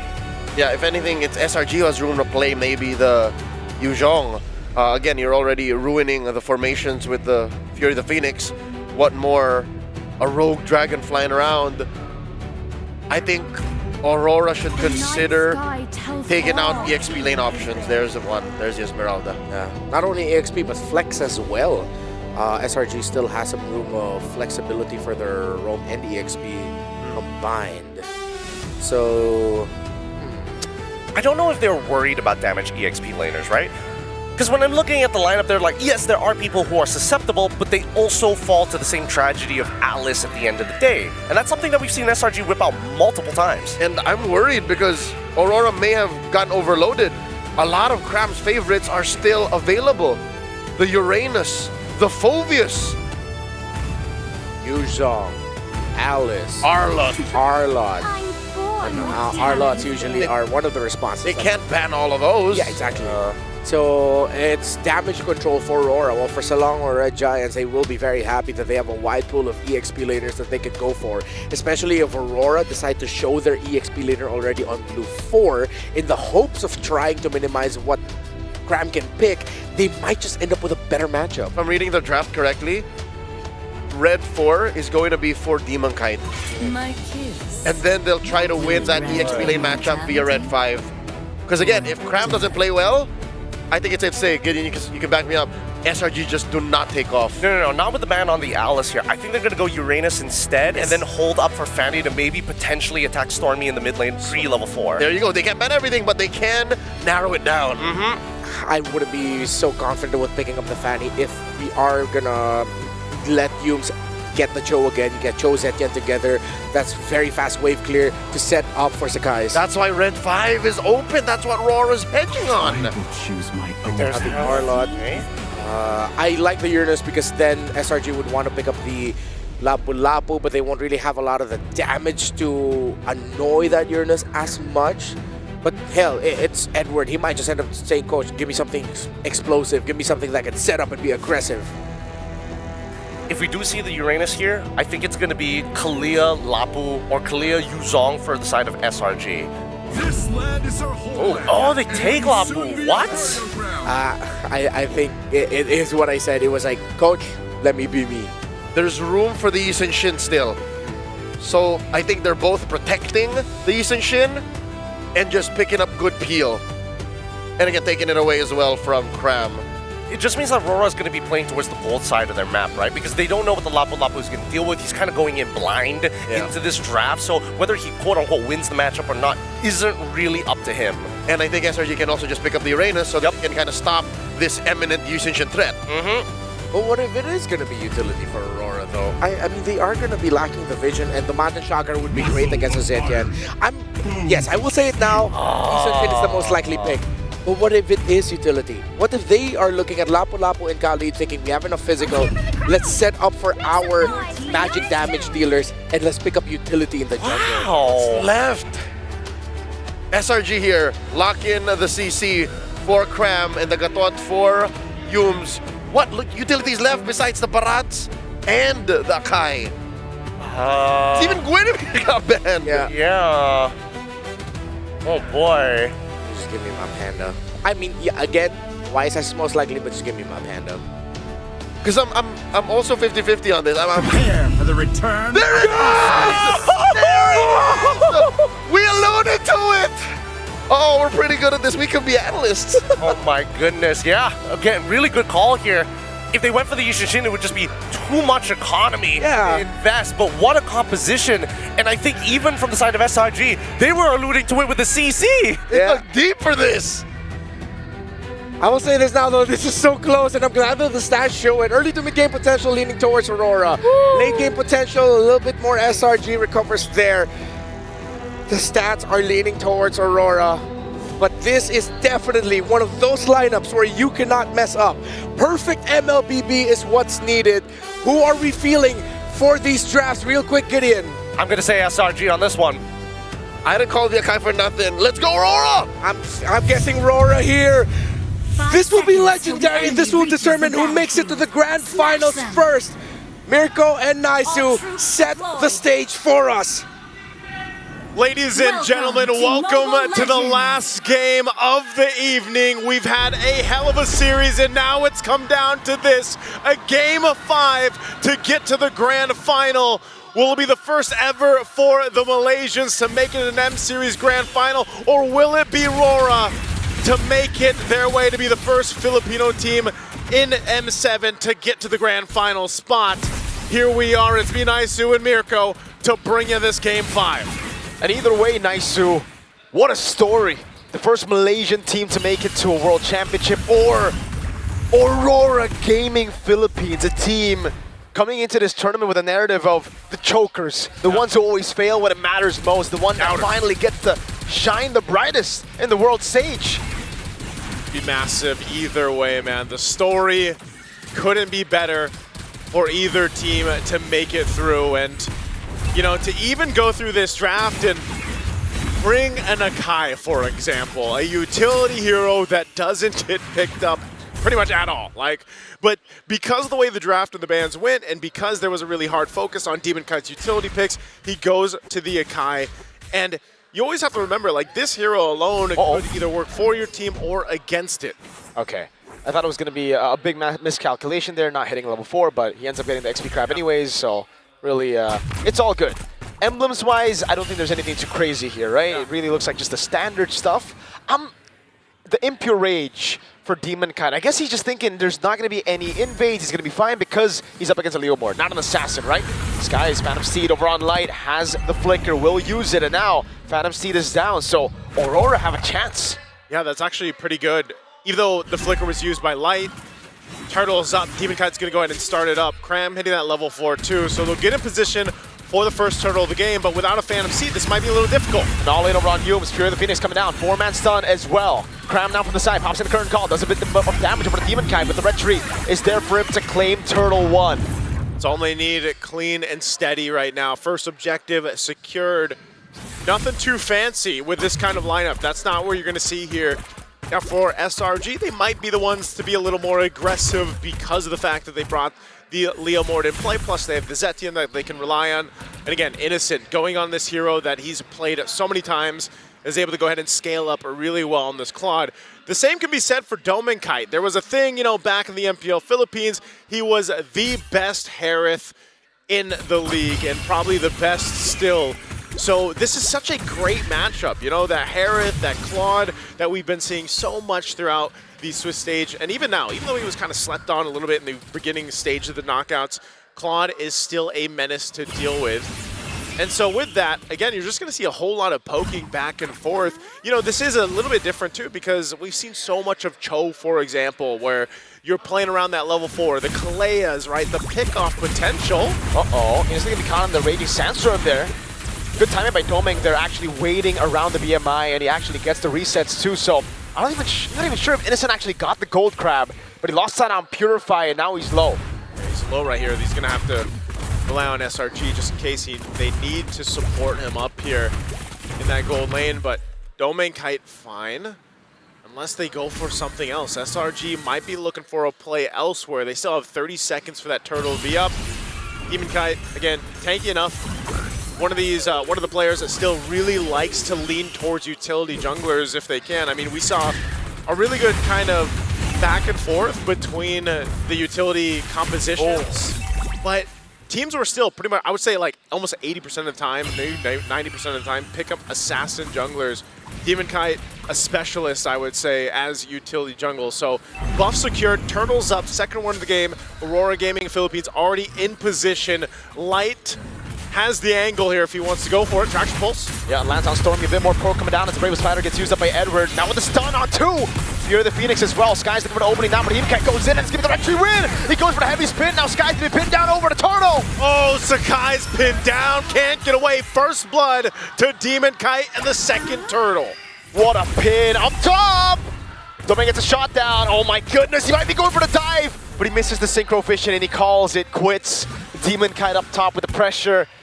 This is the systematic Aurora Gaming Philippines in a game 5, bro. They went back to their comfort. This is back to the roots, right? Oh no, Yums, is he gonna get zoned in here? The escape. I don't think Rora want to bite on this pick, yeah. Instead, they rotate back. They just go for the turret now. That's gonna be the shots coming in from Stormy as DemonKite gets taken low, but Selangor Red Giants can't push in forward. They had to do that though. At least Yums was there to go ahead and keep that turret alive, even though it just got a sliver of health left. They keep that going. Now looking at the itemization here, first item's already locked in for the gold laners, DHS for Innocent. You got the Starlium Scythe now for DemonKite. Defensively too, things being a whole lot of tough boots, of course, to deal with that crowd control, but only that Fury Hammer, and still Sakai is working on that first item here for this Leomord. And same thing, I mean, Stormy on the Sentinel, whoa, they're not stopping. 1v1, BMI out with the Blazing Wind already used. Light now comes in with damage, raging Sandstorm from Light. The Fury of the Phoenix catches him on their turret, so at least there's a trade as DemonKite's gonna be chased down as Skies pops the Steed. But again, he just rotates up top, he will deny the turret take. Great response, but a better trade for Aurora Gaming Philippines. You know, you're trading out your gold laner for the roam. Light goes down, but here's Yums. Heavy spin, pinning him down, pops and revitalize in time, but can he escape? No, the synchro vision pops him through. They got the payback for the roam right there as they lock down Yums. So a great response once again. That turret's still gonna stay up. Third turtle of the game here in a few seconds. Now the War Axe available to Skies. He's got that. He's got his buff as well. He actually wants to go ahead and contest this though. As DemonKite's grabbing his purple. Light's giving the information over here, but they're going to be able to rotate just in time for this turtle. That's so much damage on Skies. Half HP. AOG coming out with raging Sandstorm from Light, and DemonKite with the retry gets it. Innocent pops in a blazing duet. DemonKite's done it again, and now they're going to be going for Yums. Cram in the midst of it all. Pops in a curtain call. Now going for the chase, but it's going to be the kite away. Now it's Edward on to Stormy, forcing the flicker out as Doming goes up top. Doesn't have some on-force. Light goes in over the Cram, but it gets away in time with the sprint. Meanwhile, Edward in mid again, holding Innocent and Yums down. Ooh, it looks like SRG is just trying to catch their breath in this game 5. If it's not DemonKite securing the objectives, it's Edward crashing on, forcing battle spells down. Light on this side of the map, behind enemy lines. There's DemonKite. Finds Innocent, Purify out there. Fear the Phoenix coming down, but Doming gets the turret. Now Cram looking for the trade, pops in the curtain call. Edward in the midst of it all. Now 2-match done by Edward. Sky still able to escape with the help of the Yums. DemonKite goes in with the headbutt. Oh, Sakai's is gone. This is all on the side of the jungle of SRG. They'll capitalize another kill and the buff. Aurora Gaming Philippines is not letting up at all. They've got control of this game. And with every fight they take, they push the lead a bit more towards them. It started off as a 1K gold lead. I swore in the early game, it looked like, all right, SRG are going to scale, they're going to try to play it slow, but then they go for these fights and you're like, okay, it looks even, some of these trades. Then Light comes in with a big Raging Sandstorm. Edward gets a big chunk of damage of AoE with the slashes. These are some of the most comfort picks that Aurora Gaming Philippines has played in the last professional season of the MPL Philippines, and they're showcasing it here today in Game 5. And even for SRG, you could say these are comfort picks too, to an extent. But right now, they're just getting outmaneuvered around the map. And that's the power always of when you think you have this utility jungler, you can move the way you want to move around the map, you can find that lockdown that you're looking for, and it just layers so well. So for SRG, if they want to approach this in the best way possible. It's all on that scaling for Innocent. He's got to be able to get there. He still has plenty of time. He is behind though, right? You're at the 9-minute mark. Again, that Trinity for the Claude usually before the 10-minute mark. He does pick up a golden staff, so he's down 1 item on this. That's very difficult. Here's the Lord fight, though. Are they going to take it? Light was able to bait out the passive of Stormy already. Look at how fast they're blitzing the Lord. Traction pulse over Innocent, able to bring him back, and that's Demon Kite securing Lord 1. Aurora pulling no stops. Man, I don't know how you stop this Panda, man. Demon Kite on the Sakai. It's one of the better heroes. I know it's slept on in the draft, but it's still one of the better heroes to go ahead and secure objectives. If anybody gets close, you can usually heavy spin them away to get that retribution off. And they're going to take this tier 2 tower up top as Demon Kite just stares down SRG, threatening them to force a fight if they want to. Holy Crystal now online over here for Demon Kite. Just checking things out with the Raging Sandstorm. Wanted to bait a few resources, right? Innocent just backs away with the BMI. But again, this lead is getting to a point where it's a big problem. Like Selangor Red Giants, they have Innocent to scale. Zetian, I'm guessing as well. Traction pulse baits out the BMI. But they don't really have a body right now. Sky's a 0-3-0. And I don't think he can pull off an Edward on Yuzong type of 0-3-0, Brian. Yeah, this is going to be way more difficult to make it worth for Cram and the rest of the team of SRG. You know, you waited 10.5 minutes. You got to start to make something happen here because you're in this last game, this game 5, with that potential chance to get to the grand final on the line here for both of these teams. But look at the difference in itemization across the board. It's tough, man. Yum's probably the closest here amongst it all. Yeah, he's only 600 gold difference, but I'll tell you what, the impact of Light right now in this Khalid is just doing so much more than what Yums is capable of doing. If that means just getting the passive out from Stormy, if that means getting some of the battle spells, and even then, the Raging Sandstorm is threat enough, and Light knows it.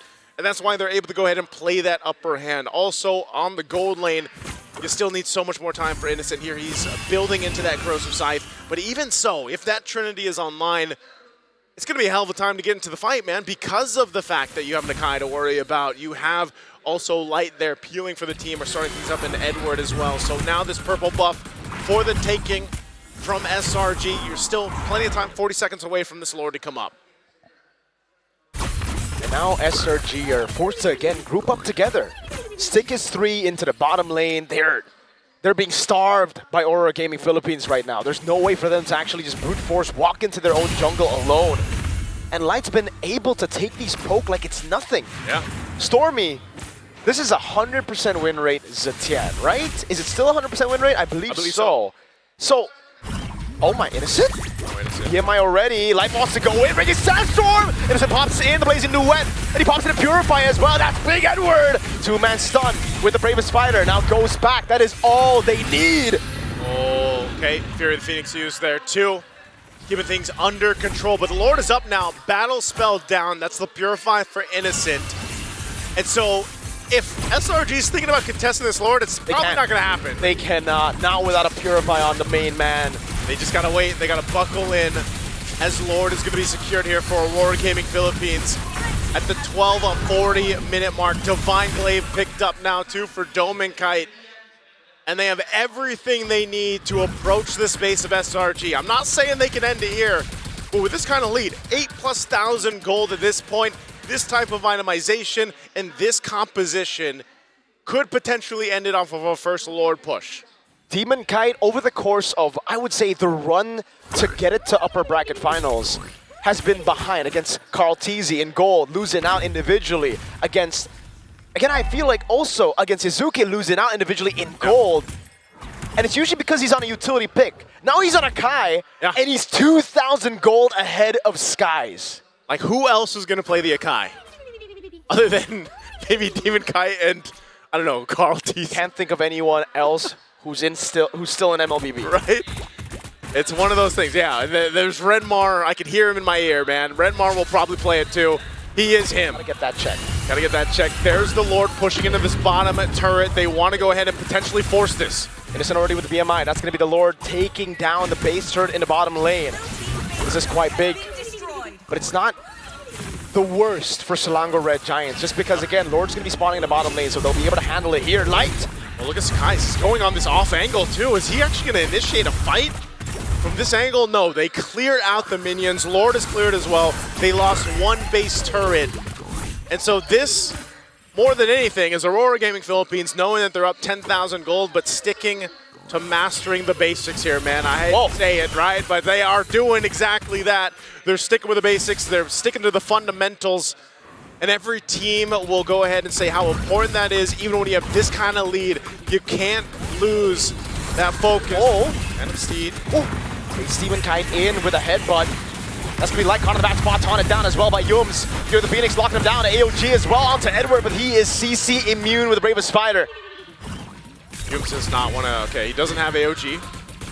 This is interesting though, SRG just kind of keeping Aurora Gaming in check, but here's the re-engage. Zaman Force drop down, and it's just the answer, the response from Aurora Gaming.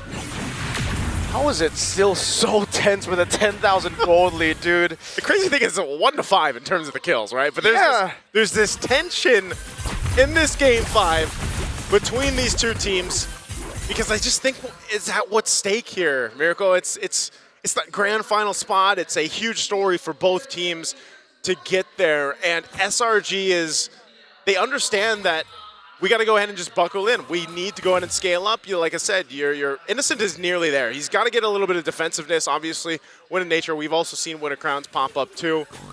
Might be the case in this sense when we get, if they can extend it. I don't know, 5+ minutes. They got to get to the 20-minute mark, I feel like here. Divine Glaive picked up by Stormy though. This fight for the Lord, it looks like they want to actually contest this Lord though, if they can. But can they? Traction Pulse already baited out there. Light already backing away.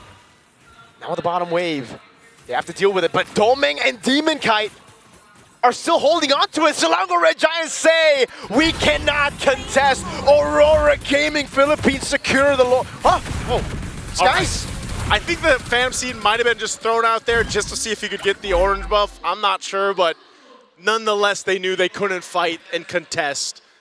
So they'd rather go ahead and defend into the base. Malefic Gun actually picked up here. Wow. Now. For Innocent, might be just saying, you know what? Let's just make this defense count. Let's make this one potentially turn it around. We need a crucial defense to stay in this. As Lord makes its way down the bottom side, Conceal's going to be used. It's going to be popped as well, though. Edward goes in with the Bravest Spider, now jumps all the way into the back line, but Innocent's able to pop in a blazing when it gets sustained. Winter Crown already from Edward, and now the base. Beauty of the Phoenix. Oh, they get stunned here. Check, the Lord is going to be worked on. Wow. And it looks like SRG, even with 11,000 gold deficit, will still be able to defend. That was... Wait, Yums takes a long route over. Kram dives onto Edward with a curtain call, but now he's caught in a bad spot. He has to sprint. He's able to get away. Light with the Raging Sandstorm with the flicker. Now it's Kram turning things around with the help of Yums as well. He goes for the taunt as Innocent's right there. Doming! There's a jump on the defense. They want to disengage, and it looks like Aurora wants to do the same. This is the tension we've been talking about. Wow. Folks, my heart is beating so hard right now, and it's not the Red Bull. It's not the Red Bull, it's the game. Oh man, this game has wings. I don't know. I don't know what it is. I don't even know how SRG has been able to go ahead and have such great base defense. Aurora Gaming, even playing around that Lord, man, they just haven't been able to get much use out of the Lord. At least now it's value, because even with that Lord not getting anything, look at where the next Lord placement is. It's up top, so they have the far lane control in the bottom lane without having to do anything, right? So that's a win still for Aurora Gaming Philippines. The only loss they took there is the scaling of SRG. Now, Innocent has more time to build up to either a Winter Crown, probably Winter Crown, not Win a Nature here. Mirko, the impressive thing is SRG doesn't have anything on the map. Like, they've been able to defend in the base despite... Not a single turret, you're right. That's what I'm saying. Not a single turret is down. Nothing has gone right in terms of objectives for SRG. But what has gone right is the fact that they've somehow buckled in. They're nearing that 20-minute mark. And that's where I was saying that was the crucial point for them to potentially turn a game around. That's why we always say, even when you're down this much gold, depending on how your composition is and the items that you have, you can still be a threat to this team, and that's why Aurora Gaming Philippines, we say it's discipline, but at some point, at what point do you say, man, they waited way too long. They hesitated too long to end the game. They weren't able to end the game. They love MLBB that much. They love MLBB, dude. Almost 20 minutes here. Lord up, evolve this time. This might be the first time that SRG actually decides to contest a Lord here, but Stormy's so far away, Light's gonna be able to spot this out as Aurora Gaming Philippines holds on to the Lord. It's under half health. That wave's not good. Stormy has to rotate, but Light is holding this position already. They're holding it in, just barely at the edge of it. Edward with the bravest fighter coming down now. Skies also behind the battle. Seen Light in the back line, able to bomb into Purify. The Phoenix Light's gonna be caught. He's able to heal in time. Good stun by Edward. Demon can't get to him, but now Cram walks in forward. Light pops in, conceal. Aurora Gaming Philippines get the evolved Lord. That is a massive Lord to walk in to potentially end the game. And as I've been saying for SRG, they have defended time and time again. The Giants will not have their fortress taken so easily. Can they do it again? They have to. That's the only option they have. Light still has an immortality. The Lord finally spawning and making its way down the bottom side here. How can they pull this off? SRG, they've got to almost have a miracle for this one. They played it perfect in the last Lord fight, but it's hard to do it when it's an evolved Lord. Yeah. Aurora can just stack up around the Lord. And look at the turn in the mid lane, it's so low. Half health here, under half health for that mid turret. Lord makes its way down the bot. They've got to deal with it here. Fraction pulse doesn't land on anyone. Now it's going to be Innocent, trying to deal as much damage as possible as Edward dives into the back. Innocent pops in the lazy win over on Edward, but this raging stack just comes through. They're fighting on the Lord. Demon Kai already using a heavy spin. That's going to be Yums jumped away from Fury the Phoenix. Fury the Phoenix is using, they're still going. They deal with the Lord, live with the raging sandstorm. Yums still able to survive. Innocent! BMI to the back as Doming already uses his Amon Force. Mid lane base turn with ball. How the Selangor Red Giants hold on to this game. Selangor Red Giants won't have the base taken so easily. Against an evolved Lord. Man, they still do it. They don't have any space to work with. No base, no turrets down. But they're still showing that they can defend and fight against Aurora Gaming. That is an evolved Lord that was dealt with in the best way possible. We are still at 6 kills. That hasn't changed in a while, Miracle. I mean, 6 kills, no turrets. When was the last time one of them died, dude? I'll tell you what, I don't know if that's the pro of having this kind of lineup for Aurora Gaming, or for SRG, and the con of Aurora Gaming's lineup. It works so good in the beginning, but you know, at this point of the game, they're having a difficult time actually punching it in and ending it, you know? And we have seen this when it has been utility compositions and that require a setup that has to be perfect. This is the trouble. Winter Crown now available for Innocent. And a rose gold too, nice Sue. He sold his boots. He's bootless. Man's barefoot. Barefoot Claude. A Winter Crown 2 for Sakai's. Fight with this Lord again. Look at Light's positioning. What are they going to do? Traction pulls thrown out? Wait, Cram already used the curtain call. It's on Yue. Light has a very, very good flank on him. Zetian, does he spot him out? He's able to spot him out now as Edward goes able to stun. Fury the Phoenix, locking him down. Edward losing immortality. Now Sky's going to go in as well, but he's going to be pinned down by Demon Kai, and no one's there to actually dish out damage. Skies will fall to Yue.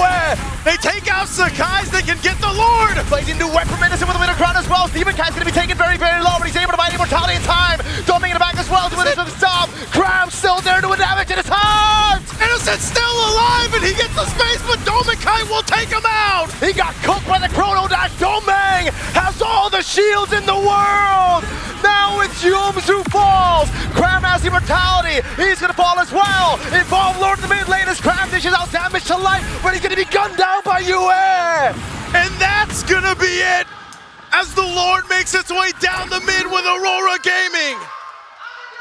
The stage that once haunted them now rises for them. The Northern Lights do not fade. It ignites the grand finals. That ignition, that light will be witness to the entire world A chance at redemption, a chance at history, and a chance to prove the doubters wrong.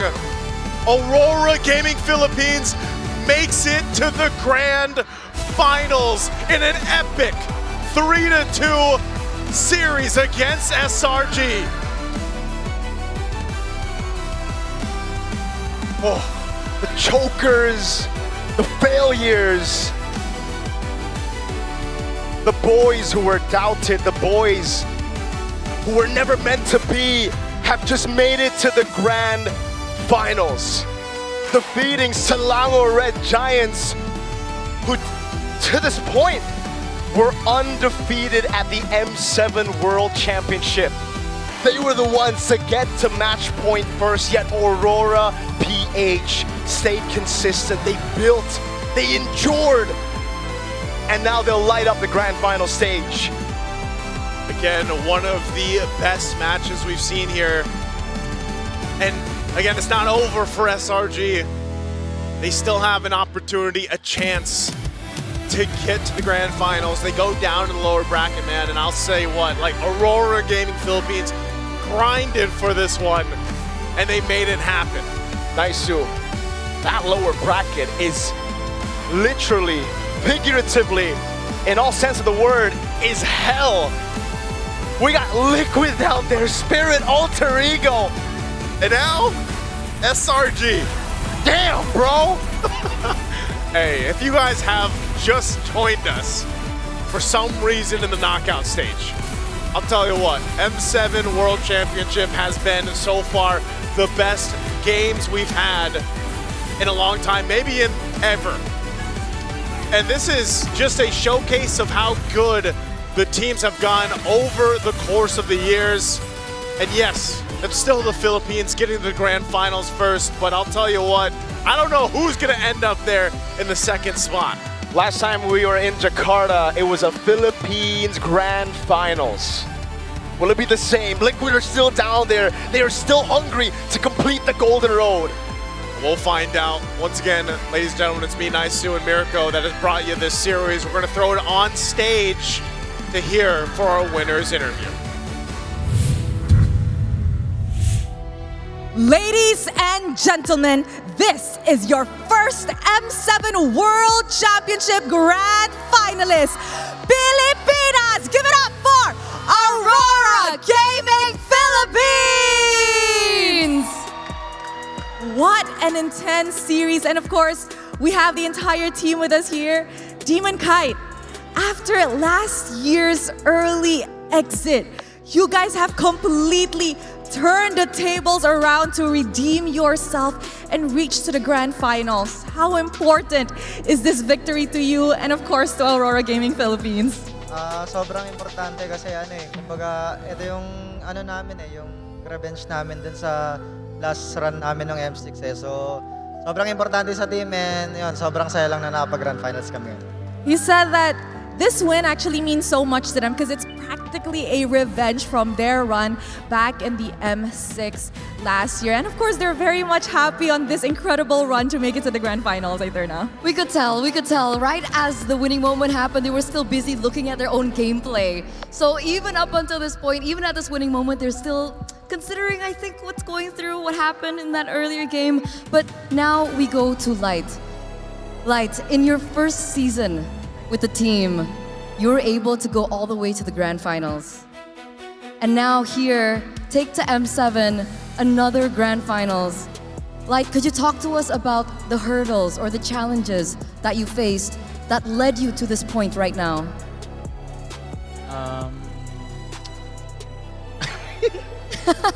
Sige, Light, Tagalog. You can speak in Tagalog and Rose can translate. Alam yun eh. Ano ba yung hurdle? Parang anong pinakamalaking pinagdaanan Challenges na kinarap ko, ganun?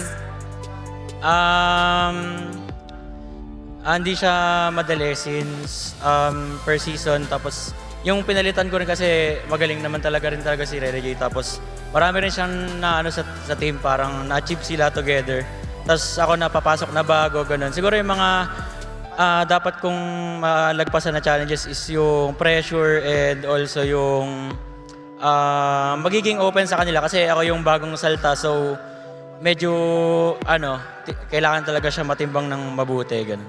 He said that actually it wasn't easy, definitely, because he entered Aurora Gaming Philippines. He had definitely big shoes to fill after NGAY, who has shared and helped the team so much. So the biggest challenges he had to overcome, of course, it was the pressure, and he had to be open to, the four-man who has already built their chemistry. That's definitely understandable, Rose. Yes, I agree. And I'm pretty sure, and I heard from the Swiss Stages interview that Light is actually the light of the team. So I think he blended in just right. And of course, Yue. We know that this series is definitely not an easy series because SRG was already at match point. And oh my goodness, that was insane to watch. But Yue, how are you guys able to maintain your composure knowing that potentially the first ticket to the grand finals was on the line? Siguro yung tiwala namin sa isa't isa is nandun pa rin. Then yung composure or yung moral namin is hindi siya bumaba. Tapos yun, nilaro lang namin yung laro namin. He said actually they just trusted each other really well. And despite being at match point, their composure and their morale didn't actually drop down. They just had to play like how they usually did. And you know what? That got them their first ticket, Eterna. And honestly, not a lot of teams can do that, right? When they're under pressure, when everything is on the line, especially one chance to get to the grand finals, not a lot of teams can reset. Again, the fans are going crazy in the building, but I want to talk to Mr. Consistent. Yes, Mr. Consistent, Edward. This is your 5th M Series appearance, and you were able to secure your 3rd grand final appearance here right now. We gotta ask you, what makes it different for you this time around? Siguro ngayon, iba na yung nakakasabay na lahat ng team, lahat ng bansa nakakasabay na.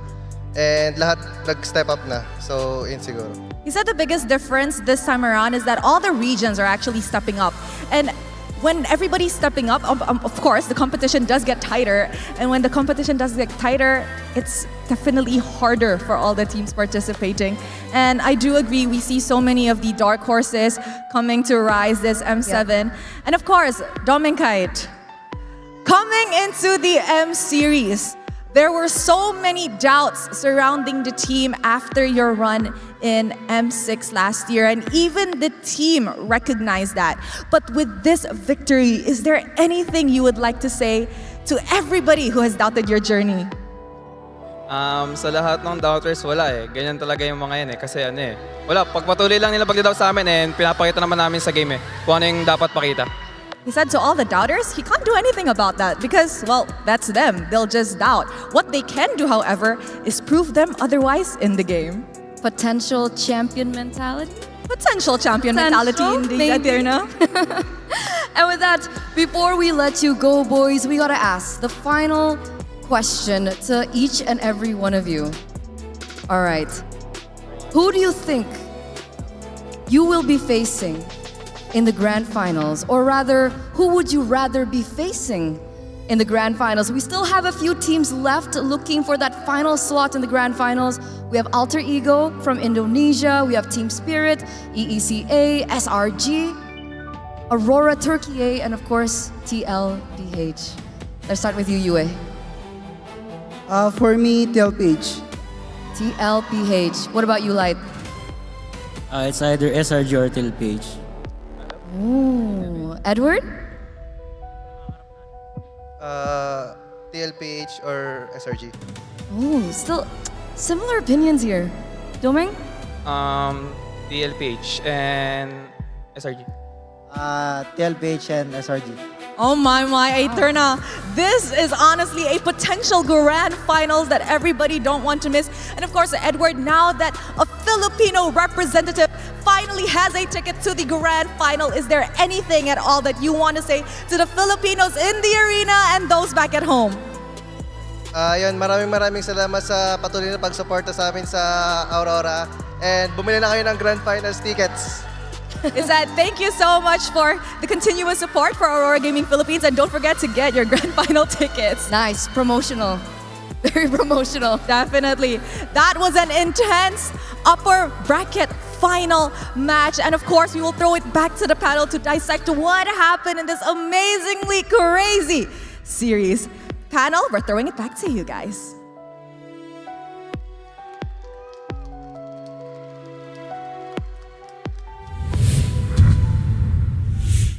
History is made and Aurora Gaming Philippines goes to the grand finals!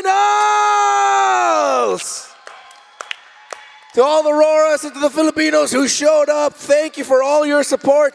But of course, for the Malaysian audience, we have the SRG fans. The run is not over yet. They are still in the lower bracket finals, waiting for the team that will challenge their potential stake in the grand final slot. That was a massive lead by Aurora, but the tension was thick in the air because it got to the point where SRG could have turned things around, man. I'll take it from Miracle himself, right? He was feeling that tension. All of us here in the arena were feeling that tension. You could cut it with a knife. It was that palpable. But when we look at that final game and really break it down, it's a battle of wits, it's a battle of mental. And clearly, Aurora just maintained rock solid like cement, did not budge. Aurora threw back to plenty of the old hits, the greatest hits in terms of Filipino MLBB. They started by drafting very ube. They threw back to an old hero that literally all of us, none of us thought of up until that very last moment of what if. It was the Akai, and indeed it was. And that allowed for them to play very similarly to the M5 World Champions, AP Bren, now Team Falcons PH, where it's a battle of attrition. They were literally just taking all of the resources away from SRG, slowing down the potential comeback, and responsible for keeping forward that momentum, and then in the late game, just ruining the back line is none other than their newest addition, Dilan Katipon, light on that Khalid. What I could never understand is why there were just so many people doubting this team with so many good players, so many staples. It was just a matter of time before they achieve international greatness, and Light has been waiting for it after his time with RSGPH, winning MSC, and then never seeing an international until this very day. He's in the grand finals on a Khalid of all things, and better yet, ruining Stormy's day, making sure he never had his passive, making sure every step that SRG made across the bottom side of the map was visible. Now it's time for us to see who the player of the match is. How poetic that it's Light leading the charge in this series-winning game. And the player of the match is the man himself. Poetic.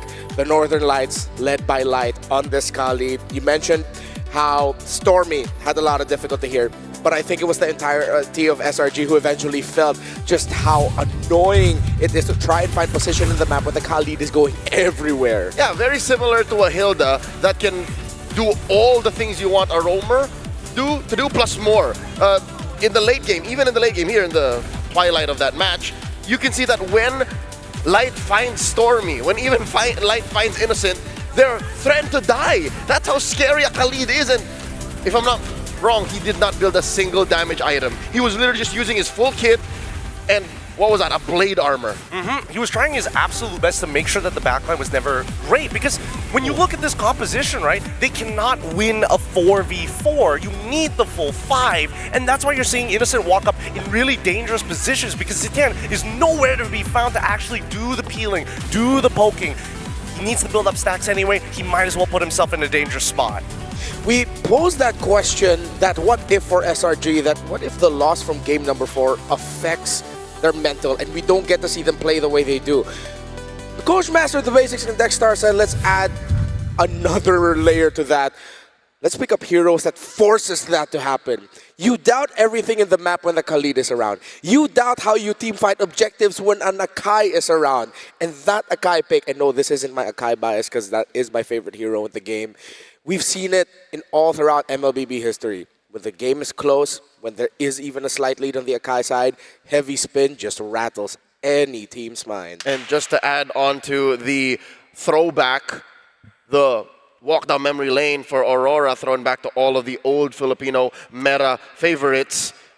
They also went back to just hard macro, no deaths. Yeah. All we're literally going to do is going to play the game. For about 50 minutes of that game, they only had 6 kills, and that's it. Yeah, this was a throwback, a massive throwback to history here in Tennis Indoor Stadium Senayan in Jakarta, Indonesia.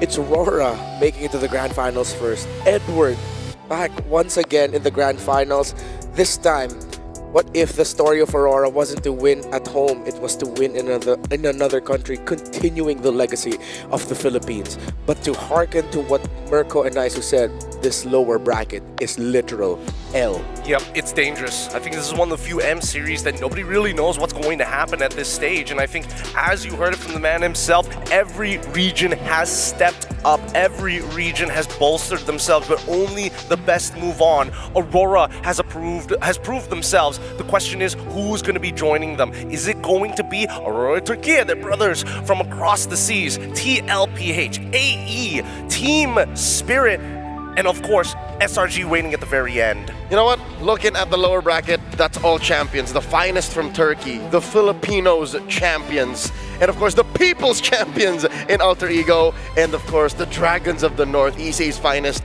Team Spirit. You'll see them all in action tomorrow. We will be starting at 3 o'clock GMT plus 7. So make sure you mark your calendars and your timers perfectly. 2 more teams will be saying goodbye. 2 more teams will be advancing in the hell that is the lower bracket. I will stand with my statement before we headed into the knockouts. This is the most grueling, most competitive, and craziest lower bracket that we've seen. Last hammers, put them up, ready up real quick. Overall, with how the bracket looks in the matches we've seen, is this the most competitive M series? That is a unanimous yes. The quality of matches. Real quick before we go, any last quick words from Gideon and Leo? Well, honestly, I think I'm very happy to see the development of Mobile Legends esports to this level after watching since M1 to now. God, it feels good to feel what these players are doing on that stage rather than just being entertained and in awe of them. I'm barely over what happened tonight, but tomorrow saying goodbye to one of those champions is going to be more difficult. Folks, we all better prepare. On behalf of everyone involved with the broadcast today, Mirko, Naisu, Trex, Gani, of course, Rose and Eternal, our hosts, Leo, Gideon here, Renmar, good night, good fight. We will see you tomorrow.